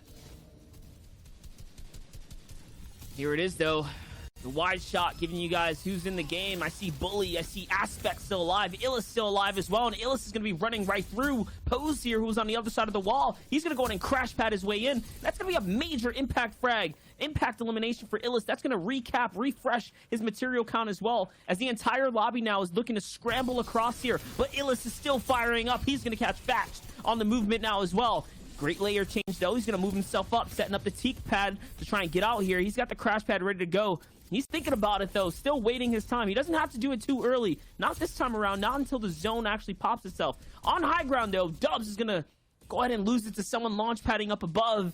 And Ozzy, things are getting super interesting here. P-God is down to 20 HP. He cannot afford to play with the zone, but he's gathering placement points as this Cox keeps ticking. He's got to make something happen. He knows the player's above him. He's trying to bait him to drop down and go for the shotgun shot. But no, that could be too long. When he waits, it is. He can't break through the full metal in time. Too much damage. He takes 2 10 ticks from zone, and he falls just outside top 30. A good game from P-God, those 7 points on the board, as we now have some of those players who are going to play for more consistency. I see NRG Ronaldo kind of making his way up a little bit here, making his way very high. Ronaldo trying to take the high ground, or at least get above this elevation, which is a good spot to be in. Asia's stuck down there on the low ground, though. He's going to have to keep playing for it. I want to see who has that shockwave launcher and who can actually really contest height, as Blake making a good push for it too. 23 points on the board. He's now inside that top 25. Those 2 refreshes were everything he needed to get him to this point, but he's gonna need another one soon, as he's down to 5 builds inside the full metal base. So he's in a good spot to try and find a refresh from, but he's gonna have to go soon. If this zone keeps going up, takes down Nanolite. Does take down Nanolite, a very consistent player here in this one. AJ falling in the feed as well, going down to the Storm as it pushes everyone up this big mountain. That harpoon was so clutch to grab him all the materials he needed as well. Here it is. Polarized, though, has that shockwave launch. You wanted to know who had it, and it's him on height. And now he's looking to fight it out for his life, though. On the other side, Illa's still up there as well. And now we have Coop down on the low ground, really tearing it up. 4 eliminations for Coop. Someone's got him backed out against the Storm, though. He's got to take the fight. He's going to step in, and yes, he catches another one. That's going to be the 5th elimination now. He's still very much in the game. I'm seeing Ronaldo. I'm seeing Dubs still here. Blake's still alive. Jace fighting his way up the high ground as well. Is coming down to this. 6 players alive right now. Big names. Who's who of this one? Blake trying to have a big performance here. 4 eliminations already on the board. Going up again. I have to think he has one of the better mat advantages right now. Only 23 builds, but this late in the game, when the zone is about to close out, that is very good, as Ronaldo having to skirt the Storm. Coop takes down Jaith. Ronaldo must have flop, as he does. Can he come back in? Can he make a play? Illust, Dubs. Blake putting the pressure down onto Dubs. He gets the elimination. 4 players left. Blake has the high ground. This could be his game. This could be everything to start off the tournament for Blake. He has all the advantages. It's a 1v1. It's Blake versus Illust. Can Blake close it out? Can he jump up and have the huge game 1 performance? Illust can't get up the hill. He can't get a footing. Blake has all the advantage. Blake has to win this one. Illust down in zone. All Blake has to do is wait this one out and just hold, and he is going to be the game 1 winner of the NA East FNCS Grand Finals. Blake takes it away with 6 eliminations and 20 points on the board. He did that so textbook as well, just holding that height. He knew he had it once Illa slipped down the mountain. Hats off to Ronaldo, though, who got top 3 as well. What a big, big game for our competitors there coming into game number 1. But don't worry, ladies and gentlemen, we are going to be sending it over to the boys at the analyst table to break it all down for us. That was a great game 1 and a great showing for the opening here at the FNCS Grand Finals, NA East.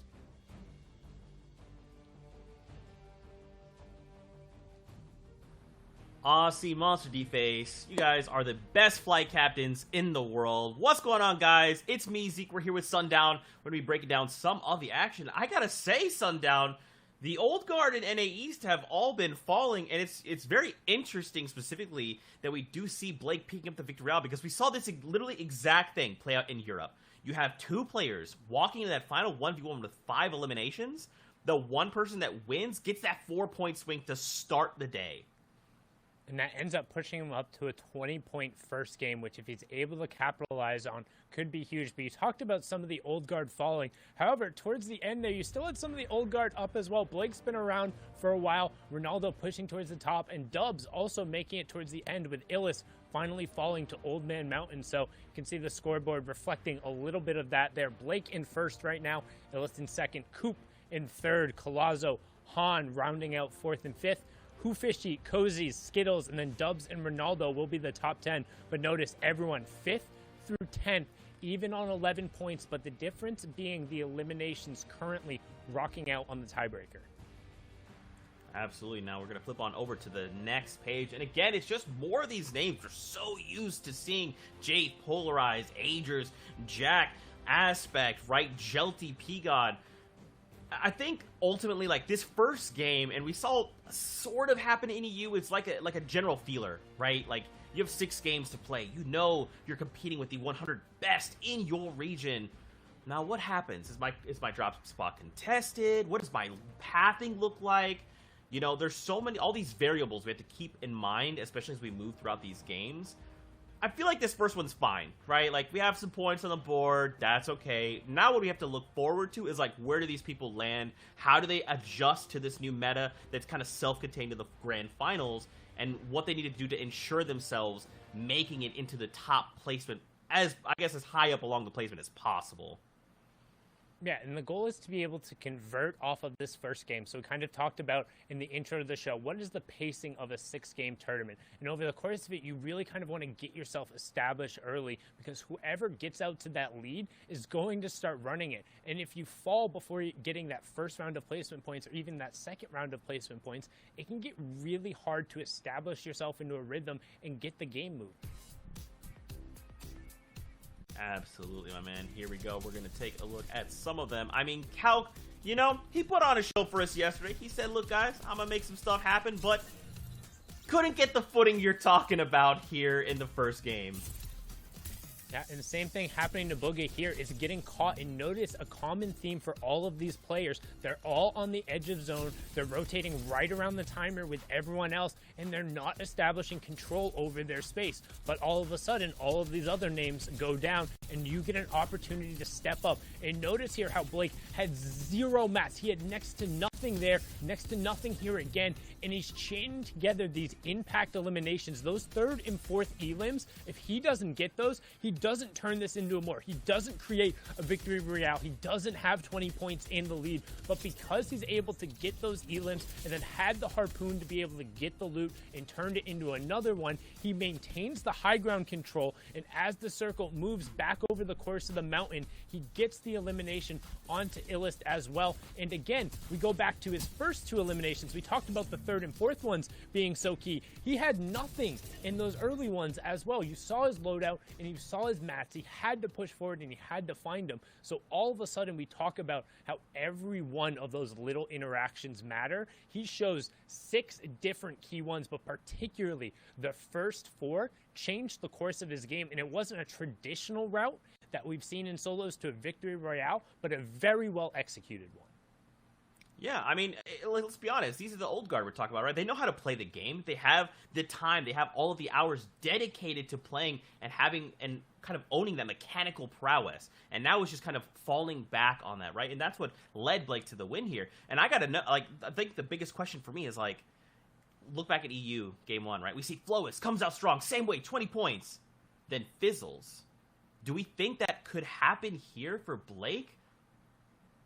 So that's been the story of a lot of what we've seen on broadcasts going through. It's really difficult for players to kind of convert right away. One, you immediately draw attention to you. Everyone else in the lobby is looking to see that name when you go down. They're going to try and probably hawk your drop spot in your route just a little bit extra, maybe see if they can't throw some shots over there, as we saw Kylix do to Tayson in match number 6 in Europe. If you're able to shut somebody down, then all of a sudden it's anybody's race. However, which we haven't seen in a while, is somebody be able to rack off those back-to-back games we saw in Europe just last week, and you're able to build out a substantial lead. However, today, I don't think just a lead is going to be enough. It's consistent, and then it's going to take one huge effort from somebody to separate them. And 6 elims of the victory royale, that's about average. Like we've said, it's around 18 to 20 points for a winner is what you can basically pencil in every time.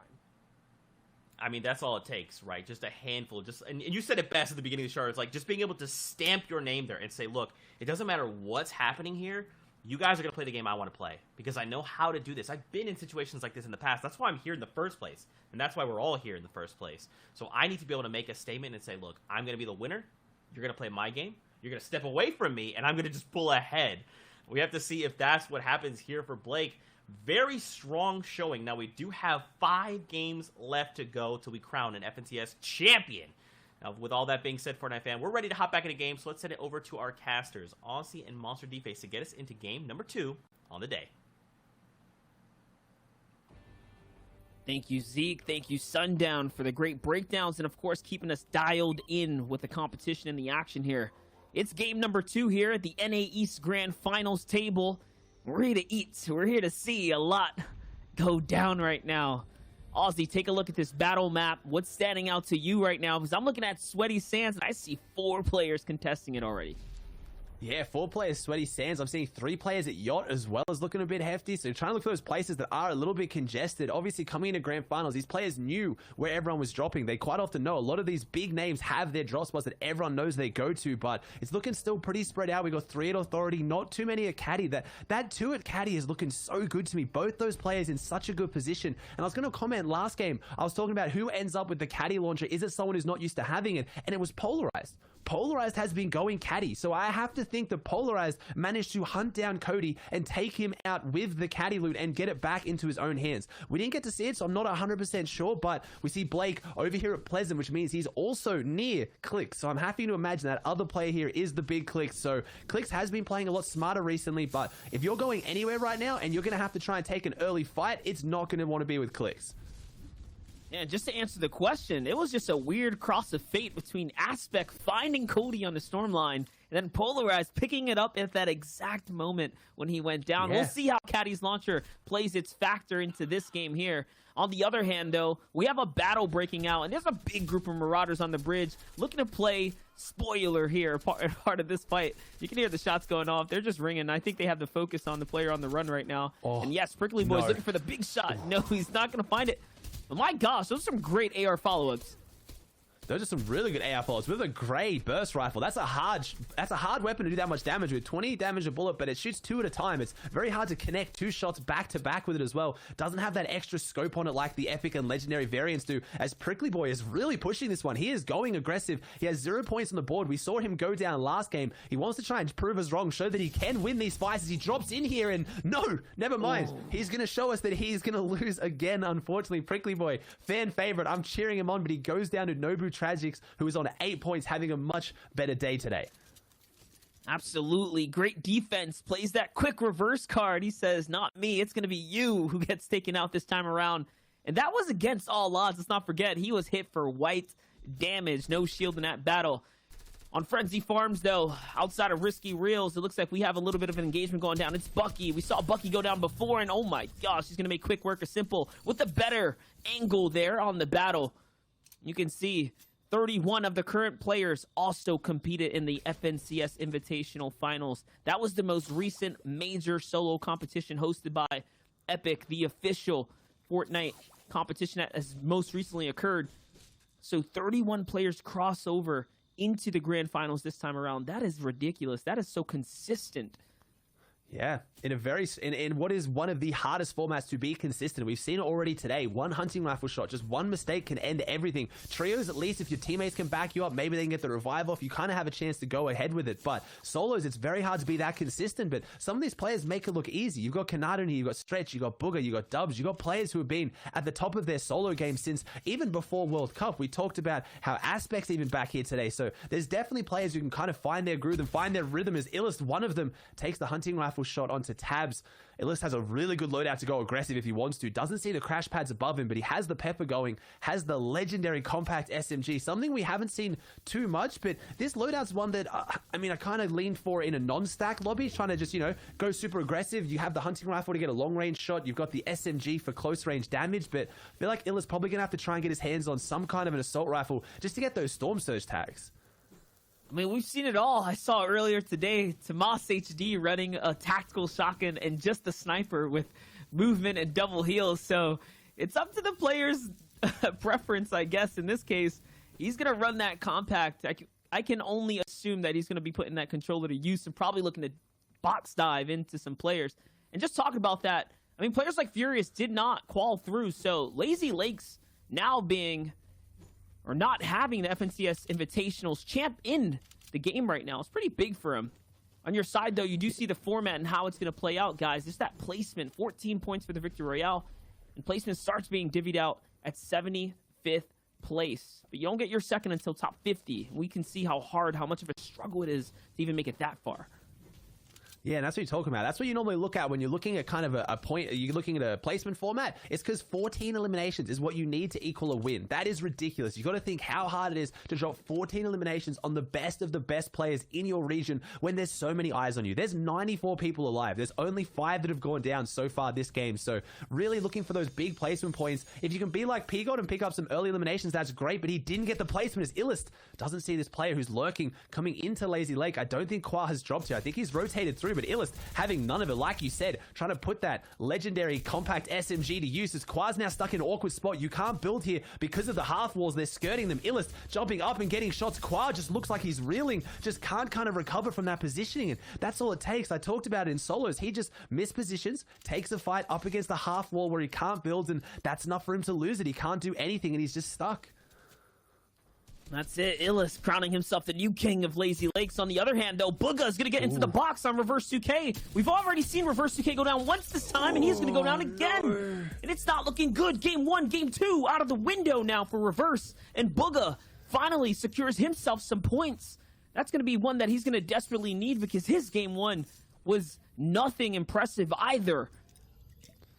And Reverse, someone who has been performing really, really well recently. Obviously, had his kind of rise to prominence around World Cup, qualified for solos, had that legendary duo run with Ninja, almost managing to qualify. And since then, kind of, I feel like had a bit of a slump in between, didn't hear too much, but recently was a player that I had high expectations for, performing so well in solos and trios. And he goes down again, unfortunately. Not sure what's going on there. He reacted well, though. Booga had the crash pad, fell in through the roof. We've seen so much. Reverse managed to turn around and put the stare on his head to block it. So reacted well, but just Kanata falls to Ronaldo. No, you know Ronaldo's screaming about that one. You know how good that must have felt for Ronaldo. Whether it feels good or bad taking down a friend, but Kanata goes down in game 2, and I don't think Kanata has many points on the board. We saw him go down early in game 1 as well. Ronaldo is definitely shouting about that one right now. That's right. We'll be seeing you on the battle bus, buddy.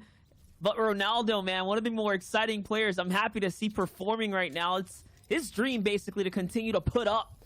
And all he wants to do this time around is place. He wants to place high as well. And he is on track to do just that. Someone else is on track to do big things here. Smack. Smack's been finding his fair share of early game eliminations. And we talk early because NA East in specific is just not the region to really ramp up, right? They're known to have that slower, more passive play. Yeah. This second game, though, it looks like players are finding their confidence. Players are not trying to fall behind. They're not trying to leave it for the later half. They're really getting into the action right now. Here's A1 Sid going as far as taking the zone fights right now. And I don't think this player knows that he's in the bush. Yeah, I think Sid would have taken the shots there, but maybe waiting for a better opportunity. Could have taken it, but he's got a very loud audio cue. That Pepper does make a loud audio cue, and so does that Bush. I feel like he's not going to get a better opportunity in the shots he just had, so playing a little bit passive here, not wanting to take the shots. Frat knows he's nearby, and he's too scared to move. Maybe Sid waiting for him to go in front so he can come in from behind, because he does have that Pepper for the increased movement, but no! Sid... He jumps down, Frat jumps into the bush, knows Sid's there, and Sid picks up the elimination. He gets the minis back as well, but I'm looking at the materials monster, I'm looking at the zone, I'm looking at everything. I don't know if that fight was worth it. And that's the thing, right? These storm fights, they hold a lot of ramifications if you do not have those heals. We'll see. We'll be paying a close attention to the zone now, to that feed, that elimination feed, to see how it all plays out. On the other side, though, Polarized this time actually secures Caddy's loot. Remember, Cody got it last game. He got away with it, but he got shut down by Aspect early on. Now Polarized has it. With 10 points already, he's confident coming into this game. And I think this is setting him up for success right now. He needs a few more rockets, maybe 5 rockets. Not bad, but not fantastic. But that's why when you have the caddy launcher, refreshes are even more important. Getting eliminations where you can go and get the loot, and quite often players carrying those rockets is huge. But he still does have crash pads too, so he can maybe save those rockets just for the rotates and can maybe use the crash pads to get in if he has to go aggressive. But it's Kit's Mythic Charge Shotgun as well. I feel like the Shockwave launcher gets so much attention because it is an item that is just so devastating and is so visually exciting when it kind of just creates these big moments. But Polarized, obviously showing the strength of the shotgun. He's backing himself. He's going straight up on this player's box. He doesn't technically need this fight, showing how confident he is to take it though. This player's pushing away, and maybe Polarized, sensing that he's a little bit scared, a little bit nervous, might be someone he might want to fight because he's trying to disengage. He really doesn't want to have a bar of this, but never mind. Polarized going to disengage past it, choosing the fact that he needs to farm up some materials. Only has 39 builds so far. And this is what I was talking about. Game 1 had the fewest eliminations before the 3rd zone this weekend. EU notably ramps up. They go crazy with it. But NA East has that history. They're always playing a lot slower. I think this game 2, though, might be looking to set up the stage a little differently. We're seeing a lot of action from players like Polarized with the confidence coming in hot with it. Here comes the classic crash pad. He goes on in. He follows up. He finds the big crack. It's onto Rocks, and they exchange back and forth, and Polarized falls, and Rocks is going to be the king of Kit's mythic loot. And that is so unfortunate for Polarized. He picked the target that he could jump in on, and I was going to say Rocks must have a heavy tac shotgun because he hit him for, I think, close to max damage. So with the change to shotguns now, tactical shotgun is impossible to be able to do 200 damage no matter how good your shot, but he did close to it twice in a row, and he falls. You can't. If you get Caddy's loot, if you are the one who's in the driver's seat, you are in the king's seat, you need to be able to continue that dominance forward, and takes one fight that he does not win, and that's it. Now Rocks has such a good position to have a big game here. Don't know if he was carrying extra rockets. I think he was. So really, really good position for Rocks. Really, really poor fight for Polarized. Oh no. Things are going to catch up here, though. King looks like he found a big opportunity to slip in a couple shots here. And now he's going to be looking to engage onto this battle. It's Macwood, though. They're going to take this one into the storm. This is going to be an important one to commit to. You got to get it over with here and now. He's only got 2 chug splashes. Yes, he goes on in, and oh my gosh, Macwood nearly bails himself out of that sticky situation. The tactical shotgun versus the charge. It's so interesting to see them go down in the boxes because it's a matter of who catches the bigger opening shot. If you miss that charge, it's over. The tactical wins every single time. Every single time. And Sundown was talking about it in the pre-show. There's a lot of pressure on Macwood today. He said it out there. He stated he is going for the highest earnings in NA East in online tournaments, with Zexro, one of the players he's trying to overtake, not being here in the finals. But Zexro, watching from home, I guarantee is going to be smiling at that one. They are teammates, they are friends, but still he put a little bit of beef on the line, and there it is. Vibifiers takes down Binky, who we saw Vibe go down last game, and Clicks picks up an elimination in the feed as well. That's right, he took out COD Genesis there. And here's E11 Daxter sitting on the storm line right now, just hiding out, looking up, trying to make sure that everything's A-okay. He's got Starving Boxer right up above him, hanging, sitting low. On the other side of things, though, P-God coming straight and direct out of Holly Hedges. P-God with some of the most active elims for NA East early on in that last game. He fell on that rotating zone coming into that mid game. He only picked up 7 points. This game drastically different than the last. No elims, and finally placement point gets divvied out there. 75 players down. Storm Surge is also active. He's finally going to find some. Makes me eat my words there. Okay, put one on the board for P-God. Can he get 2 now? His AR aim is clinical. I was going to say as well, Stretch going down in the feed before top 75, not even getting the first placement point. So there's some big names going out here. And P-God really wants to push this loot. He's using all his crash pads to get to it. Maybe identified the player had crash pads. He did. So he's going to jump on those, grab the material, and refresh the crash pads up. So really nice play from P-God. And his AR aim today, his long range aim has been clinical. As we saw in that wide shot as well, that Blake, our first place contender right now, who won the first game on top of Clicks, both dropping out of Pleasant. So they're nearby. They have eyes on this, so they're going to be taking some shots pretty soon if they see this fight break out. P-God getting broken out, dropping down a little bit lower, but he still has 4 crash pads and the launch pad to make this next rotate, and there's not that many people on this edge, but as he gets closer to the next zone, there's a lot of people in the way, and this is Calc that's ahead of him, so a very aggressive, very strong mechanical player who could hold him out. But never mind, Calc lets him go, and I imagine Calc goes out and recycles that launch pad. He does, and now they both make it to zone safely. I just wanted to break that down just a little bit further. That was a great fight to take. I know ideally you don't want to rotate out to the outer edges, but he had the short zone rotate already in his favor. That means that he was going to get to that next safety's zone a lot sooner than a whole bunch of the other players. So much less pressure. I think it was worth going for all that loot at the expense of the launch pad because he completely capped off on his material now as well. This is going to be the second game, though, Ozzy, back-to-back, where it's slowly but surely closing around this weeping section of the map. That means all the trees, all the line of sights that are going to block out, it's not going to be as important right now to hold a launch pad, right? They're harder to use here. Yeah. Yeah, it's very hard, especially the crash pads as well. Crash pads will break the immediate buildings around you, but they will not break the tree if you fly up into it, which can cause a lot of issues. So yeah, blocks a lot of sightlines, like you said, though. So you can make smart rotates, kind of use those trees to hide, or you can kind of use a lot of your wood and use a lot of your resources to build walls and then refarm it back up. But we're getting two very similar zones, so you got to think about which areas this kind of favors those players that are dropping. Maybe Fortilla like Dubs, as Nobu Tragics falls to Jark, his first elimination of the game, and Jark having a really nice loadout. We haven't seen the floppers be too prominent in this current season, in this current meta, but Ronaldo last game I saw him in Storm popping a few, so they can definitely be used to pick up a few more placement points. And Jark has a good loadout right next to Tabs as well, set up on a really good side of Storm. And Illust and Berserk also over here. Zentildo going down game one to the headshot sniper, now has no shield, so he needs to do something to pick up his games quick. That's right. And this is going to be it now. We talk about those trees blocking all the line of sights. It's hard for him now to actually evaluate, right? It's hard for him to read this.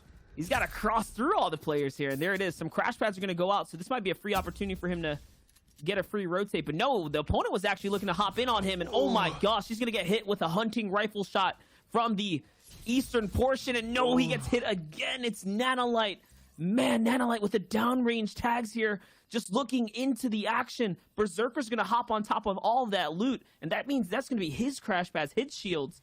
That's going to be massive for him right now to at least keep him in the game here. On the other side, though, we're hopping over. Jack still in the low ground. I see Ronaldo still in this game as well. Jeltzy still in this game, too. Some big names. I believe I just saw Calc take down Lunez for the second time in 2 games. I swear he took him down game 1 as well. So obviously those two players finding each other quite often, maybe similar rotates, as I'm seeing a lot of players who are dropping the same area ending up together. Clicks and Blake have been rotating very close together as well. We saw Stretched and Booger game 1. So a lot of these big names are dropping similar drops and they're running into each other a lot. And they're having those big key interactions as Nexi trying to put that burst AR to use, as he's got more than enough ammo to take some shots. And he has that rotation. There it is. Finds Keox and the Harpoon, which with all the items we've seen at the moment, with the crash pads, with the peppers, with extra meds, not a lot of players carrying the Harpoons anymore, as he's just struggling to grab that extra loot. And there it is. Finds that benefit of the massive material boost. 109 builds left now, and the 4 floppers, so he can swap out the Harpoon for those floppers. That was a really, really good investment there to carry that.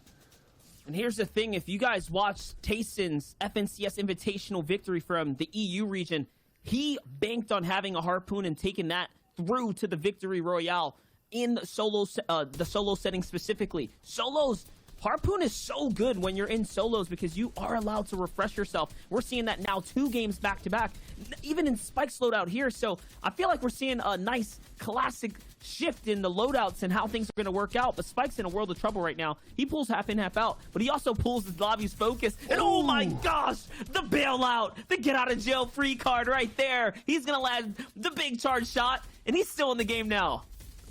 Still in the game. You see those Harpoons ringing out, so I think he lost a lot of the loot that he would have gained from that one, but he is still alive. He does still have those crash pads, so fully expect Spike, when he finds someone here on a wall, to maybe go aggressive and try and get in and get that refresh. And now on the complete other side of things, looks like a completely different game. We have Skittles just set up in a nice breezy area, pretty far to rotate. There's quite a few people in front of them and around them, as Ronaldo and Rox also over here. And remember, Rox does have his hands on that mythic charge shotgun and the mythic shockwave launch, so someone I'm expecting to shape up this lobby, as Crip gets shaped out of the lobby and Skittles gets the elimination. Still 4 people to go down, Monster, until we even get our second placement point. NA East is playing out so slow and so steady, just going for that consistency with the placement. As Jark, I don't think he does. He spots the launch pad and he's going to go up and try and recycle it, as everyone making their way to this half-half, which is already so congested. They're building a mini city here. Everyone trying to just find their spot, find their places. People are taking walls, taking fights, crash padding in. AJ finding this play on the back foot. SF on the back foot with 2 players on both of his walls. It is absolute pandemonium here, Monster.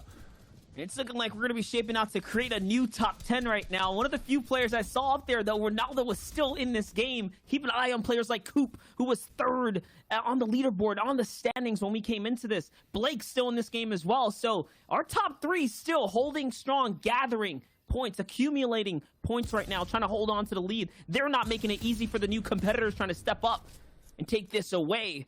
But it's Sid, though, with 4 points right now, who's getting active in the mid-game. He needs it, too. 8 builds his name. That means 80 material, guys. He can't get too far with that, even with the crash pads to rotate across. Okay, he's looking to set it up, though. He's trying to find anything he can. There's a little edit there, though, so he knows there was a player nearby. What is he going to do? He waits. Someone's in front of him. Okay, though. Might have to pull out the crash pad.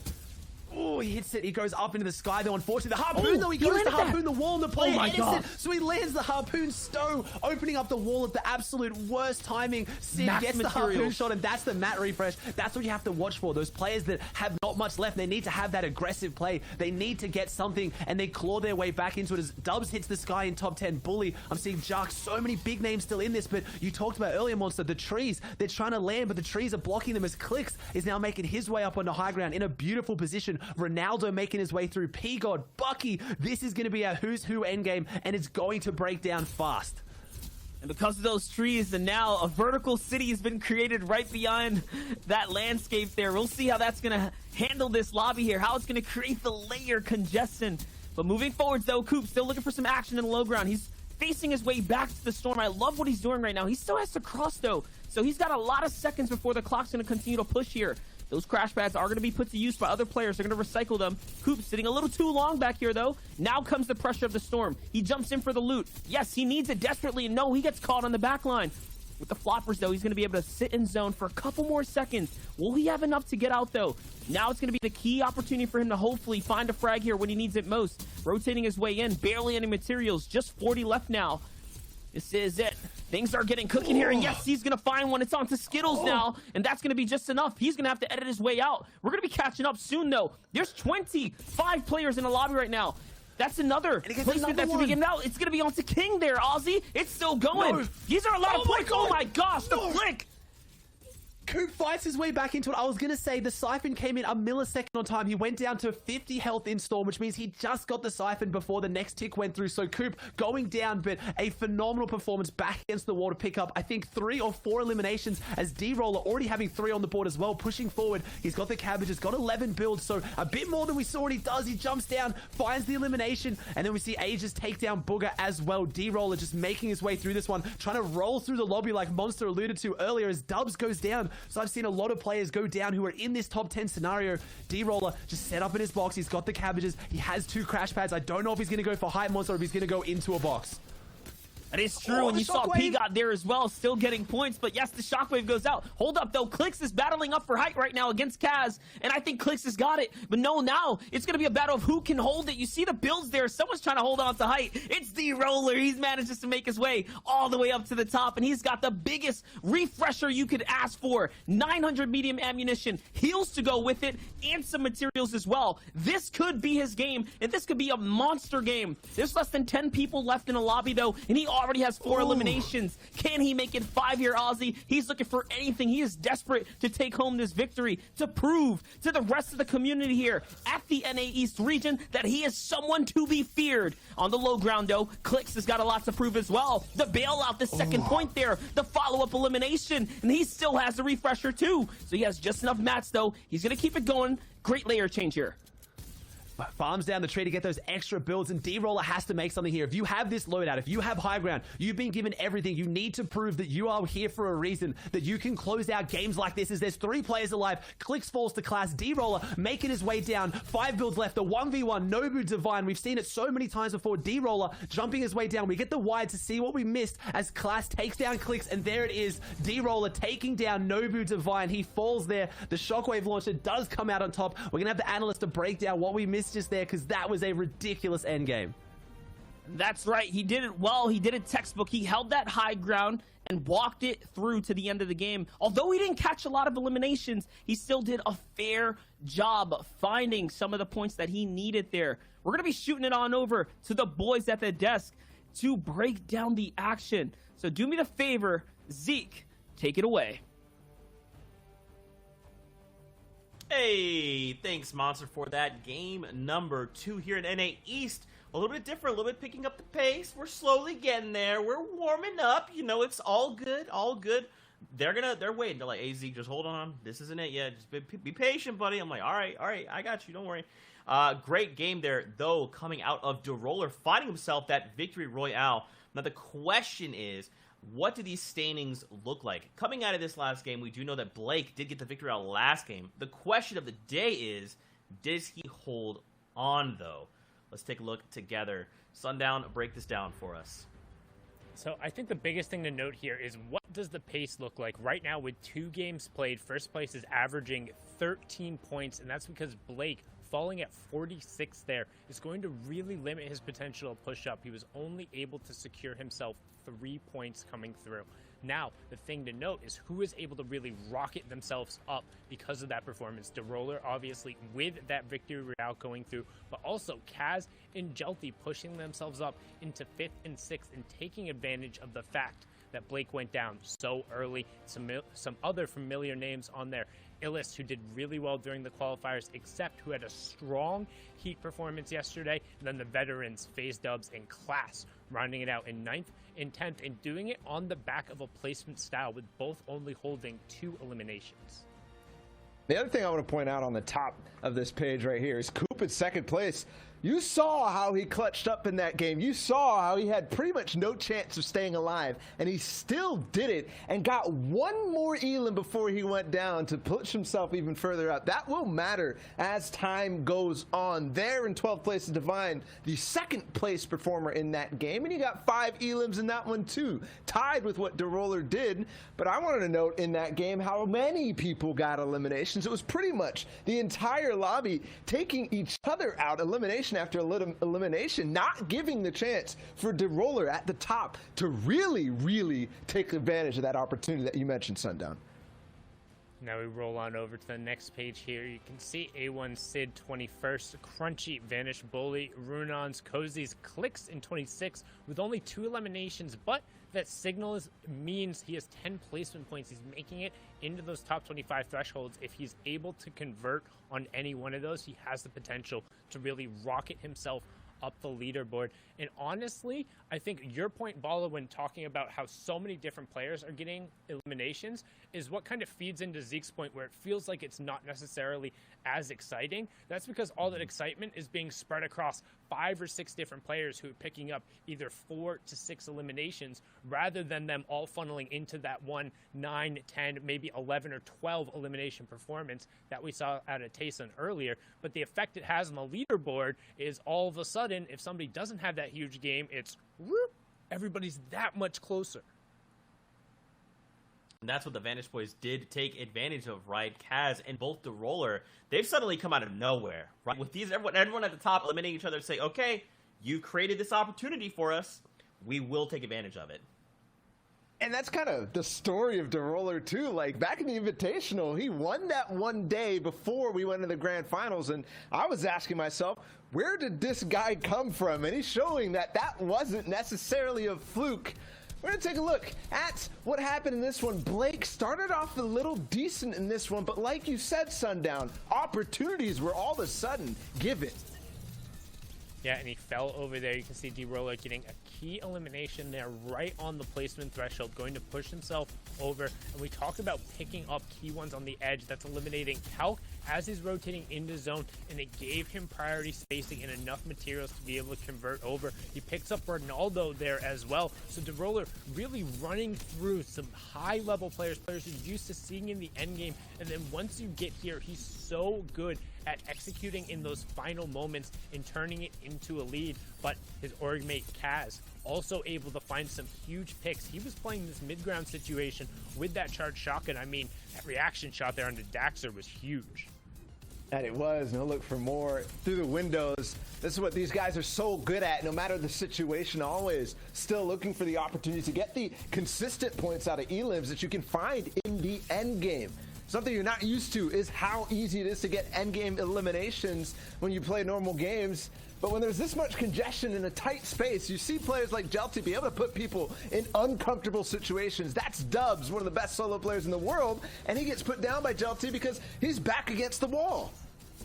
Buena suerte, vamos, Jelty, one of our Latin American players who's been so absurdly consistent in terms of making it into the end game, and I'm excited that he was able to get a number of eliminations there because his ability to make it in the top 20 time and time again, he has such a high percentage of conversion rate on that if he's able to start getting these eliminations, he could push into potentially challenging for that top spot.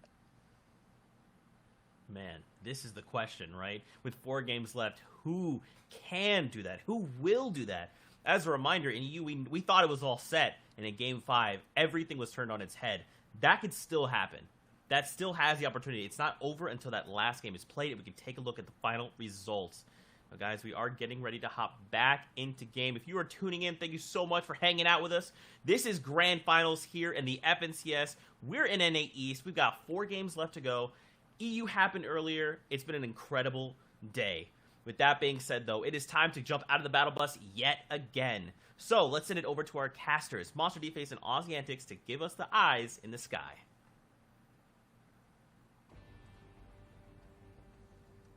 There you guys have it. You heard it from the best of the best. We're hopping back in to the FNCS Grand Finals NA East game number 3. It's Monster D-Face, Aussie Antics here on the horn to deliver the action. And the question here, Aussie, is can D-Roller, who's had a taste of success, that first place, hold it through? Because the last time he was in a Grand Finals setting, he fell short, coming 44th place during the FNCS Invitationals. But this time, he's in first place after 2 games.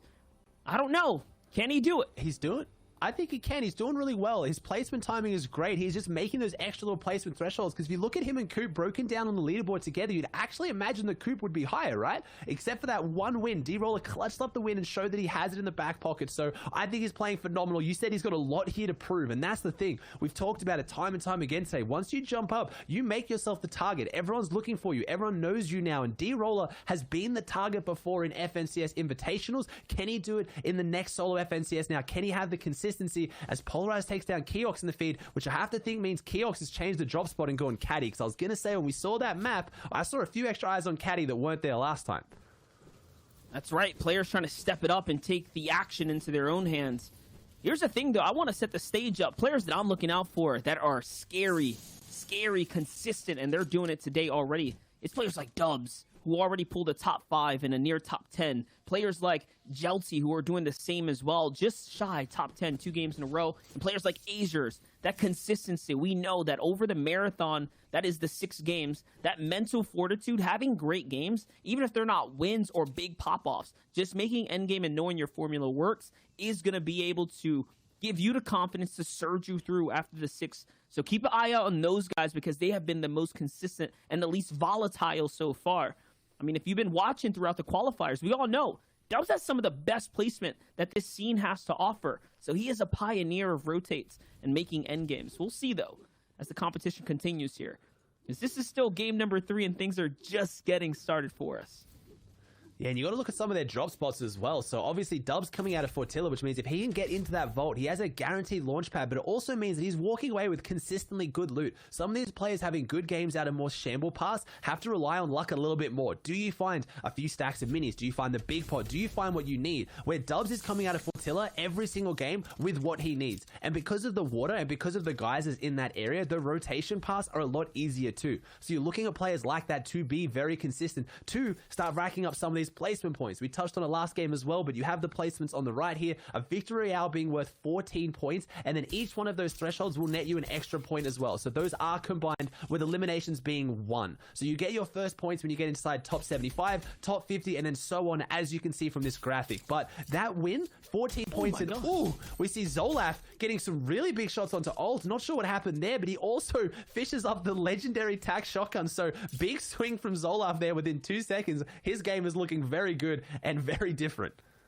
Listen, I was hyped that he pulled a legendary shotgun out the water, and then to be rewarded with the Elam right there. My gosh, talk about a nice game for Zoloft to kick things off. Not so nice game for Altu We'll have to figure out what happened there. But regardless, though, on the other perspective, Bugha, who had a decent game 2, he went from 1 point coming out of game 1 to securing 9 points in game 2. That is huge. That's massive. At the start of the show, Ozzy, we spoke about the fact that you need anywhere from like 8 to 10 to be the champ on average.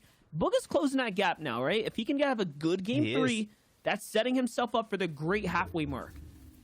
I still can't believe how ridiculous that is. When we talk about a win being worth 14 points and you have to average around 10 just to win an FNCS in one of these regions, and you're doing it against the best of the best, it is incredible. And Bugha has shown that he can do it. Obviously, your solo World Cup winner, still holding on to that mantle, still holding on to his skill and showing that he is one of the best solo players here. He almost won one of the qualifying weeks, showing that he can still do it and perform on the day. The zone so far, he did that out of a different drop though. He did that out of Rickety Rig, and now he's switched it up to Misty, but still, Misty being a very strong drop. So far, him and Stretch having each side of Misty and being relatively safe. I've seen them taking a few tags, but they're not launching full-on assaults, and they're both playing well. As Blake, another person who has another scary name with him at his drop, Clicks over here, who I believe is the one who's probably taking shots onto him, and he's only got 3 minis and a whole spot free. So these are the kind of players I'm talking about who are going those more shamble loot paths. I know Pleasant Park might not sound shambles, but when you've got another person there and you've got another people getting all the loot before you rotate, he's walking out with not that much.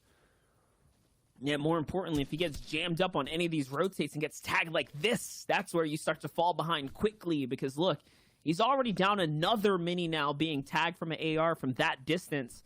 And just like that, you suddenly and slowly fall behind. You lose that early game lead that you were starting to build up. Blake, he kind of fizzled out that last game. He put 21 minutes into the second game to only secure about 3 points. He fell at 46 points, or 46th place with only 1 elimination.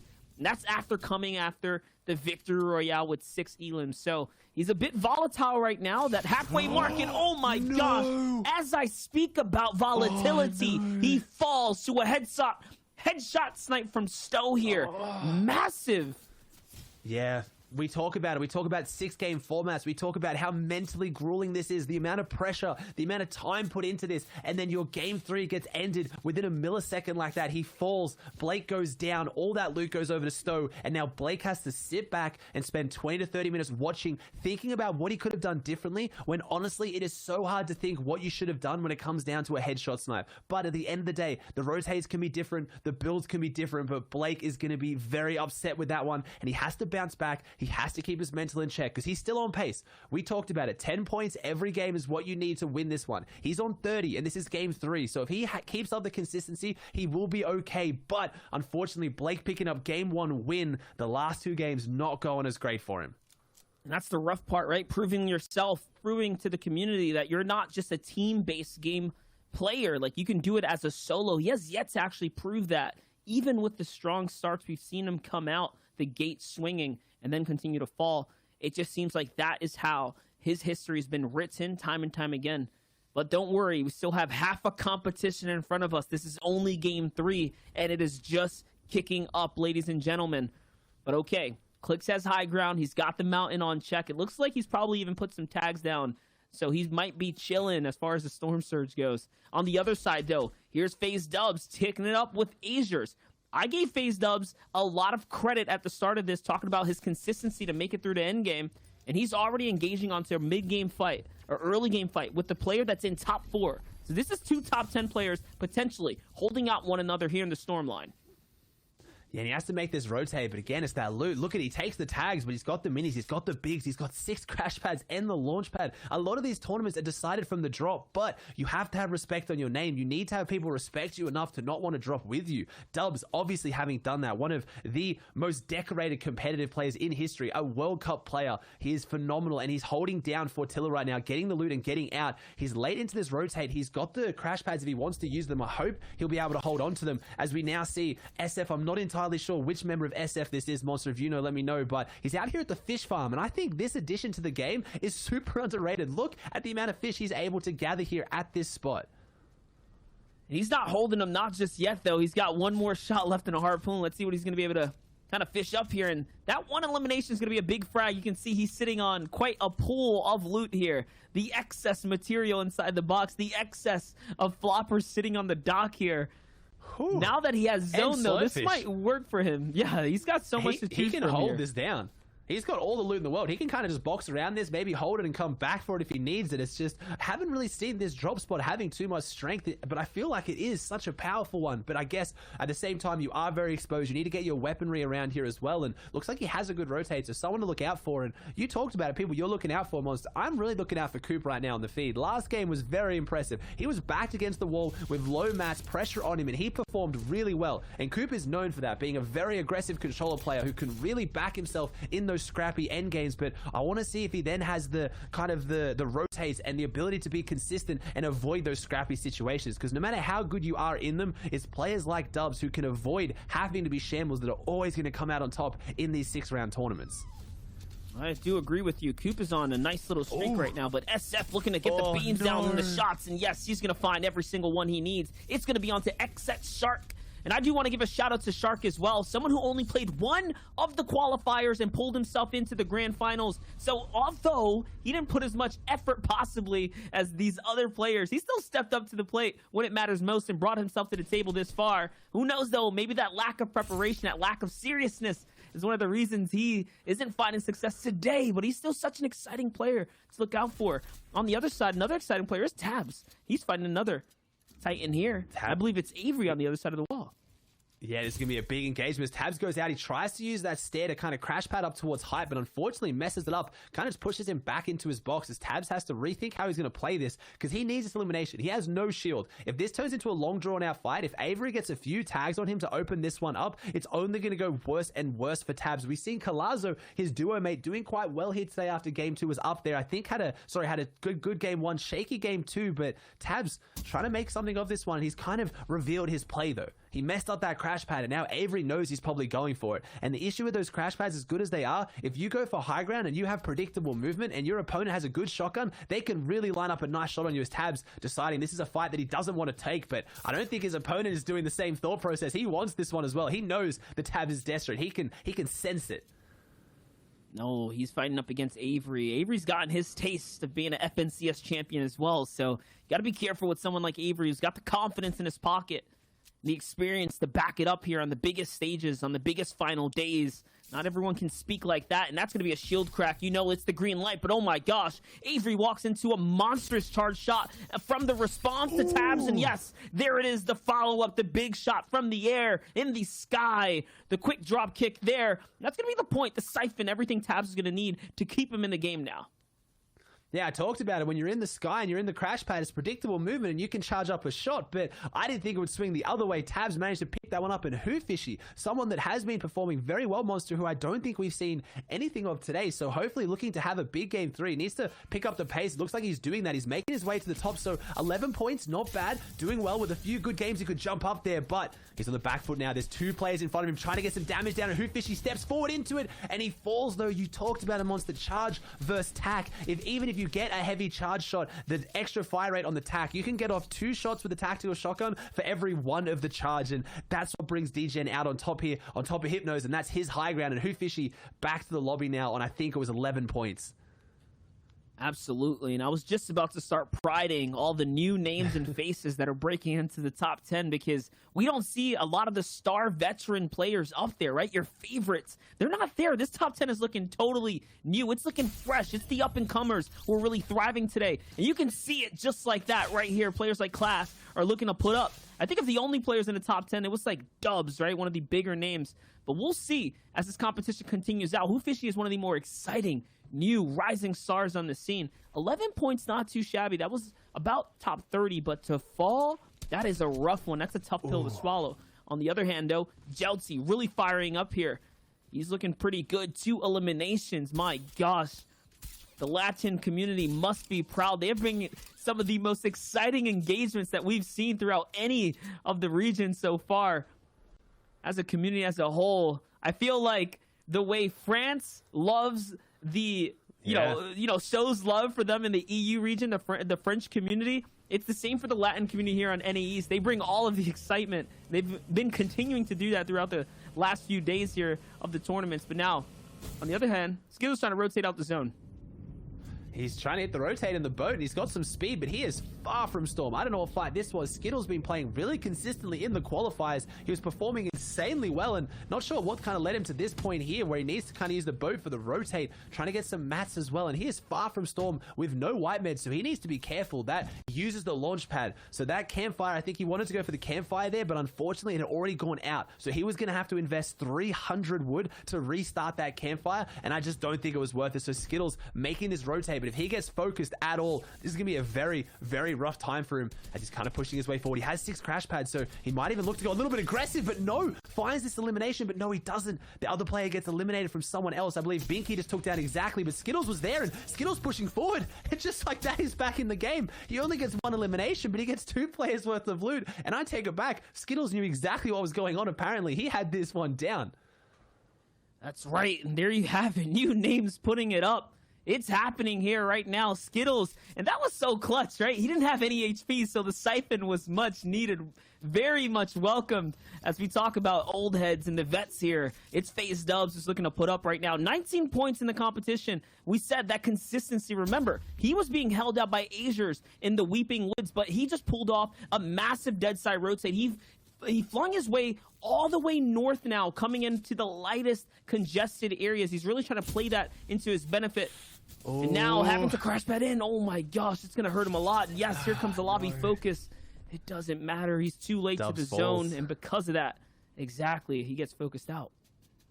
Unfortunate there. He didn't have a lot left in his name. He must have used a lot of the shields to try and get to that point. He only had bandages left for med, so Dubs out of this one. Honestly, I have my eyes on Kaz. So we've been talking about new names, talking about old veterans, but there's those players in between, Monsters. Those players that have just, they've always been around the edge. Kaz, no one would consider him not a top tier player, but he's never had that big game performance like Stretch has, right? Like winning one of those majors. So I'm really looking at players like Coop, like Kaz, who people know about, but don't have that full respect of just how good they are. And Coop putting up another elimination on the board, trying to push ahead of D-Roller, who I believe has already gone down this game. So first place in the taking for Coop here. And that was big. He takes out Liquid Stretch right there on the rotate. D-Roller's still here.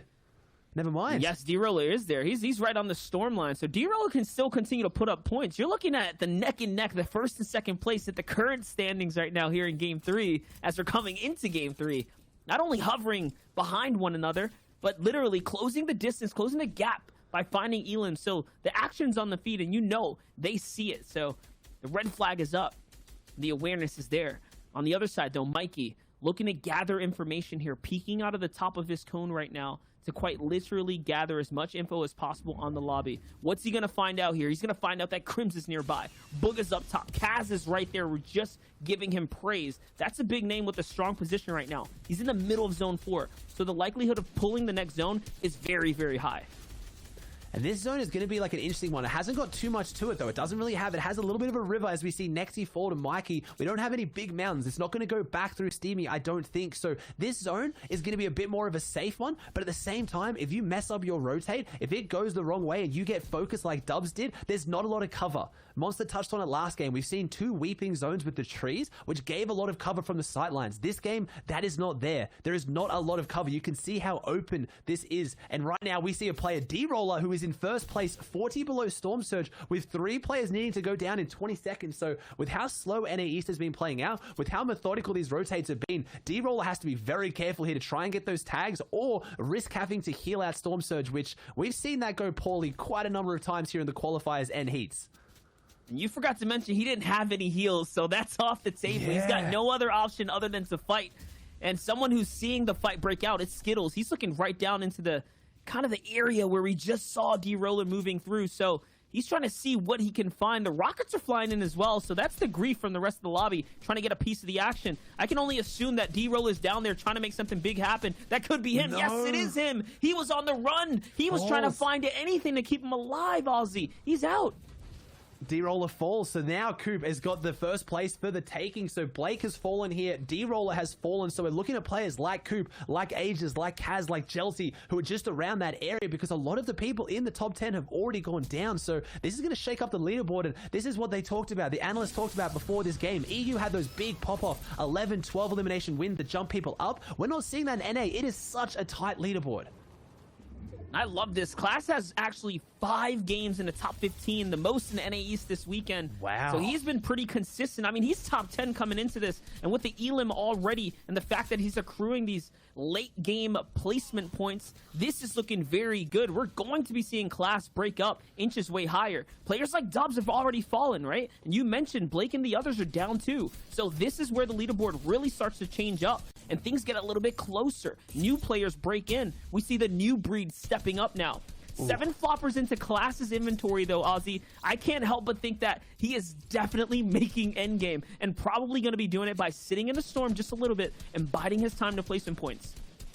You have to think, and that's what's been so scary about the current meta with crash pads. At any time, your game can end. If you're up against the wall with someone who's aggressive, someone who needs a refresh, doesn't matter how many meds you have, what weapons you have, what floppers you have, you can fall at any moment, and that's what's making this solo FNCS one of the most exciting, but also one of the most volatile. It is really hard to hold on to your position when at any time, doesn't matter where you are, something can go against you. As P-God, one of those aggressive players, no eliminations on the board so far, but only has 5 builds. These are my favorite players to watch. The ones who have the mechanical prowess, the skillful players, but they don't have what they need. You know they're going to go down swinging. They need to make something, and P-God's looking for it. He has 2 chug splashes. He has no utility, no movement, only 6 builds. How is he going to find his elimination? How is he going to get back in the game? He has rotating zone, so he's here in the position where people are going to have to make their way towards him, and that's where he's going to try and jump on them. He's going to be ready to pounce. He's going to try and capitalize on someone not aware of the fact that he's in these builds maybe.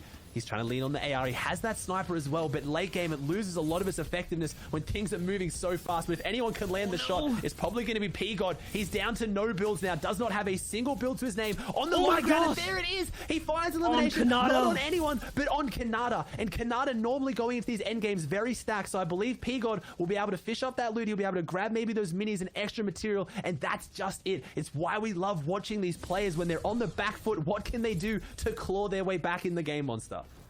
That was a nail-biting clutch right there. The impact to find the loot that he needed. On the other side, though, here's the wide shot of the player still in the game. Aspect, Reverse, Vanish, Jack still alive. I see Coop still up in there accruing points as things go on. P-God still alive on the low ground. We're going to be hopping in with Class, who's going to find himself Ace here in the mid. We talk about Class was top 10. He wants more. He wants to get closer and closer to top 5. And look, 4 floppers still in the inventory. We knew that it was a no-brainer he was making it this far. He can still continue to do more. I'm seeing players like Kalazo as well, alive in the high ground. Out comes all the crash pads, though. The rotates are happening. Calc, who's been struggling so far in the competition, will he be able to make it to the end as well? He needs these points desperately now.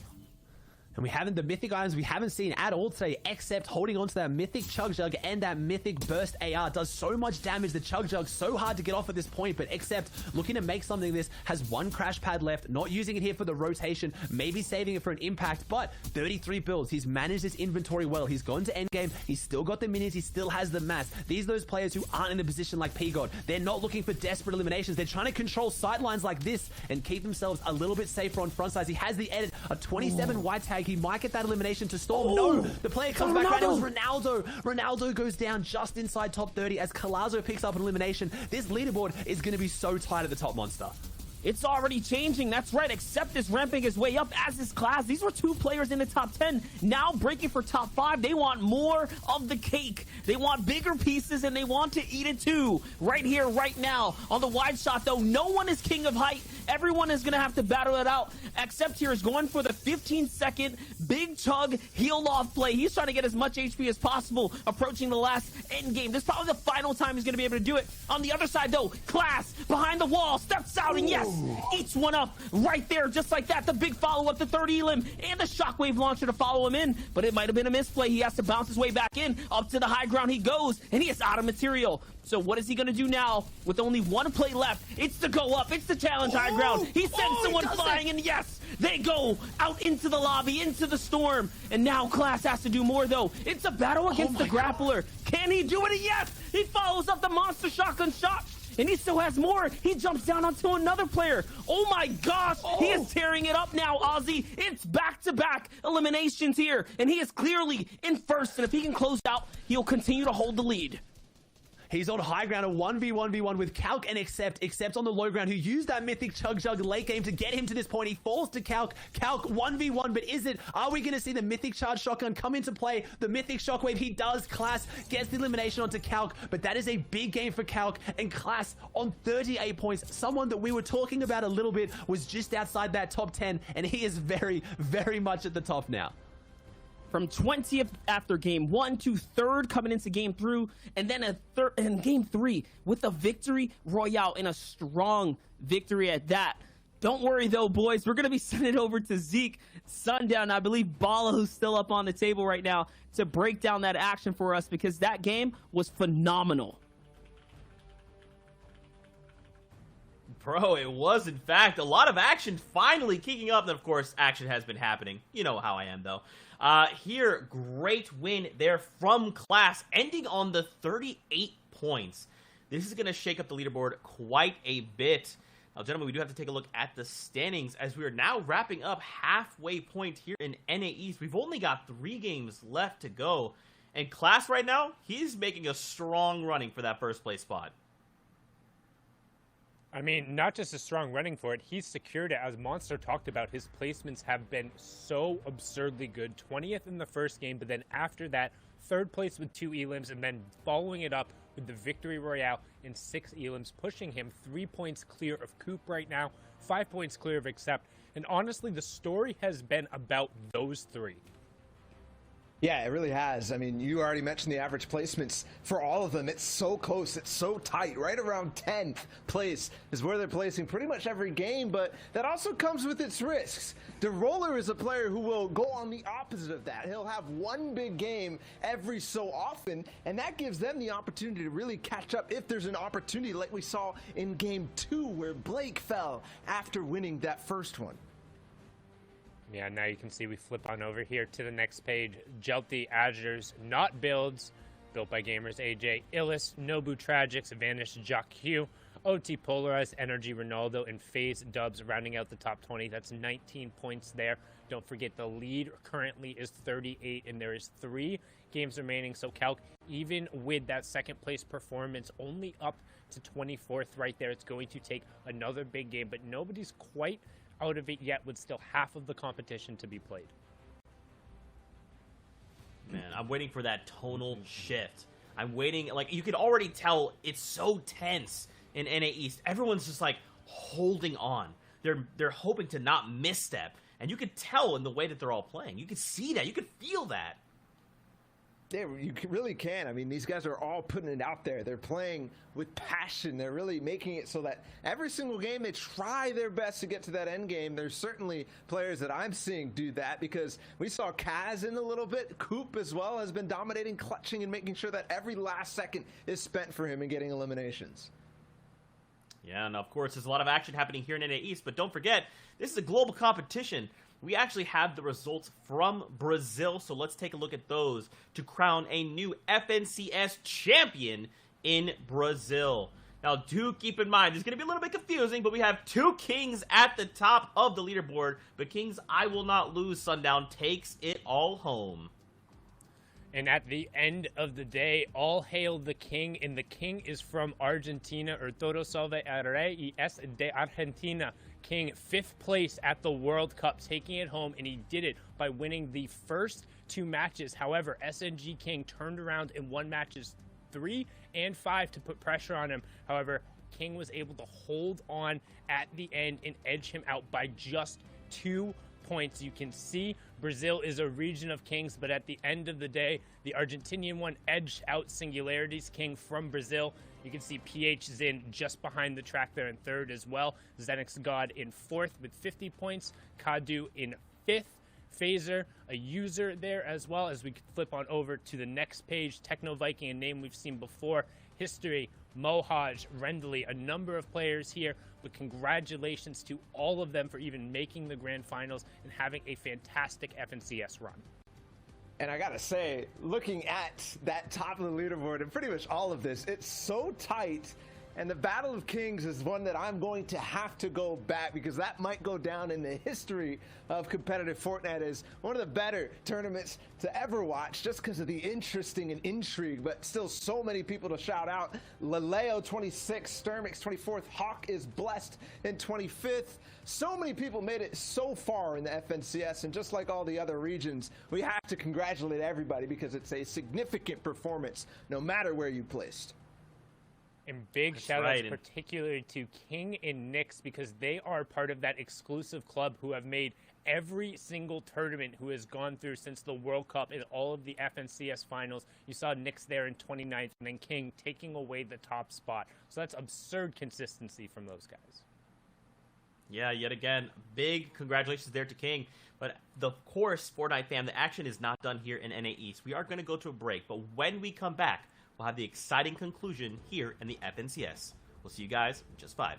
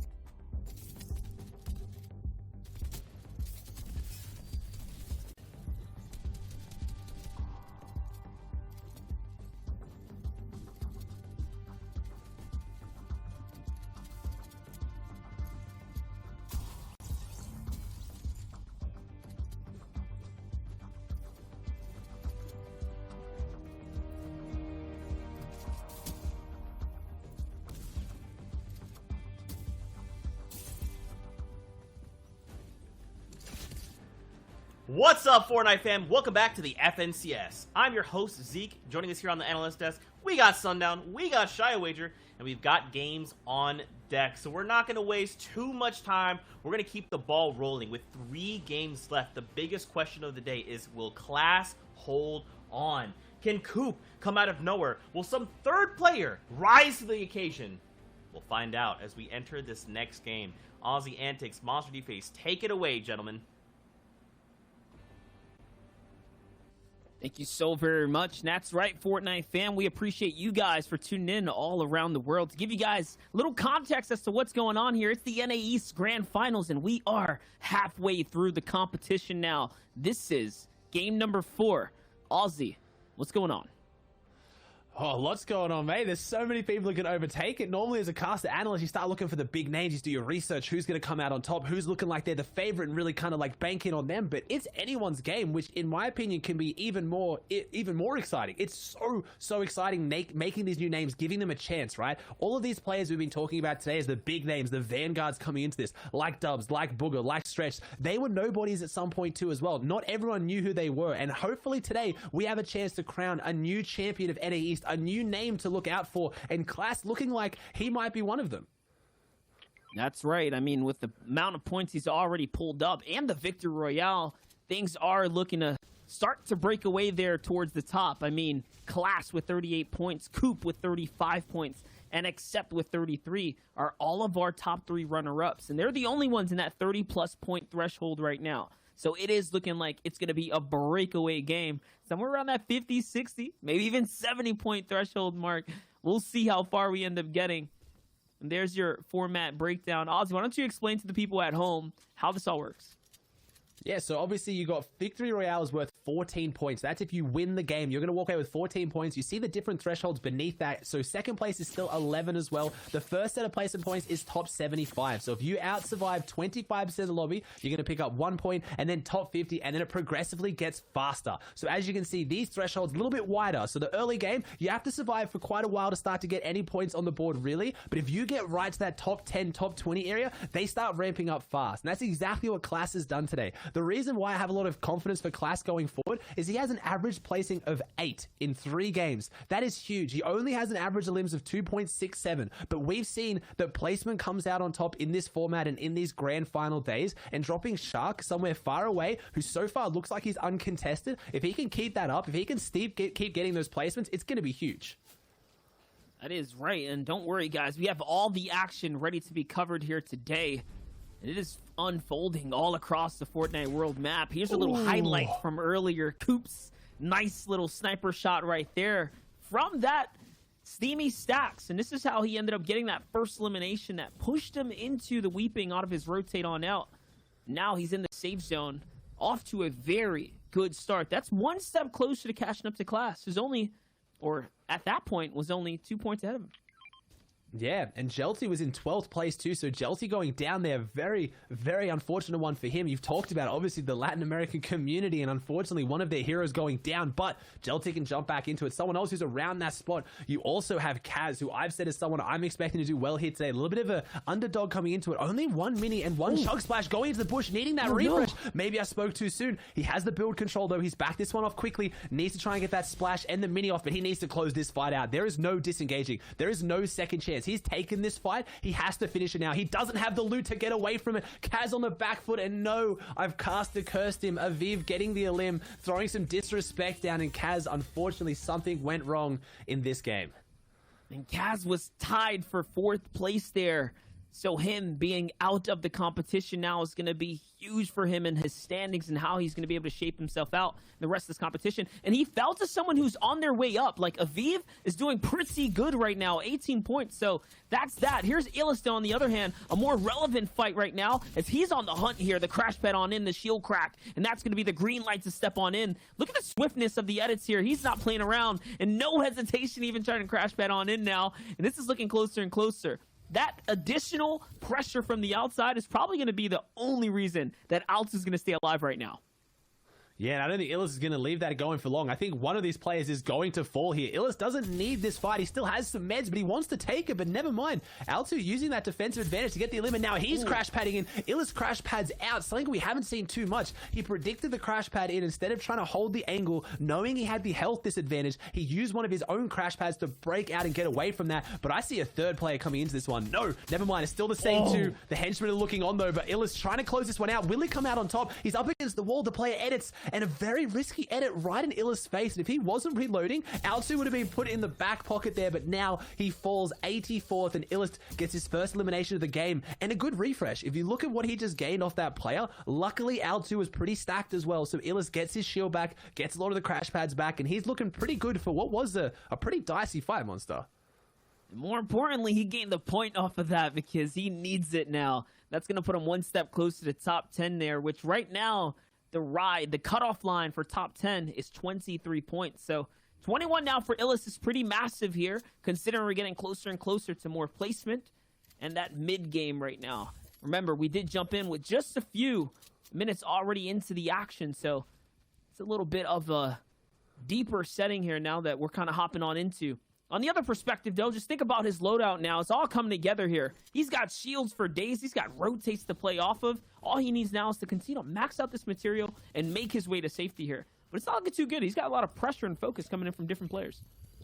Yeah, he's got one player behind him and a lot of players in front. So if he takes this fight here, they've got to close it out quickly and not bring too many eyes on them, because now they're making a lot of noise. And those players that are just inside Salty Springs will have eyes out here now, knowing the players coming in. But Illis is really playing aggressive here again. He's pushing off just a couple of AR tags, but luckily for him, the third party that almost eliminated him before actually helps him this time around. And Crip going down. Illis, 2 eliminations on the board and an even better loadout now, picking up the one thing he didn't have, which was a launch pad. So Illis' aggression paying off in spades here now, 2 on the board and a lot of extra loot to show for it.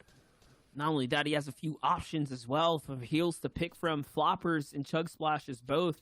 Azers, on the other hand, though, playing this cone right now. 24 points here. He was just on that brink of breaking out. He's in top 10 now, if you think about it, because of the fact that we did have someone get taken out there as well, just at the start. This was Skittles. But you got to think about it. The zone's closing in now, and there's a bunch of players behind him. This fight here, oh my gosh, the cone's going to play off. It's Rox who walks right into what is basically an ambush from Azers. He gets rewarded with all the loot as well.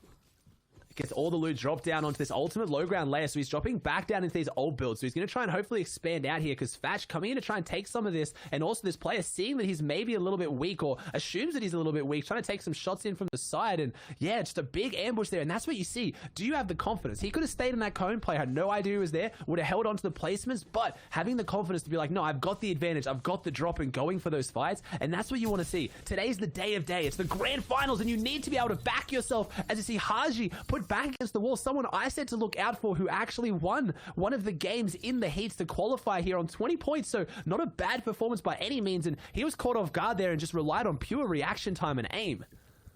Massive eliminations worth 2 points because the 75th placement threshold was broken as he converted. So just like that, wow. 18 to 20 points now in the game here. This is Grand Finals Day. This is the halfway mark of the competition. Game number 4, ladies and gentlemen. So after this, that's it. They only have 2 more opportunities. You do not want to get sent back to the lobby like Sid here, who was doing so well up until now. But there it is. He met the red light. He's got to park his car here till later. He's going to have to try and come back into the next one, hopefully hit the green light and push forward. Might have to hit the gas as well. He's doing well, but he's not too far up on the leaderboard. And there is big prize money today. We haven't talked about it too much, Monster. $50,000 US for first place. That is how much the players got for qualifying for World Cup. So this is big. These are the big stage set here. And these players really are going to have their eyes set on the top. And we broke down the prize pool before the show with the analysts, and it does start to get real heavy around that kind of top 5. But there is big money to go out today. 1 point, 2 point can be the difference between a few thousand, or even we saw in Europe, sometimes one elimination. You were talking about a Monster with me in the pre-show. Some players going down in their last game, they were like $20,000 and $30,000 swings in a single fight. Yes, that's right. This is life-changing prizing on the line here. And that's not it. It's the glory as well. It's to prove to the community, to your peers and friends, that you are one of the best. And all that practice you've been putting in is going to be well worth it here.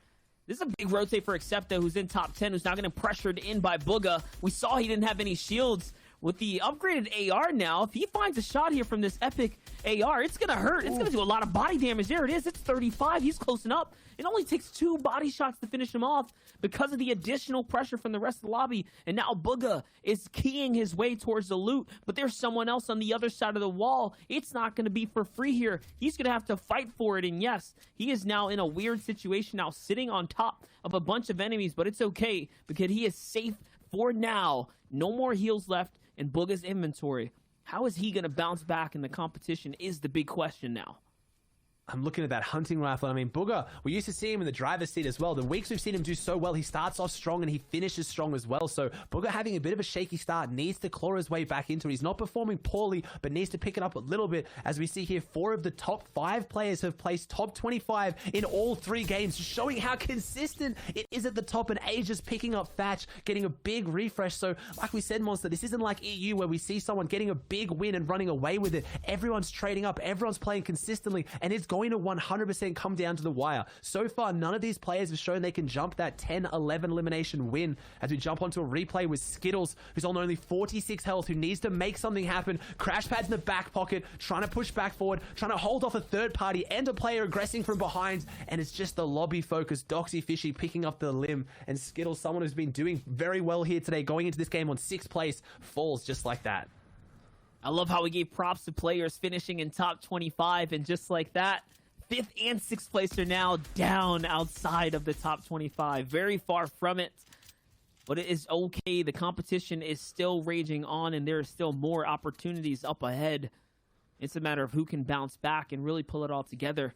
This is a very crucial zone to make a proper rotate out of. Someone like Bugha is going to need an impact soon. He's going to find one through the floor there just in time as the build is freshly coming in, and he's going to be sitting inside some enemy kind of builds now. He's trying to see if there's some free loot down there. He's probably going to want to take advantage of this. And remember, he did just tag the player down there as well. He needs this as much as the guy in front of him, and that's a free tunnel he's landing into. We'll see now if Bugha can find his impact elimination, or will it be the end of his run right now? It's going to be up against Not Builds, who's on the other side. So here it happens. The crash pads are going to come out, and now he's forced into defense. He only has 45 builds, guys. This is not a lot. Ooh. He's got to secure this. He has to get it. He does, and he gets the elimination for it too. So obviously we had the Nobu member Pabstow on the back foot as well, trying to push for that one. I saw it. There it is, the mythic Chug Jug. When you're going into endgame with no builds, no material, nothing, Bugha needs to secure this. He can't walk away from it, but zone's coming in. Someone else took it. He didn't get the crash pads. What did he get? Did he get the material? And did he pick up the infinite Chug? We're going to have to find out when we jump on his perspective later, because he needed those meds bad. And I was just going to say, as much as those players in the top haven't really had their big game, any of these players can. We've talked about it. Who's who? Bugha, Stretch, players who have shown in qualifiers and heats, they can drop 8 to 10 elimination wins. If one of them does that soon, we're going to see a big jump up from someone else, and the leaderboard at the top is going to get even more stacked. That is so true, and this is the time to do it. Halfway into the competition, we've seen players like Stretch pull off the marathon run, the back-to-back big games that he needs in the past. But if players like Blake stay consistent, these are the names that we're going to see continue to rise on up. Remember, Blake was shut down in the previous game, so this is a massive game for him right now. And he's doing big things for what is just a normal, common AR, showing that you do not need an upgraded loadout to make big plays.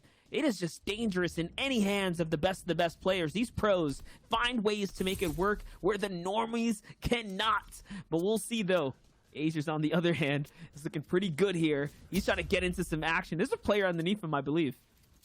Yeah, and that's what's so important about the consistency. Blake drops a 14-point victory royale from placement and 6 eliminations. He got 20 points in game 1, and I believe he was on, in there? He was about low 20s, 23 or 26 from this game, so that's a real big issue for him. He needs to find that consistency, but if he drops another win as Aegis trying to use his crash pad to go forward into this box, and this is a half-half zone that they now have, so that fight was so huge, because if Aegis managed to win that, not only was he going to get half-half the elimination, he was also going to get Kit's mythic loot. So Aegis falling there so close to what could have been the game he needed, as Stretch is now below it, and Keox looking to have his game. If Stretch is in there, if Stretch gets his hand on this shockwave launcher, at the start of this season, he was known for it. He was playing caddy corners in solos. If anyone could win a game with that loot in the back pocket, it's going to be Stretch. And if he's identified that player has it, he is not going to stop until he gets it.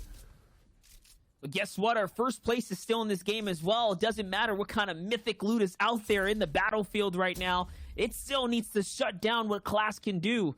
And we saw if he gets his hands on something big, he runs away with the competition. First full moving is going to be coming in soon, and he's kind of in a shambles situation. He's middling as far as his loot goes. Only 30 builds. He does have just enough heals and stuff to hold him out, but it's not too much. It's not the winning loot that you want to see coming into this late game. The zone is going to favor him for what it's worth, so it gives him a few more beats here to look back and see what he can find, to see if he can pull some elims. He doesn't have a single frag right now. Remember, top 40 is the next placement that can be given out, so he can effectively walk away with still a few points just worth of placements alone. Yeah, 3 points of placement would be good, but he's got to pick up that pace as well. He's got to keep up the pace, sorry. Eyes are on him. He is in first place right now on 40 points. And last time we saw him when he got the win, he had 7 floppers. So it is. It's looking like a very different loadout. And again, these are the players you want to watch out for who need something soon. Again, I know Zate coined it best. Do you have the loadout you need to win this game? No? Then get in. Try and get an elimination. That's exactly what Class does. Identifies that he hit him hard, but it's probably going to take too long to finish that one off. So now he's trying to find it. He's not just resting on what he has. And this is what you need. Takes down Uzi. You need the confidence when you're in first place. You're not holding on to your lead. You're pushing it. You're putting the pressure on those around you to jump up and take over control of this tournament. Make everyone put eyes on you and feel the pressure. And Class is not feeling the pressure here. He is putting it on everyone else with a big elimination. And now look at the loadout difference, Monster.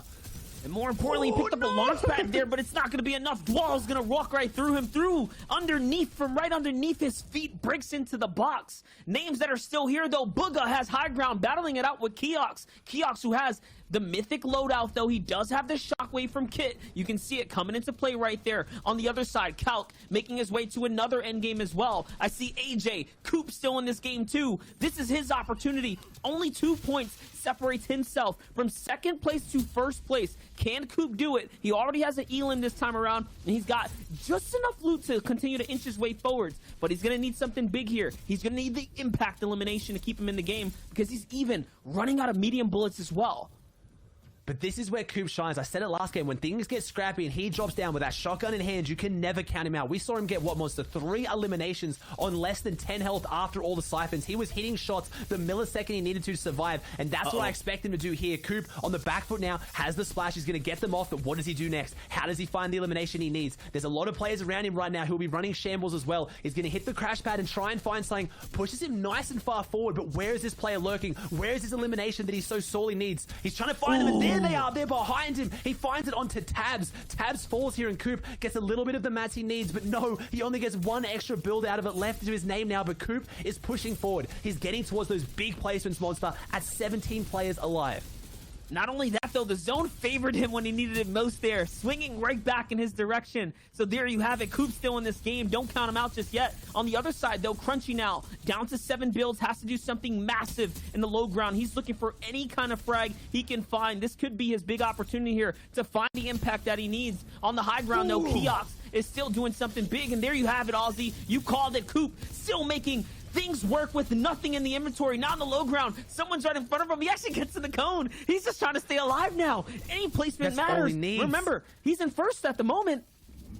He's jumped up into first. Eyes are on him now, and Coop needs to hold on to the pressure. Can he deal with it? Haven't seen him in this first place position so far this tournament, but he's doing so well. The white tag from behind has to drop back. He's pinned between this player and zone, but no, he can go forward. And there's another player. He misses his shotgun shot, and no, the first one we've seen him miss, and he needed it so badly. But Coop having a phenomenal performance again, going down to Crims. Crunchy on the bottom ground. We saw Sundown talk about it yesterday. Does he like it, Crunchy? Does he like it smooth? Let's see it. He's going forward. He's pushing in, trying to find his way around the corner. 27 points, no build. 4 eliminations though, so a big game, using that harpoon to push forward, wraps around, takes down Booger. He gets the elimination. Booger falls here, which is a big game for him as well. And Crims, the double elimination, back-to-back. Dubs falls too, so we're gonna have such a tight top 10 as Crunchy wants to push his way and cement it higher. The harpoon coming in clutch right now to get him forward, and there's a bunch of loot there. I believe Keox is still on the high ground with the shockwave launcher, so you have to keep that in the back of your mind. Can these players win? Can they overcome the shockwave launchers? We've we've seen it be so devastating. Is now Rockets dropping out to Crunchy on the low ground, has everything against him, but he's holding it strong, still has builds left to his name, has 4 left, 6 eliminations. Keox goes back up with the shockwave launcher. Crunchy scrambling, jumping in and out of zone, trying to find the angles. The AR comes out and no, he falls. Keox in zone gets the siphon, which could be enough to keep him in it. Nanolight on the high ground, the silent assassin in the back pocket trying to close this one out, and Keox wins it in the heal off, and Nanolight can't get back into Storm, and we see 22 points with a 6th elimination win. He got 20 of his 22 points in one game, Monster. That's the kind of win that you need right there to throw you back into the conversation, back into the game. He took the full-on AR battle, standing toe-to-toe in the zone at his own demise there from the shockwave.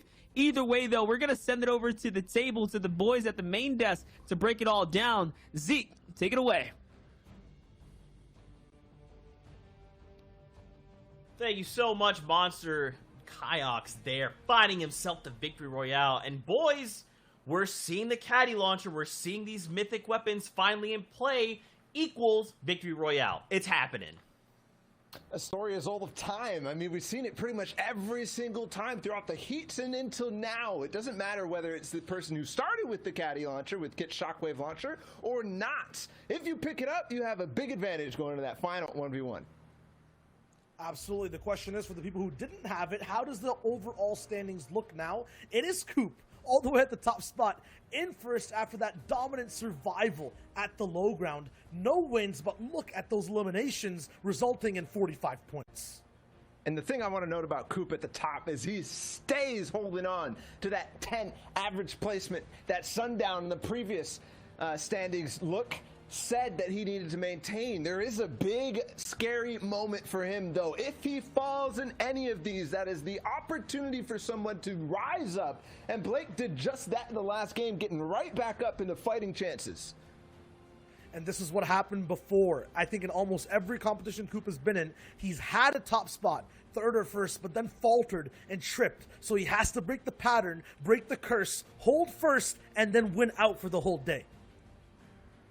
And where will any of these other guys end up falling? On the second page, there's still some big sleepers. Kaz, who's been playing very well, has fallen all the way to 11th. Dubs as well, starting to rise up. Same with P-God, who has had 9 eliminations in these games, so definitely feeling the magic that he's used to, but there is a big impact of these guys who potentially could rise hugely in the standings, like we just saw from Keox. That is a rise in thousands of dollars potentially if you end within that top 5. And that's what we saw in EU, right? Like, we knew Tayson was going to walk away with the victory, but when you're looking at that big breakdown in placement, the prize money that you could walk away with, you're trying to hit those top spots, right? Like, that's what these guys have to do. They have to come out swinging. They have 2 games left. They need to make the performances that will literally shape history and make it their own, because right now, it's make or break time.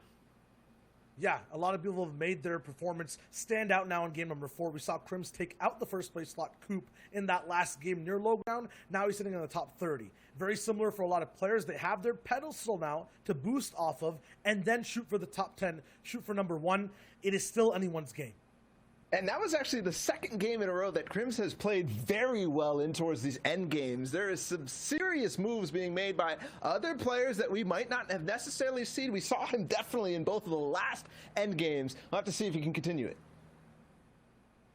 That's right. I mean, as we kind of break some of this down, we've got 2 games left. There's a lot of these power shifts happening, a lot of players making moves, others falling. I mean, again, as people are eliminated, that's it, right? They have to wait till the next round to earn more points while others are allowed to kind of step forward. But Keox, I mean, he made this game his own. Yeah, let's just stop back and look at exactly how Keox won that last game. Maximum amount of ammo and loot to boot. There's some nice shots all the way there in the mid-ground. Once you are loud and heard afterwards, you go all the way to height, start dropping down, mid-air, 70 damage tag to wrap that up on low ground with another quick shockwave up. Look at every single use. We're pausing on him to show you the decisions that he's making in fast reaction times, getting these shots down from long range, from beautiful moments and shots all the way outside the zone. They just connect for Keox.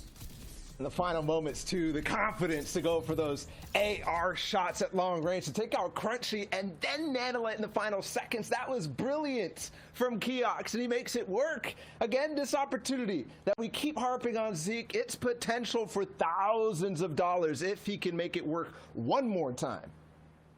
Yeah, man, we've only got 2 games left. We can't stress this enough. For you guys watching at home, every time these players interact, it is going to dictate whether they are moving up or down the leaderboard, right?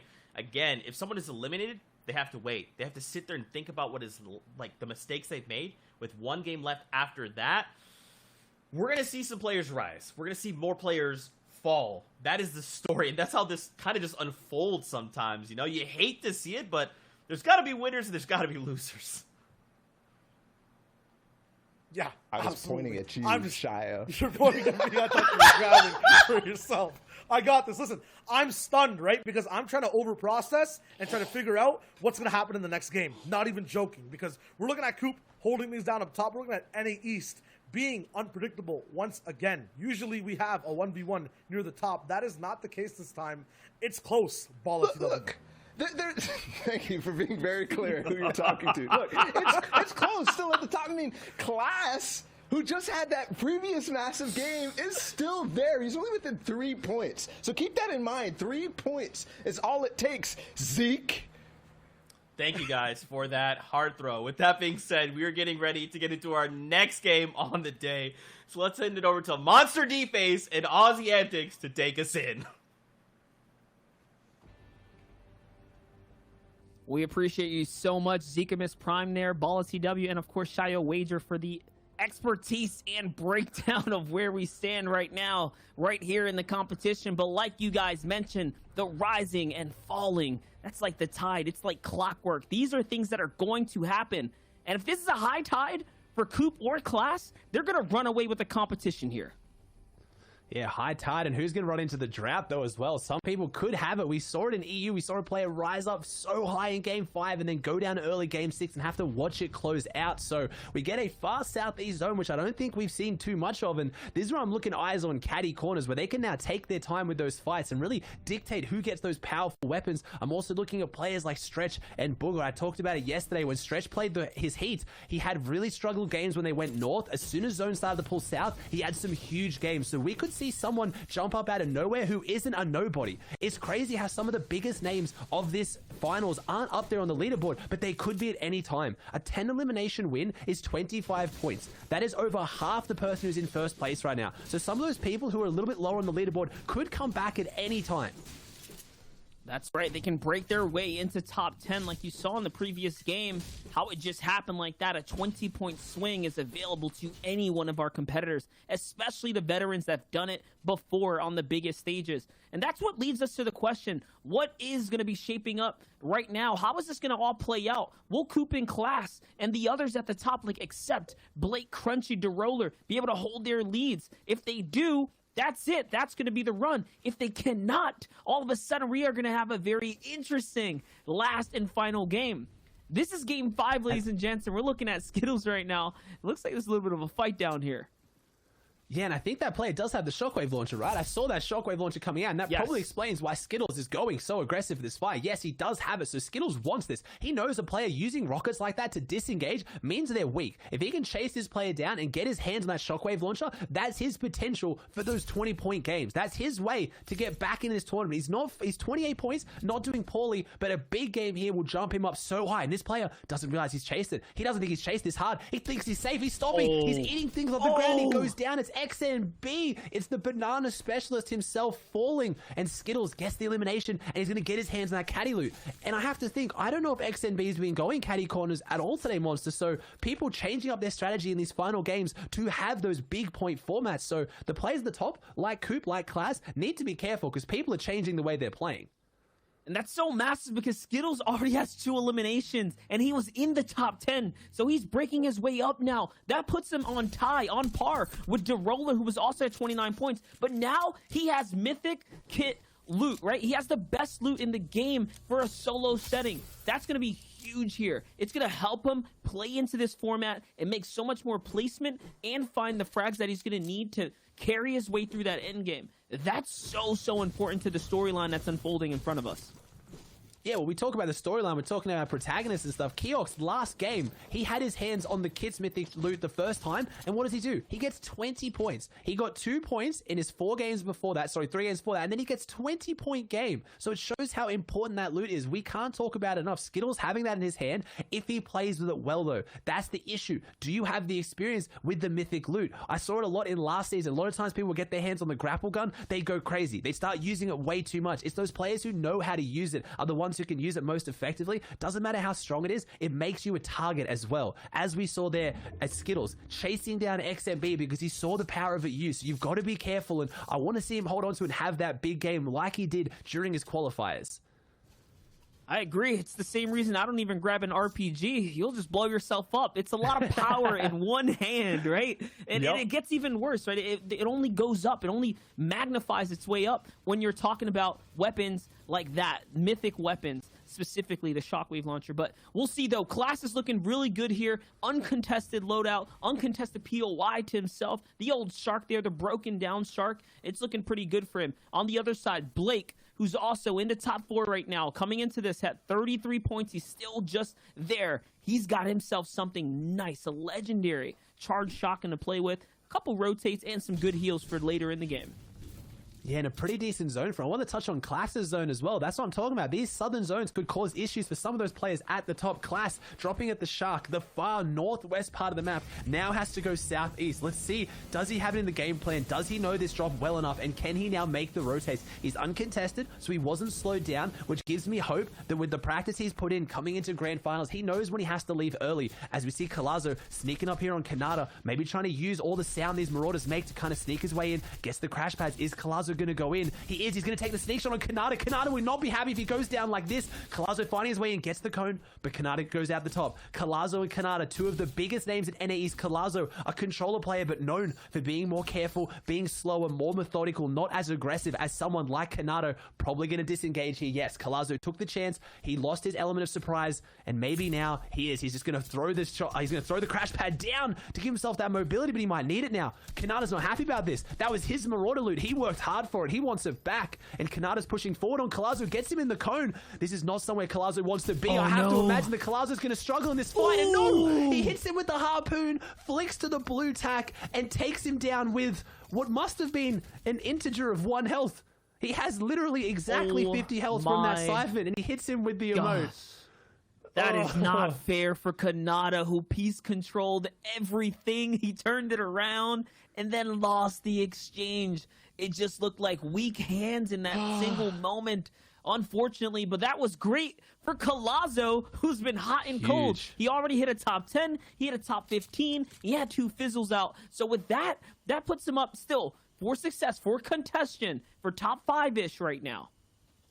Yeah, he can jump back up there. And like I said, Colazo is known for being a very, very smart player. In trios, he's one of few controller players who leads his trio. He does the tunneling, he does the building, he makes the decisions, showing how insane his game sense is. And let's see if that can show up today now. He's got the loot, he's had his mid-game aggressive fight, which is not normally his style. And now that extra loot might boost him into the end game where he does play so well. And Colazo been struggling a little bit in the heats and qualifiers, didn't have any incredibly massive performances, but I really hope he has it here today. A player that I've been following for a long time as a really good staple pillar in the competitive community. Is Crunchy doing well to try and make a name for himself here today as well. I feel like he impressed massively in his heats, and see if he can keep doing it today, Monster. That's right. He's up there. He's in the top 5 right now. He's got 8 floppers too. We'll be keeping a close eye on him. On the other side, though, it's Accept, who's also looking pretty good loadout-wise, but the medium bullets a bit low. He's in a dangerous situation now to take any kind of fights if he cannot convert on them, because he'll find himself with nothing to take it into the late game. Berserker in the feed, though, is going to light up Bucky, and Bucky's going to fall, not finding his footing out of the Frenzy Farms. It seems like the hot and cold landing spots for him are not doing too hot. Yeah, and Accept had the mythic loot last game out of Fortilla, so I have to think he didn't get control of Ocean, which means it could be in the hands of Dubs, which could be a massive swing for the tournament as one of those players who can be so consistent in placements. But we've talked about it. Dubs has been getting those consistent placements, but now that's not going to be enough. If he's settling for maybe, top 20, top 10 possibly, but if he wants to push himself up there, he's going to have to pick up some eliminations, because he's falling a bit off the pace. And someone who can pick up those eliminations, who we haven't seen much of today, Clicks, a player who can drop big games if he gets the opportunity, Gonna hold this angle with the sniper rifles. He knows the player's there. He's trying to secure this chest. I don't know if he wants to take the fight. It's a scary situation for this opposing enemy because Clix, if he gets inside this one, turns this into a bit of a box fight, we know how strong he can be. But there's a couple of eyes on them and they are on edge Storm. So Clix choosing to be smart about this and rotate away, and no! Flicks it back. He baits him with the rotate and flicks it back with the clean quickscope onto Sid. Clix showing that he's still got it very much on 15 points, but one of those players to look out for to drop a big game 5 or 6 when there's nothing left on the line. I expect Clix to go ham and it's going to pay off in a big way, or he'll drop down even further. If there's any time to do it, it's now in game number 5. And Sid was in 15th place coming into this competition, coming into this game here. So that's a big drop off for him. We're going to see him fall in the standings now that he can't accrue any more points. But players like Clix, though, if he turns online now, there still is an opportunity, still is a chance to fight for the big prizing that's on the line here. Time to rotate now, though. This is going to be a far south zone pool. Remember, we had the first 2 games favored downwards towards Weeping. This time around looks like it's going more towards the mountainous side, more towards Caddy's Corner, somewhere down there. And that's going to be some new terrain for these players to play into. And those are the hardest zones to stay consistent. If it goes up and down, we hear Sundown talk about it all the time. Old Man Mountain will take his toll. If they don't have launch pads, if they don't have maybe one of those 2 mythic items with incredible mobility, it's really hard. You get pushed down the mountain a little bit and then the zone goes straight back up it. You've got to scramble and fight your way back up with a lot of people. So we could see a very interesting zone and endgame where some of those players like Coop and Class are going to have to really show off their consistency here. That is right. And even on this rotate here, Clix is not getting it done for free. There's multiple players here that are looking to fight right now. Not sure why, possibly because of Storm Surge that is active now. Players need their tags, and it doesn't matter. You stop in here to fight with Clix. He's going to give it to you, and he's going to do it right there. He did it with the sniper again. This is the second time now he's landed this big bull action shot that he needs. On the other side, it's Too Fishy, one of the hottest up-and-coming players, one of the hottest players on this scene right now, who's been not too hot today, specifically. Unfortunately, not really finding what he needs. On the other side, though, P-God, he was off to a very strong, consistent start, and he's had a bad game in the recent ones. Yeah, and I have to mention how on brand it is that every time we turn into the Peruvian P-God, he's always got the pepper popped. Me and Sundown were messing around with it yesterday with some tongue twisters, but it honestly seems to be his game plan, and it lets him aggressively push forward with speed into fights like this onto Vibify, someone we've unfortunately seen on the feed quite a lot today on the stream, unfortunately at the back end of getting eliminated. P-God trying to get his way back into this one. And just a few elims will break him right into top 10, so let's not forget that he's been doing just enough. As you see, he gets tagged pretty hard there, but I think he's going to be A-okay. On the other side here is D-Roller, sitting up on high ground right now. And this is what I mentioned, the zone pulling southeast is going to really favor into this mountainous terrain, this sketchy place to kind of rotate through. It only gets harder and harder if you're late on the rotates. The players that situate up first are going to have such an advantageous position over the remaining players in the lobby, and it's going to be that much harder to move on out, especially for players like D-Roller who don't have a launch pad, but at least he does have a crash pad. Could be a fight, though, for him to take. He's someone behind the wall there. The Storm Surge one above, and it's active right now. I think it must be just one above, and yeah, he is. He's gonna have to push towards Daxor, maybe to get some tags off. As we can see, Daxor not doing too hot today, 7 points. I was gonna say maybe the hope for the E11 back-to-back on 2 major regions, but unfortunately I don't think so today. But Daxor needs to win this one, as D-Roller's gonna push around the side. We know he's going aggressive, and we know why. He needs his Storm Surge tags. If you aren't a big fan of competitive Fortnite, you don't follow it. Storm Surge is basically the threshold that D-Roller needs to get above. He needs to get damage above that threshold so that he doesn't start taking 25 damage every 10 seconds, and that's why he's going aggressive. It's why me and Monster were saying how good of a position he was in, and it changed so quickly, and that's why Storm Surge is in the game. It pressures those players so they can't play too passive. You need to have these interactions, you need to have engagements, you need to take fights. You can't just sit back and rest on what you have. As Daxor identifies this, now knows how weak he is, and I think he's going to push forward and punish this one. He has the SMG in the hand, and he also has the 2 crash pads. Yeah, it looks like D-Roller unfortunately stepped out a little too soon. He was safe for some time, but might have miscalculated how soon he needs to push in, and that's going to be it right there. You saw the tag come through. It doesn't matter. Daxor's going to walk right through him, and he's going to take him out of the game. Let's not forget, guys, D-Roller wasn't a top 10. He was just underneath top 5, so that's going to be a big, big pause for him. We need these players in the top 10 to stay alive and continue to get points if we want this competition to be close. Remember, players like Coop, Class, Accept have such a lead over the rest of the players here that if they stay up, they could easily run away with the competition and never look back. It could be an insurmountable lead they're putting up in front of them. Here's Blake, though, someone who is in striking distance of the top 3, making a very scary rotate across the open waters here. There's even sharks nearby, so he's got to be super careful as the shots are coming in from all the players situated up on the mountain now.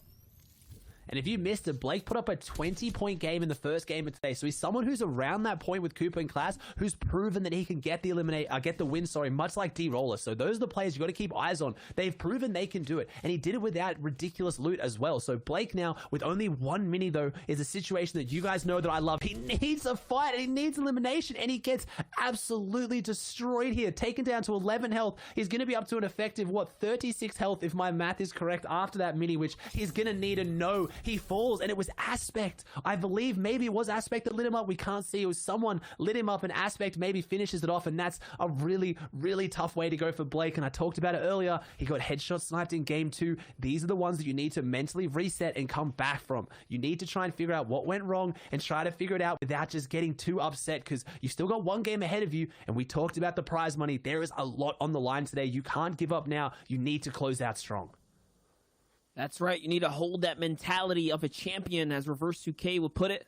Even if you fall, you can still turn around and take a victory in your final game to really bump yourself up to either qualifying, but this time it's for the money, it's for the prizing, it's for the prestigious placement that'll stay etched in your competitive history for a lifetime.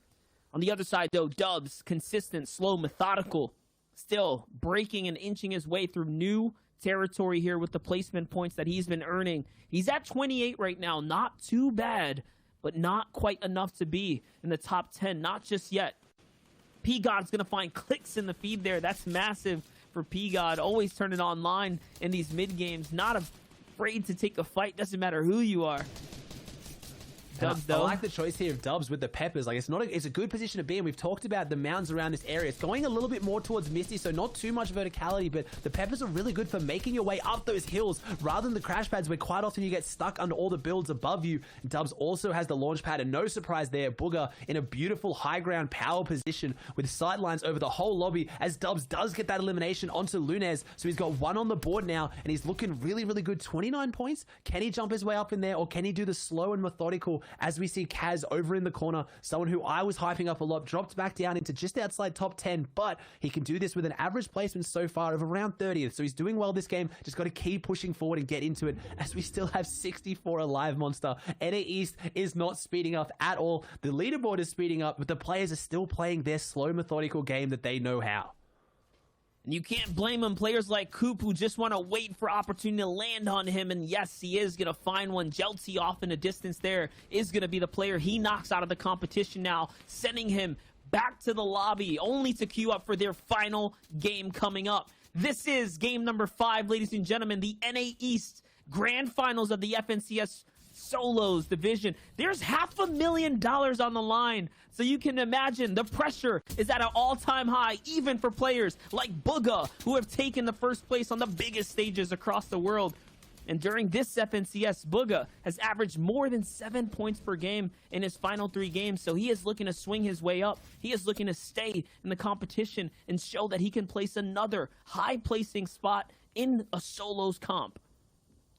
Yeah, showing he does. He has that mental fortitude. Obviously, Booger proven he's a champion on the day of days, won the Solo World Cup, but it was a different story. He jumped out with that massive lead and just had to hold on to it. Did not lose his first place since first game, but showing here as a competitive player, he has progressed even more to be able to close out those tournaments that don't start so strong, and looking to do so here. Drops down with the green tack, and he does. He takes down Cody. A big elimination there. Booger and Cody also actually used to be teammates too, so maybe a bit of love lost there between Cody and Booger as he gets that big elimination. And he's back up to 75 builds now, 6 crash pads and the launch pad. And that's 1 extra player that's now taken out away from him, around him. So he's conditioned this area and now has an even cleaner rotate with not as many people around him as he pulls a pretty difficult half-half, but not too bad of a one here, Monster. That was huge. Cody did get his fire put out. Once again, another game in a row. He was doing well at the start, but hit that mid-game wall like we talk about, that mid-competition wall that can happen to anyone regardless of how good. Booga, though, is on the crash pad. He's not slowing down, not at all right now, as he's going to position himself up on a nice, great layer here. Booga, one of the few people that actually look out before they crash pad. He treats it almost like a launch pad if you ever do any reviewals, and this is going to be such a big elim for him. It's going to be on some rocks. Oh my gosh, the impact frag that he needs. He can actually gather up all of the loot here as well, and now maxed out because of the pickup there. This is looking like it could be Booga's game easily now. It easily could be, and we've just talked about that graphics shown up. We crunched the numbers, and Booga is good in this tail half of the tournament. So if anyone's going to handle the pressure and show up big here in Game 5, it's going to be him, and that's what you're watching if you've just tuned in. Game 5 of the NA East FNCS Grand Final. Monster just laid on the line. $500,000 is going to be given out in the next 2 games, and a few players need to jump up there right now. You're looking for Coop, you're looking for Class. They've got a decent lead on the rest of the tournament, but we've seen big point swings in the past. Someone can jump up and take their position and get into that top 2 spot. If they fall soon, it's going to be anyone's game for the taking, and that's what you want, a nice tight leaderboard at the top, because this one is going to be a nail biter, except we saw him have a great game last game, but that was with mythic loot in hand. He walked away with Fortilla with Ocean's loot. Can he do it now with 3 crash pads, 3 minis, and 2 green weaponry with just under 50 bills? It's not a bad loadout, but he's going to have to use it very wisely, as we see a nice water zone here. It's not deep water like you were used to last season, so these players can still build, they can still block all the shots, but it's very open sight lines. If Accept has to push across here, or those players have to push into him, there's no cover. They have to use their mats. There's no hills, no trees, no houses. It's just you and the opponent in front of you. He's going to go back forward again. He can see if he can try and make his way out of this one. It's going He's using another crazy here enemy's in crash Accept. pad. Remember, I was just going to say, let's not forget the fact that Accept is in the conversation right now for top 3 here, Ozzy. Yeah, he's definitely up there. He's got a good chance to try and jump up through this one if he can. Holding onto those crash pads, it's with plays like that where he reuses them and goes forward, takes down Zombie, and good thing he held onto those crash pads because now he needs them. Nice rotate onto front side. Ultimate low looking really good down there. Goes up a few layers. I see Calc on the backside with pressure on. I see a few people going for high ground. Booger's there. We talked about him. He was in a decent position, but now he's fighting his way back in. Illis, we're shooting him as one of the biggest fighters at NA East. He can drop eliminations like anyone. He's going to start making his way through 2 crash pads. One about to come out, but no, he holds onto it till the last millisecond. He doesn't need it. He holds it there. Zone goes back, and now he has that in the back pocket. This utility is everything for him right now. He has no shields. He has 100 health. Those crash pads are going to allow him to get into a box and get a refresh, and this is that. It's exactly what he's looking to do. He gets in there. The epic tax shotgun gets put to use, and he takes down Renan's, and now he gets the shield, and that's why you have to hold on to your utility. You need to run it for as long as you can. Wrigley on the high ground, but it's not very secure. He needs to be careful on how he plays that high ground monster. Never mind, he's going to keep pushing forward. I think Monster's just reconnecting back in. Hopefully we have him to run this end game, but it might just be you and me, but it's going to be exciting either way. Coop, someone I've been cheering on this whole time, on 50 points, gets another elimination onto COD Genesis. Coop is one of the best players with attack in hand in scrappy fights on backside, and that's what he's going to need to do. He needs to keep pushing it through. He needs to keep going and keep closing this one out if he can. And there's the RPG on high ground. It's not looking too good here. Wrigley's really going to be manipulating the lobby. That RPG is going to force everyone down the mountain. Players like Booga have to probably come back over. He's all the way at the bottommost layer. But Wrigley taking a huge risk sitting way out in the top. We'll see how that's going to happen here. On the other side, though, focus on the bottom. Booga trying to make his crossover now. And Coop as well. Coop still with a big lead here. 52 points. He's made it this far. That is ridiculous. He is only getting further and further away from the competition, Ozzy. He's going jumping forward here with this one. 53 points on the board right now, and I don't see Class. Class is not in this one contesting it, so this is Coop's tournament. Can he have the huge game 5 and then have the breezy? I'm not entirely sure, but Wrigley, finally someone sees this high ground and makes a play for it, but Hypnos falls, and Wrigley goes deep into Storm. I think they both just went down on high ground. The power position is given up. Coop has to do something to keep pushing forward. 55 points on the board. Backside of Storm. He's in the top right of your screen. That's what you want to look at. He misses a couple of shots, but the movement gets him through. He's still got floppers, he still has minis, and he's going back to front side to close this one out, Monster. He is going insane right now. Booga in the low ground trying to find anything. He's going to go for the shotgun exchange. He gets it right when he needs it most. The siphon's going to come through. Just enough mass to keep him alive as well. And it's a two-way fight right now. It's high ground. It's low ground. Booga versus Zen. And then everyone else up above right now who is battling it out. Dubs, Fishy, Nutsex, all big names on the scene right here for NA East. On the other side, though, Booga trying to bounce back in the comp. Few seconds now. He's gonna play with the storm. He's playing with fire right now. 3 HP. Someone lands in front of him. It's Dubs. Dubs goes down. Booga's still running with it. 4 eliminations now. He is clearly in the top 10, possibly top 5. He might have made it all the way up to the top. He's still in the game here, Ozzy. Booga closes out strong. We showed it, we said it, we highlighted it, and there he is closing out in a big way. But who can close out this game? Is it who, Fishy? You said it, Monster. He's hot, he's cold, he's looking hot now. He likes his fish hot, and he's trying to push forward. He's going down. He gets pushed down to Nutsex, and no, Nutsex takes him out. It's a 1v1 situation. Nutsex and exactly, it's closing out. We might see our first heal off, but no, exactly with Flopper in hand, doesn't want to heal off, jumps out to the side with the beautiful legendary tack shot for the 3 elimination win. Coop runs away with it, Monster, but is the lead going to be enough? I don't know, but that was a battle of layers, and players like Booga really stepping it up just like that. But either way, we're sending over to the desk. We're sending over to the boys to go in and break down all the action for us. There you have it. Game number 5 is done and closed. Doing exactly what it needed to find the victory royale. Now, guys, we're getting ready. We've got 1 game left. What we have to do is take a look at the standings, because that is directly going to pretty much dictate what we should expect going into the last game. What do you think, Shai? For me, it's like, you know, it must be exactly, he went out the game, he's now ahead, but Booga got an insane elimination spree, but Dubs was alive, but it doesn't matter, because in first, it's still Coop at 57 points, 19 elims, pushing the lead, still looking so hot up top.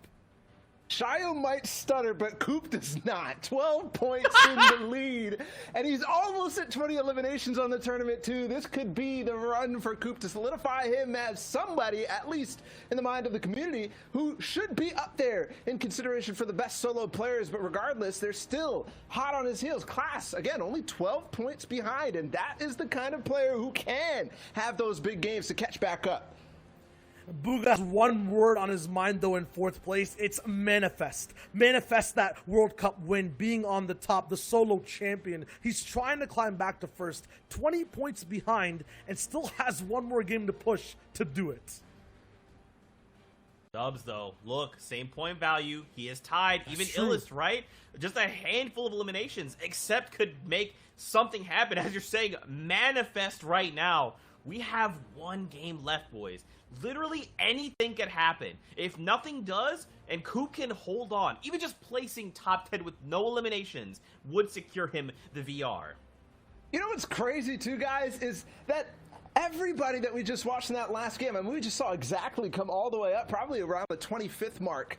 And these guys as well in this page too, they've just risen a significant amount, but there's everybody bouncing back and forth. It's not one person doing it all. It's like a whole bunch of different people and a bunch of different threads trying to grab their lion's share of the prizing at the end of the day. I'm going to say it right now. Grab your cameras or just take a screenshot of any of these pages past the top 10. They will change next game. Ball is right. It's bouncing back and forth. It's a ping pong match all the way up top. Everyone right beside there hitting.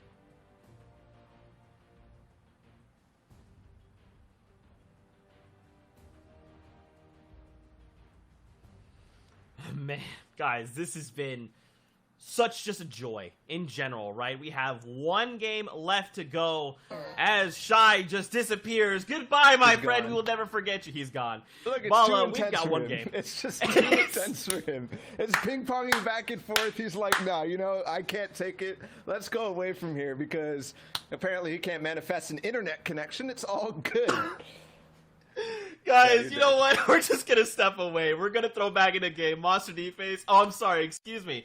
The replays. We got to talk about some things that did unfold. You know, man, manifest, that's just going to be the theme of what we are looking at. Break this down for us. Absolutely, I will. It's Coop at the top. We wanted to highlight some of the things that he's done to really shine and come all the way to the top. This is in the last game. He's pretty much in a backwards position in the back zone, no materials. And what he will do is pull out that tack. That was called out by the casters and said that he's so good in these situations, and just a few of them, every single time he's picking up one flopper, finding the paths. I mean, you saw him scoot all the way back up on the right side. It's crazy that he's able to find these things. This was the first game back in front, and still another player in his box. He doesn't care. He's fine with that. He's like, okay, you want to stay? I will take you out. You're good. And then moving into that game, this was probably one of his better games, but every single one was, because Zeke, he has a 10.2 average placement over 5 games. And I think out of the finals that we've watched, even in EU, that was unheard of. This is a little bit more consistent, and a little bit more from Coop than we've seen anybody in terms of game after game performance. And the thing is, he's been able to couple this with a handful of eliminations, right? Earlier on in the broadcast, Sundown talked about this. Placing high is so important, but you need the eliminations tied with that. If you're just placing high with no elims, you're not going to get that far. Coop has not placed out of top 25 in 5 games. Like, that's absurd. It is. And for, you know what he's doing in the, like you saw it in the last bit of that package. Like, Sundown called it. Right? He said the players who can play with low materials, the low map players, will end up being able to find that consistency, find that game after game conversion on points. And you saw it in that. Coop was literally 3 games out of the ones we just watched. The highlights from those was him ducking and diving between all the little old builds. And he always found himself not only elimination, but somebody with floppers where you could outlast and even find more paths to victory. And a lot of that is just on the backs of confidence, right? You could see it in his play. You could tell Coop is finally firing on all cylinders. I say finally like he wasn't before, but he is. From the beginning, he has his eyes set on the prize. But with 1 game left, can he hold on? 12 points. That's the difference. With 1 game left, somebody has to show up, and it really looks like Class might be the only person to be able to do it, so we've got to keep our eyes on that duel, Zeke. That's right. Viewers at home, make sure you're watching the elimination feed. We're following Coop. Can he hold on and be the new FNCS champion in NA East? It's time to get into the last game to find out. Monster D-Face, Aussie Antics, over to you. And here we have it. The battle bus is underway, and $500,000 is on the line, laid out across this Fortnite world here. It's the last game, game number 6 of the FNCS NA East Grand Finals, and we're here to bring home all of the action. It has been such an intense 5 games, an intense 2 weeks of competition. But it's a question, will Booga, who just had a huge stride all the way back up to top 5, hold out and take it home? Will Accept do it? Will Class do it? Or will Coop maintain the strong lead that he has set out before him? Monster D-Face here in Aussie Antics, and the battle bus is already laid out. And take a look, our competitors are here. They're on the field already. And they're ready to play. Someone has to pick up the pace here if they're going to catch up to Coop. And is it going to be Class? He's had an average elimination of only 1.8. He's been the slow and steady, consistent player. Does he stick to that? Does he stay slow and steady and hold on to maybe a top 3, top 5 second place? Or does he pick up the pace? Because unless Coop goes down right now, very early on, Class needs to do something different if he wants to take over the lead. Coop has put such a control in this lobby. I talked about it when we were watching Class. Someone needs to jump up and put the pressure down. Who is it going to be? And it's been Coop. It's been the story of Coop today, but a lot of other people want their story told. Booga, someone who's used to the limelight, catching up from behind, a position we don't often see him in for solos tournaments, but as you saw earlier with that statistic, he plays so strong in his final few games. And if you're looking for anyone to jump up and have a huge 2 strides, because we saw 1, it's going to be Booga. That's right, Booga's already done it. Players like Young Pauk have done it as well, thrusting themselves up, as did Crims too. So these are all of our vets that are showing that they can still turn up in the final moments. We talked about players like Reverse who were able to do it as well, and that's what we talk about, the mentality from the champions, being able to step up to the plate when it matters most. Either way, though, there's a lot of action unfolding here. Here's the highlight from Class and how he picks up one of his first eliminations onto Slim from downrange. And oh my gosh, we get the shot from 2 perspectives there, Aussie. That was disgusting. We get the bystanders as well, sitting on the rocks, the little coral just watching out, seeing that unfold, and that was brutal. But it's another point for Class, and it's another point closer to Coop. We haven't seen Coop in the feed, so he hasn't gone down, but he hasn't got a limbs too. So Class is edging forward, and those kind of eliminations are the big difference as we see Crunchy here setting up a bit of an ambush tactic, and I'm not sure who is inside this house, but he knows they're rotating out, sets up with the AR. Can he get the shots to convert? And yes, he can. Cracks the shield off, only has one minion, Lunez, who we've seen have a pretty rough day here today. World Cup solo qualifier himself, falling, not able to keep up with the pace. Unfortunately, something went wrong, and Crunchy gets a big refresh and a big jump up that he needed. We're still going to give a big shout out to players like Lunez, players like Zlem, and all the other fallen competitors already here in the last game. Their last chances out the window now because they are still the best of the best. We're looking at the 100 greatest in the region. Players like Blake proving that they have what it takes, even as the newer up-and-comers, the stars that have been around. It's their time to shine. Will Blake do it? He's got 34 points. This is a battle that matters a lot. We talk about $1,000 engagements, big money on the line, and Blake loses to Clicks finally in the early game because Clicks needs it. There's no alliances here, not in any drop spot, not in solos, and Clicks finds his 18th point there. And you talk about solos, you talk about alliances, Clicks and Blake, two renowned teammates. They were duo modes until recently. They didn't duo in the last iteration of Fortnite, but they were teammates for so long, and there's going to be a bit of love lost there. Blake is going to be upset. We've talked about it. Blake has had some of the most heartbreaking eliminations I've seen today, either getting absolutely destroyed and beamed up from a player he can't see, headshot snipes, now getting into a box fight with Clicks, probably the last person on the map you want to have a fight with.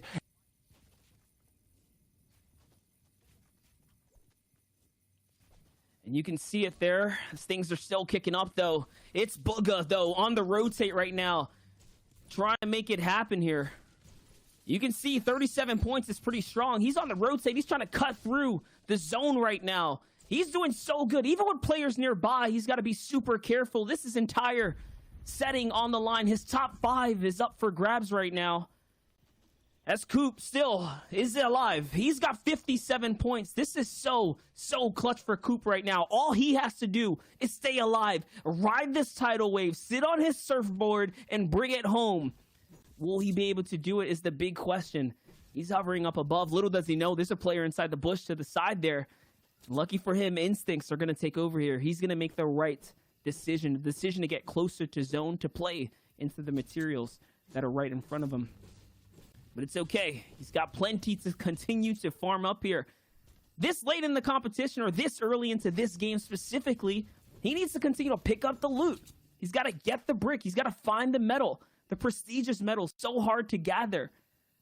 But I think he's going to opt out of all that just to stay alive a little longer now. FaZe Dubs coming out of Fortilla, we know he's been able to pull off these huge rotations, and he's got the loadout to make it work too. You can tell that he's got that vault loot in hand because he already has a launch pad secured as well, with the crash pads, with the 3 big pots. There's another player who's just stepped out of the zone so that he can gather up material now and take it into the late game. Still farming though. Just hanging out here. This is the intensity that we expect in a grand finals, Aussie. Yeah, exactly. Dubs right now in 5th place on 37 points. He's got less than 1 average elimination. He is in 5th place with less than 1 average elimination. That is ridiculous. So Dubs looking to just continue his slow and steady format. He's not trying to jump up. He's probably noticed that Coop's got way too many points to chase up. And we keep talking about the top, but $500,000 on the line. There is nothing to scoff at about coming top 5, top 3. It's not all about first place here, as Ages trying to push up into a pretty aggressive fight that we haven't seen too many of today. And this is what's going to start to happen in Game 6, where people are leaving nothing out there. They want to go. Maybe they're frustrated. Games haven't gone their way. They're going to back their mechanics and take fights they wouldn't otherwise take.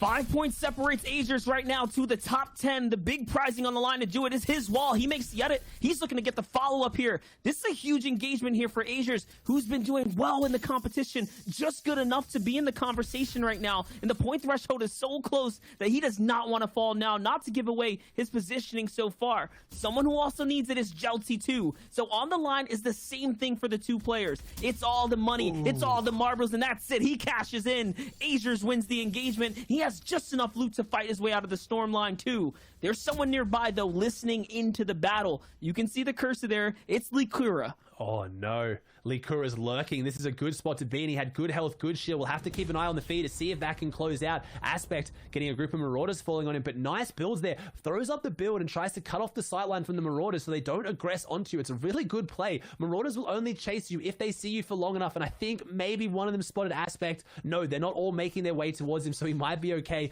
Clearly not wanting to tangle with them. He's on the edge, and right now, Marauders could ruin his tournament on 24 points. He could jump up there as one of those veterans who's kind of come out of nowhere back into tournament monster. It's so great to see someone who was here at the very start of competitive Fortnite kind of drop off a little bit, not to maybe take it seriously, and then come back in a big way. That is true here. Aspect trying to make something big of the rotate here now. You can see there's plenty of players nearby still hanging out at the Authority. Zone's already popping, pulling players to the north. That's where the pro players are going to start having to pull their focus in. We're going to have to start sliding their way all the way up here. Aspect gets the brakes put on him, though. There's someone just outside of Salty Springs now putting in some shots, so he's going to have to stop here. He's going to have to heal up now. And this is digging into 2. Oh my gosh. The fact that he's using 2 shields right now just shows, it indicates that Aspect does not want to fall. He doesn't even want to leave anything on the table. It's use it or lose it in these situations. And I love it. He follows up with the hunting rifle. Beautiful shot right there for Aspect. And now the pressure's on, though. It's Gabe. He's on his tail here, Ozzy.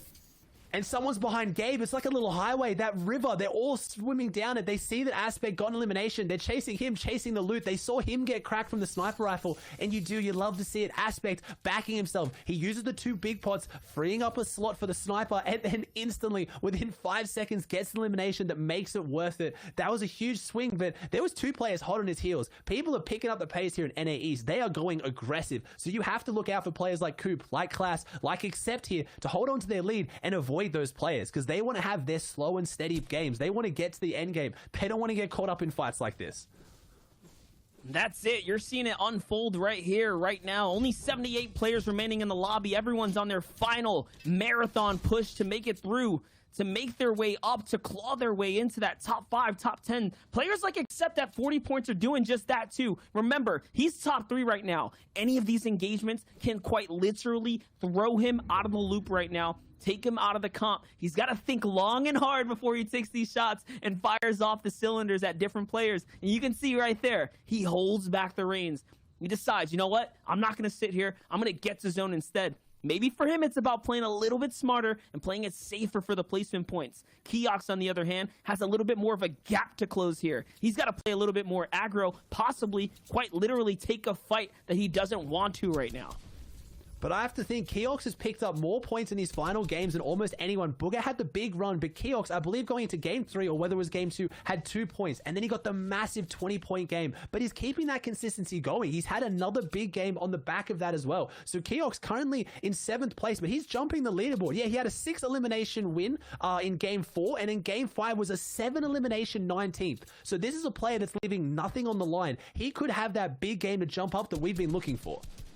Completely dialed in on that one as well. 7 elims in a top 20. So Keox has thrusted his way all the way up. He's in 7th place right now. You guys forget that with every single point, Keox is securing his way and he's shutting out competitors, right? We're in game 6 now. If you fall out, there's no more opportunity. As players like Nanolight are still trying to find something, still trying to do something here. He hasn't been on the camera a lot today, but he's still been in the question. He's been in the conversation. He can still make his final ride into the last standings strong right now. And that's it. That is the story of Nanolight. It's those top finishes performing so well, coming top 3 at DreamHack Anaheim, but still just a face you don't see a lot of, someone that doesn't get a lot of respect on him. He's so good in these stack lobbies, but he doesn't perform well in cash cups. Currently sitting on an average elimination of 1.6, so he is a placement warrior. He came 2nd last game, so he's looking really, really good here at the end, but he's got to keep going. He's got to keep pushing forward and try and make something happen, as these are the fights that are going to be the questionable ones. Can he hold his own when he has to fight mid-game, when people get aggressive and set up on top of him? He can't just play his safe placement game all the time, as we now slink inside top 75 and 1 placement point goes out. The first one of the game, Monster. As much as there's people going aggressive out there, there's plenty that are still playing safe and keeping this in true NA East slow and steady fashion.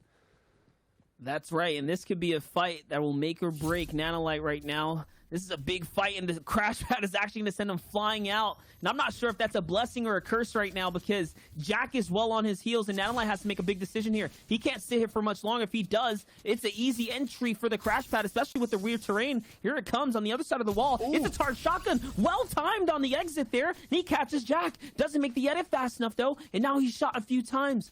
That opponent, though, is very far off in the distance. I think he's going to be okay here to heal up and stay alive. Yeah, but it's win the battle, possibly lose the war. He's on the back foot now. I didn't see too many meds there, and he's not in a good spot. As we see Panda, who's out in zone, not in a good spot, has the meds, but needs to get in to have the time to use them. He's left this rotate very, very late, and maybe it's this kind of missed timings on the rotate that could explain the 11 points. Not too high up there, but what can he do? Are there players around him who are high up on the leaderboard, like Keox, that can be ended just like that? Keox in 7th place going down. The analysts talked about it. We've talked about it. In solos, every interaction matters. Panda has not a showing to get top 5, top 10, or even close, but he's just taken Keox out, and that's why it matters so much. Fortnite fan, we got to give shout-outs to everyone that's made it this far, even players like Keox. He's still probably going to hold a very strong positioning in the comp so far. It's been a long, grueling set of FNCS quals, heat, and now grand finals as some of the favorites are falling here. Even Dubs now, Tahita, who are still trying to say, hey, we made it this far for a reason. They are the best of the best out there right now. The crash pad across the field here just to continue to keep him in the game. And that's how Dubs' run ends now, and Hita's story begins here. But is it too late? It sure is, because we're in the last run now.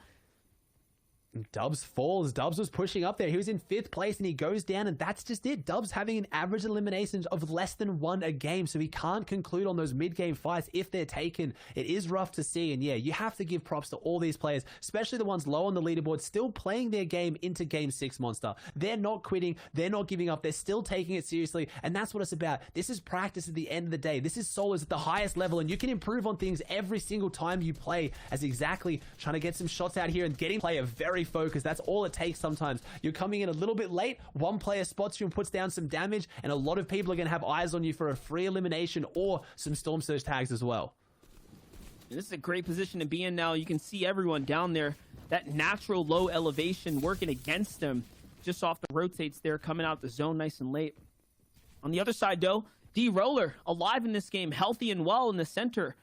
Has a good position on the zone here. It looks like this is a different end game. Yeah, we haven't seen the zone pull very often up here towards the northwestern portion.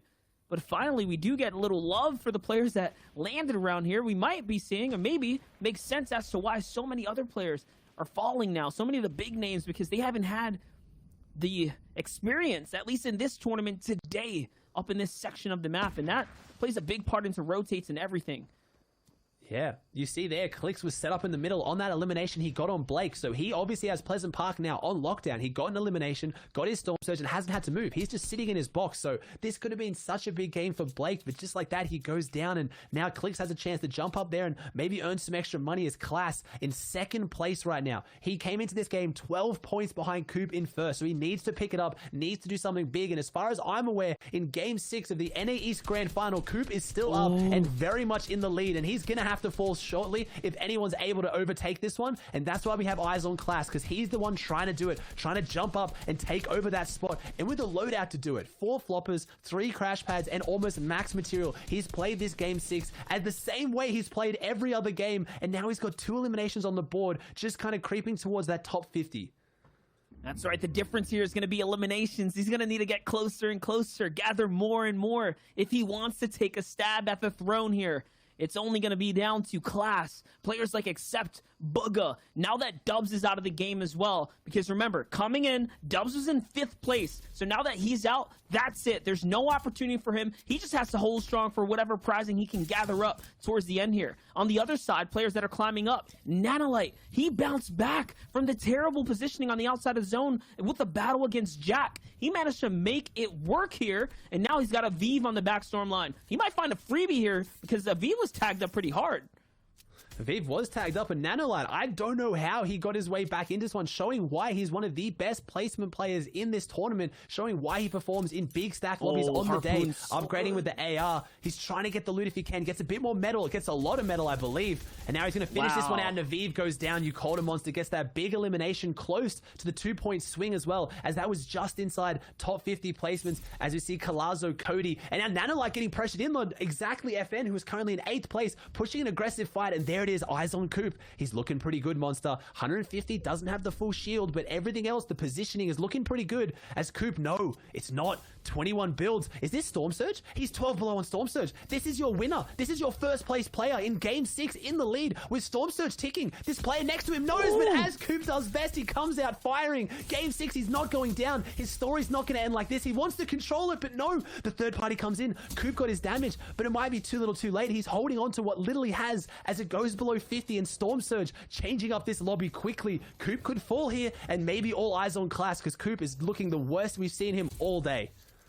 This could still work, though. Even without the medium bullets, he has the one crash pad to rotate him closer to half and half out. He's got a little bit of favor going into his pocket right now. We'll see, because if Coop falls, this leaves the table open. This leaves the opportunity up for players like Class, Booga, or Accept to snatch away the crown here. We talk about a few things need to go in your favor, is one of them being Coop needs to fall. We'll see, though. 0 medium ammunition. He can't do much right now. He is literally a sitting duck here with a charged shotgun and no follow-up. He's trying to find loot. This is what scares me. I think he needs to crash pad in. I think he needs to go for a fight soon. The longer he leaves us, the harder it's going to be to find. And there his blade comes out, 10 health. Can Coop do it? Can he get the one charge? And no, he can't. Coop falls just inside top 50. 59 points. That is your mark. People at home who have just tuned in, first place has gone down on 59 points. So when we tune into players like Class, like Accept, like Booga, who have a chance to overtake them, 59 points is their target. The speed has been set, and they will have seen that in the leaderboard. They will have seen that in the feed. They know that he's down, and they know they have a chance now. They can smell it. Victory might be attainable, because Coop has his worst game of the day in the last game of the NA East FNCS Grand Finals. That's right. The opportunity for the biggest share of $500,000 is now accessible for everyone.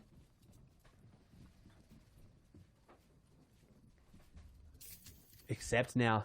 Inside the cone, he's just sitting there right now, still has 5 crash pads as well, so good loadout, but he's got a lot of people around him, needs to start finding his way through if he can, and the crash pads come out. I don't think those were his, they weren't. He's getting aggressed on, and he just crash pads out. Nice play by Accept, who is currently in 3rd place on 42 points now, so he's got 17 points behind Coop, as Class is the only player above him, so he can drop in as well. As Accept can climb up there and try and overtake this position, and there it is. The elimination on the Colazo is going to be what does it. That was so big. He's now at 44 points. He's getting closer and closer. Let's not forget, there's still other competitors in the airs. They're still alive here. Big launch pad to come out now to save so much material. He's trying to find out where to go. He even read the zone a little differently there for a second. Had to double check to make sure he was going in the right direction. Now, though, he's found himself in the mid ground, in the high layer. Click still alive, though, even after Elim onto Blake. Early on, still finding his frags here. So these are all players that are still trying to inch their way up to top 10 and break their way into a better placement for more money as well. Except looking back on the storm line now, trying to find any shots. There it is. There's one in front of him. Can he get it? Oh no, he's getting tagged up here, Ozzy. This is looking kind of dicey. Anyone can dive in on him. Anyone can get in at any time, and he's trying to get inside, but at the same time, he can go in on anyone with those 4 crash pads, and we haven't seen Class too much in the feed, so Class is still up, and he's still pushing, he's still kicking, but he's not gearing up, he's not accelerating, he's not trying to take over that first place position. Coop is holding on to his lead, sitting back and watching this, and he has eyes on Accept, he has eyes on Class, and so far, it's looking good for him as we're seeing this one close out, and I've got eyes on Clicks, who is dropping big eliminations coming into this endgame. Booger in there as well in our 4th place, so we still have 3 of the top 4 alive. Oh my gosh. With the first place taken out, and this is what you want to see for a game. Closing out and Booger picking up the pace. This is the gas. He's hitting the pedal. He's going forward, trying to find what he can to get back into this one to maybe take first place or a bigger chunk of this $500,000. He's going to keep pushing through, and we've talked about it. Booger is so good in his end games. I saw Class fly past the screen too, Monster. We'll have to see how he's closing this one out in 2nd place. It's anyone's game, and Booga took out D-Roller, and that's why I gasped there, because that's huge too. Oh my gosh, the response fire from Accept onto Degen. Another point. Remember, he is so close now. If he can get this victory, if anyone can, that's it. But no, Accept's taking out the competition. His opportunities are over. Class is still alive. He's following up. He's got enough. 53 right now. He just has to stay in it. 120 material and flop versus play. A little bit in the zone now. Zone's not going to pop into his favor, so he has to push through now. It's an opportunity here. He needs to find someone. He's behind, sitting in the zone, though. Will these ticks be ones that he's going to regret? We'll find out now. He's going for the box fight. He's going for first place. He wants the throne. He wants to take it here. Can he grab the crown? Right now, Class, no! Loses the exchange to AJ, and it's all over for Class now. He's out of the game. It's eyes on Booga. Booga can jump up here in a big way now. I don't know whether he can overtake Coop. This might be Coop's final lap, winning round. Watching this close out as we tune in with Who Fishy. Booga in 4th place is our highest player alive. Still left, and he falls. It is. This is Coop's tournament, but we have more money to give out, and we have more people to overtake. Coop has undeniably won this game, but Who Fishy pushing forward, trying to have his moment and jump up, finish the games hot because he started a little bit cold. Oh my Gets the elimination. 4 players alive. Can Who Fishy pick up the game 6 win? Bully, we have so many aggressive big names in this one. Bully on the high ground, pushing forward, has that position of command. Can he finish it off? And Bully is so good in the box. AJ falls, 3 players alive. This is the closing moments of NA East Grand Finals Game 6. Bully needs to close this one out. 30 points. He's had a big rise at the end. Can Who Fishy close it out too? Or is Zentil gonna go down to Storm? He's playing it slow on the low side. Can he get back out? Bully in such a good position, has all the mats, has everything, and Who Fishy takes down Till. So it's Bully versus Who Fishy. Who's got the better aim? Who's got the better mechanics? As this is going to come down to a shotgun versus shotgun 1v1. I can't see either going for the heal off. No one's going to be able to close it out. It's Coop's day, but can Bully or Who Fishy close it out and get the win to stand on the podium at the very end? And it's Bully who does it. Who Fishy falls, and Bully has a massive game back to jump into it, Monster. That was a great one. Just like that, you see it all unfold. And we talk about every engagement, even at the end. If you're in top 10, if you're fighting for those high placements, there's so much on the line. Life-changing money here. $500,000. But as we said it, Coop did enough to hold out, stay strong, and keep the crown. It was so close, though. Booga almost had it. Class almost had it. And there you guys have it. Your NA East champion, OA Coop. That is so massive for him. Finally taking a first place, big stage win home. 19 eliminations, didn't get the win as well, so it was off the back of consistency. Didn't have that big win, but he played so well, and he's walking away with $50,000, Monster. $50,000. That is so huge. Thank you so much for having us. Thank you. I've had the absolute pleasure and privilege of commentating every game of NA East, and they could not have disappointed. That was such a good finish. Absolutely, and there you guys have it. That was the coverage from Monster D-Face Aussie Antics. What a ridiculous NA East Grand Finals. You guys showed up, and we appreciate you for it. We're going to send it on over to Zeke and the boys to bring us on home and close out the show.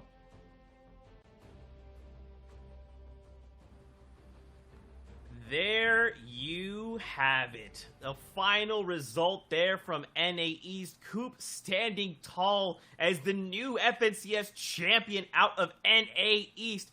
And of course, boys, we will break it all down. We'll take a look at the standings and see who else placed up in that top 5. But Sundown, this was absolutely an incredible day of so much action in Fortnite.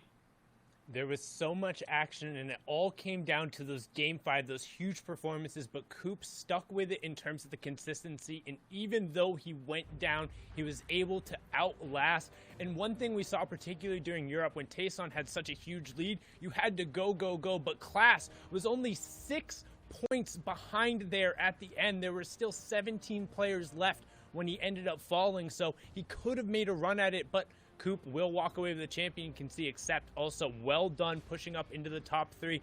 Booga in 4th, Nanolite in 5th, Zentil in 6th, OA Who Fishy in 7th, so Optimal Ambition going to be happy about today. Illust in 8th, 9th is P-God, in 10th will be Pure Skittles, both with 40 points. So we talked about every single engagement mattering. Right there, the tiebreakers separating 9th and 10th. Just across the board. I could not be happier with how things have gone. NA East absolutely put on a show for us. It was neck and neck. as Shai mentioned before, these standings have changed, right? It was just a constant slugfest. Coop, though, did manage to put all the pieces together, hold on until the very end, and now we get to close this chapter of the FNCS, crowning the champion in NA East. I mean, Sundown, I'm over the moon. I'm exhausted, but I'm over the moon, full of excitement. I mean, I'd be exhausted too. You did a great job hosting through the entirety of this. Let's flip on over here to the next page to cover that out. We can't shine too much light here on Zeke, as we see Calc in 21st, OA Crims in 22nd, Liquid Gabe 23rd, Colazo 24th, D-Den, Azures, Clicks, Kaz, Jacques, and Nexi rounding out the top 30 again. So congratulations to everyone for even making it here. It was a fantastic FNCS run, but at the end of the day, Coop is going to be the one walking away with the $50,000 and the Axe of Champions, and on top of it, the title as the best solo player in NA East. Man, so awesome. Congratulations to all the new FNCS champions. Sundown, before we go, any final words? Honestly, I just want to say congratulations to everyone who was able to make it this far, and thank you so much to all of you watching, whether it's on Twitch, Twitter, YouTube, Fortnite.com, or coming through in Party Royale itself. Thank you so much for the time. It means the world to us, and it means the world to the players as well. Hopefully you enjoyed the action, and we'll be back soon. That's right. In season number 4, we are going to be seeing the return of trios, so we look forward to that. With all that being said, thank you to all the casters that were on and off the broadcast. Please follow them. They're incredible. Until next time, Fortnite fam, we love you, and we'll see you on the Battle Bus.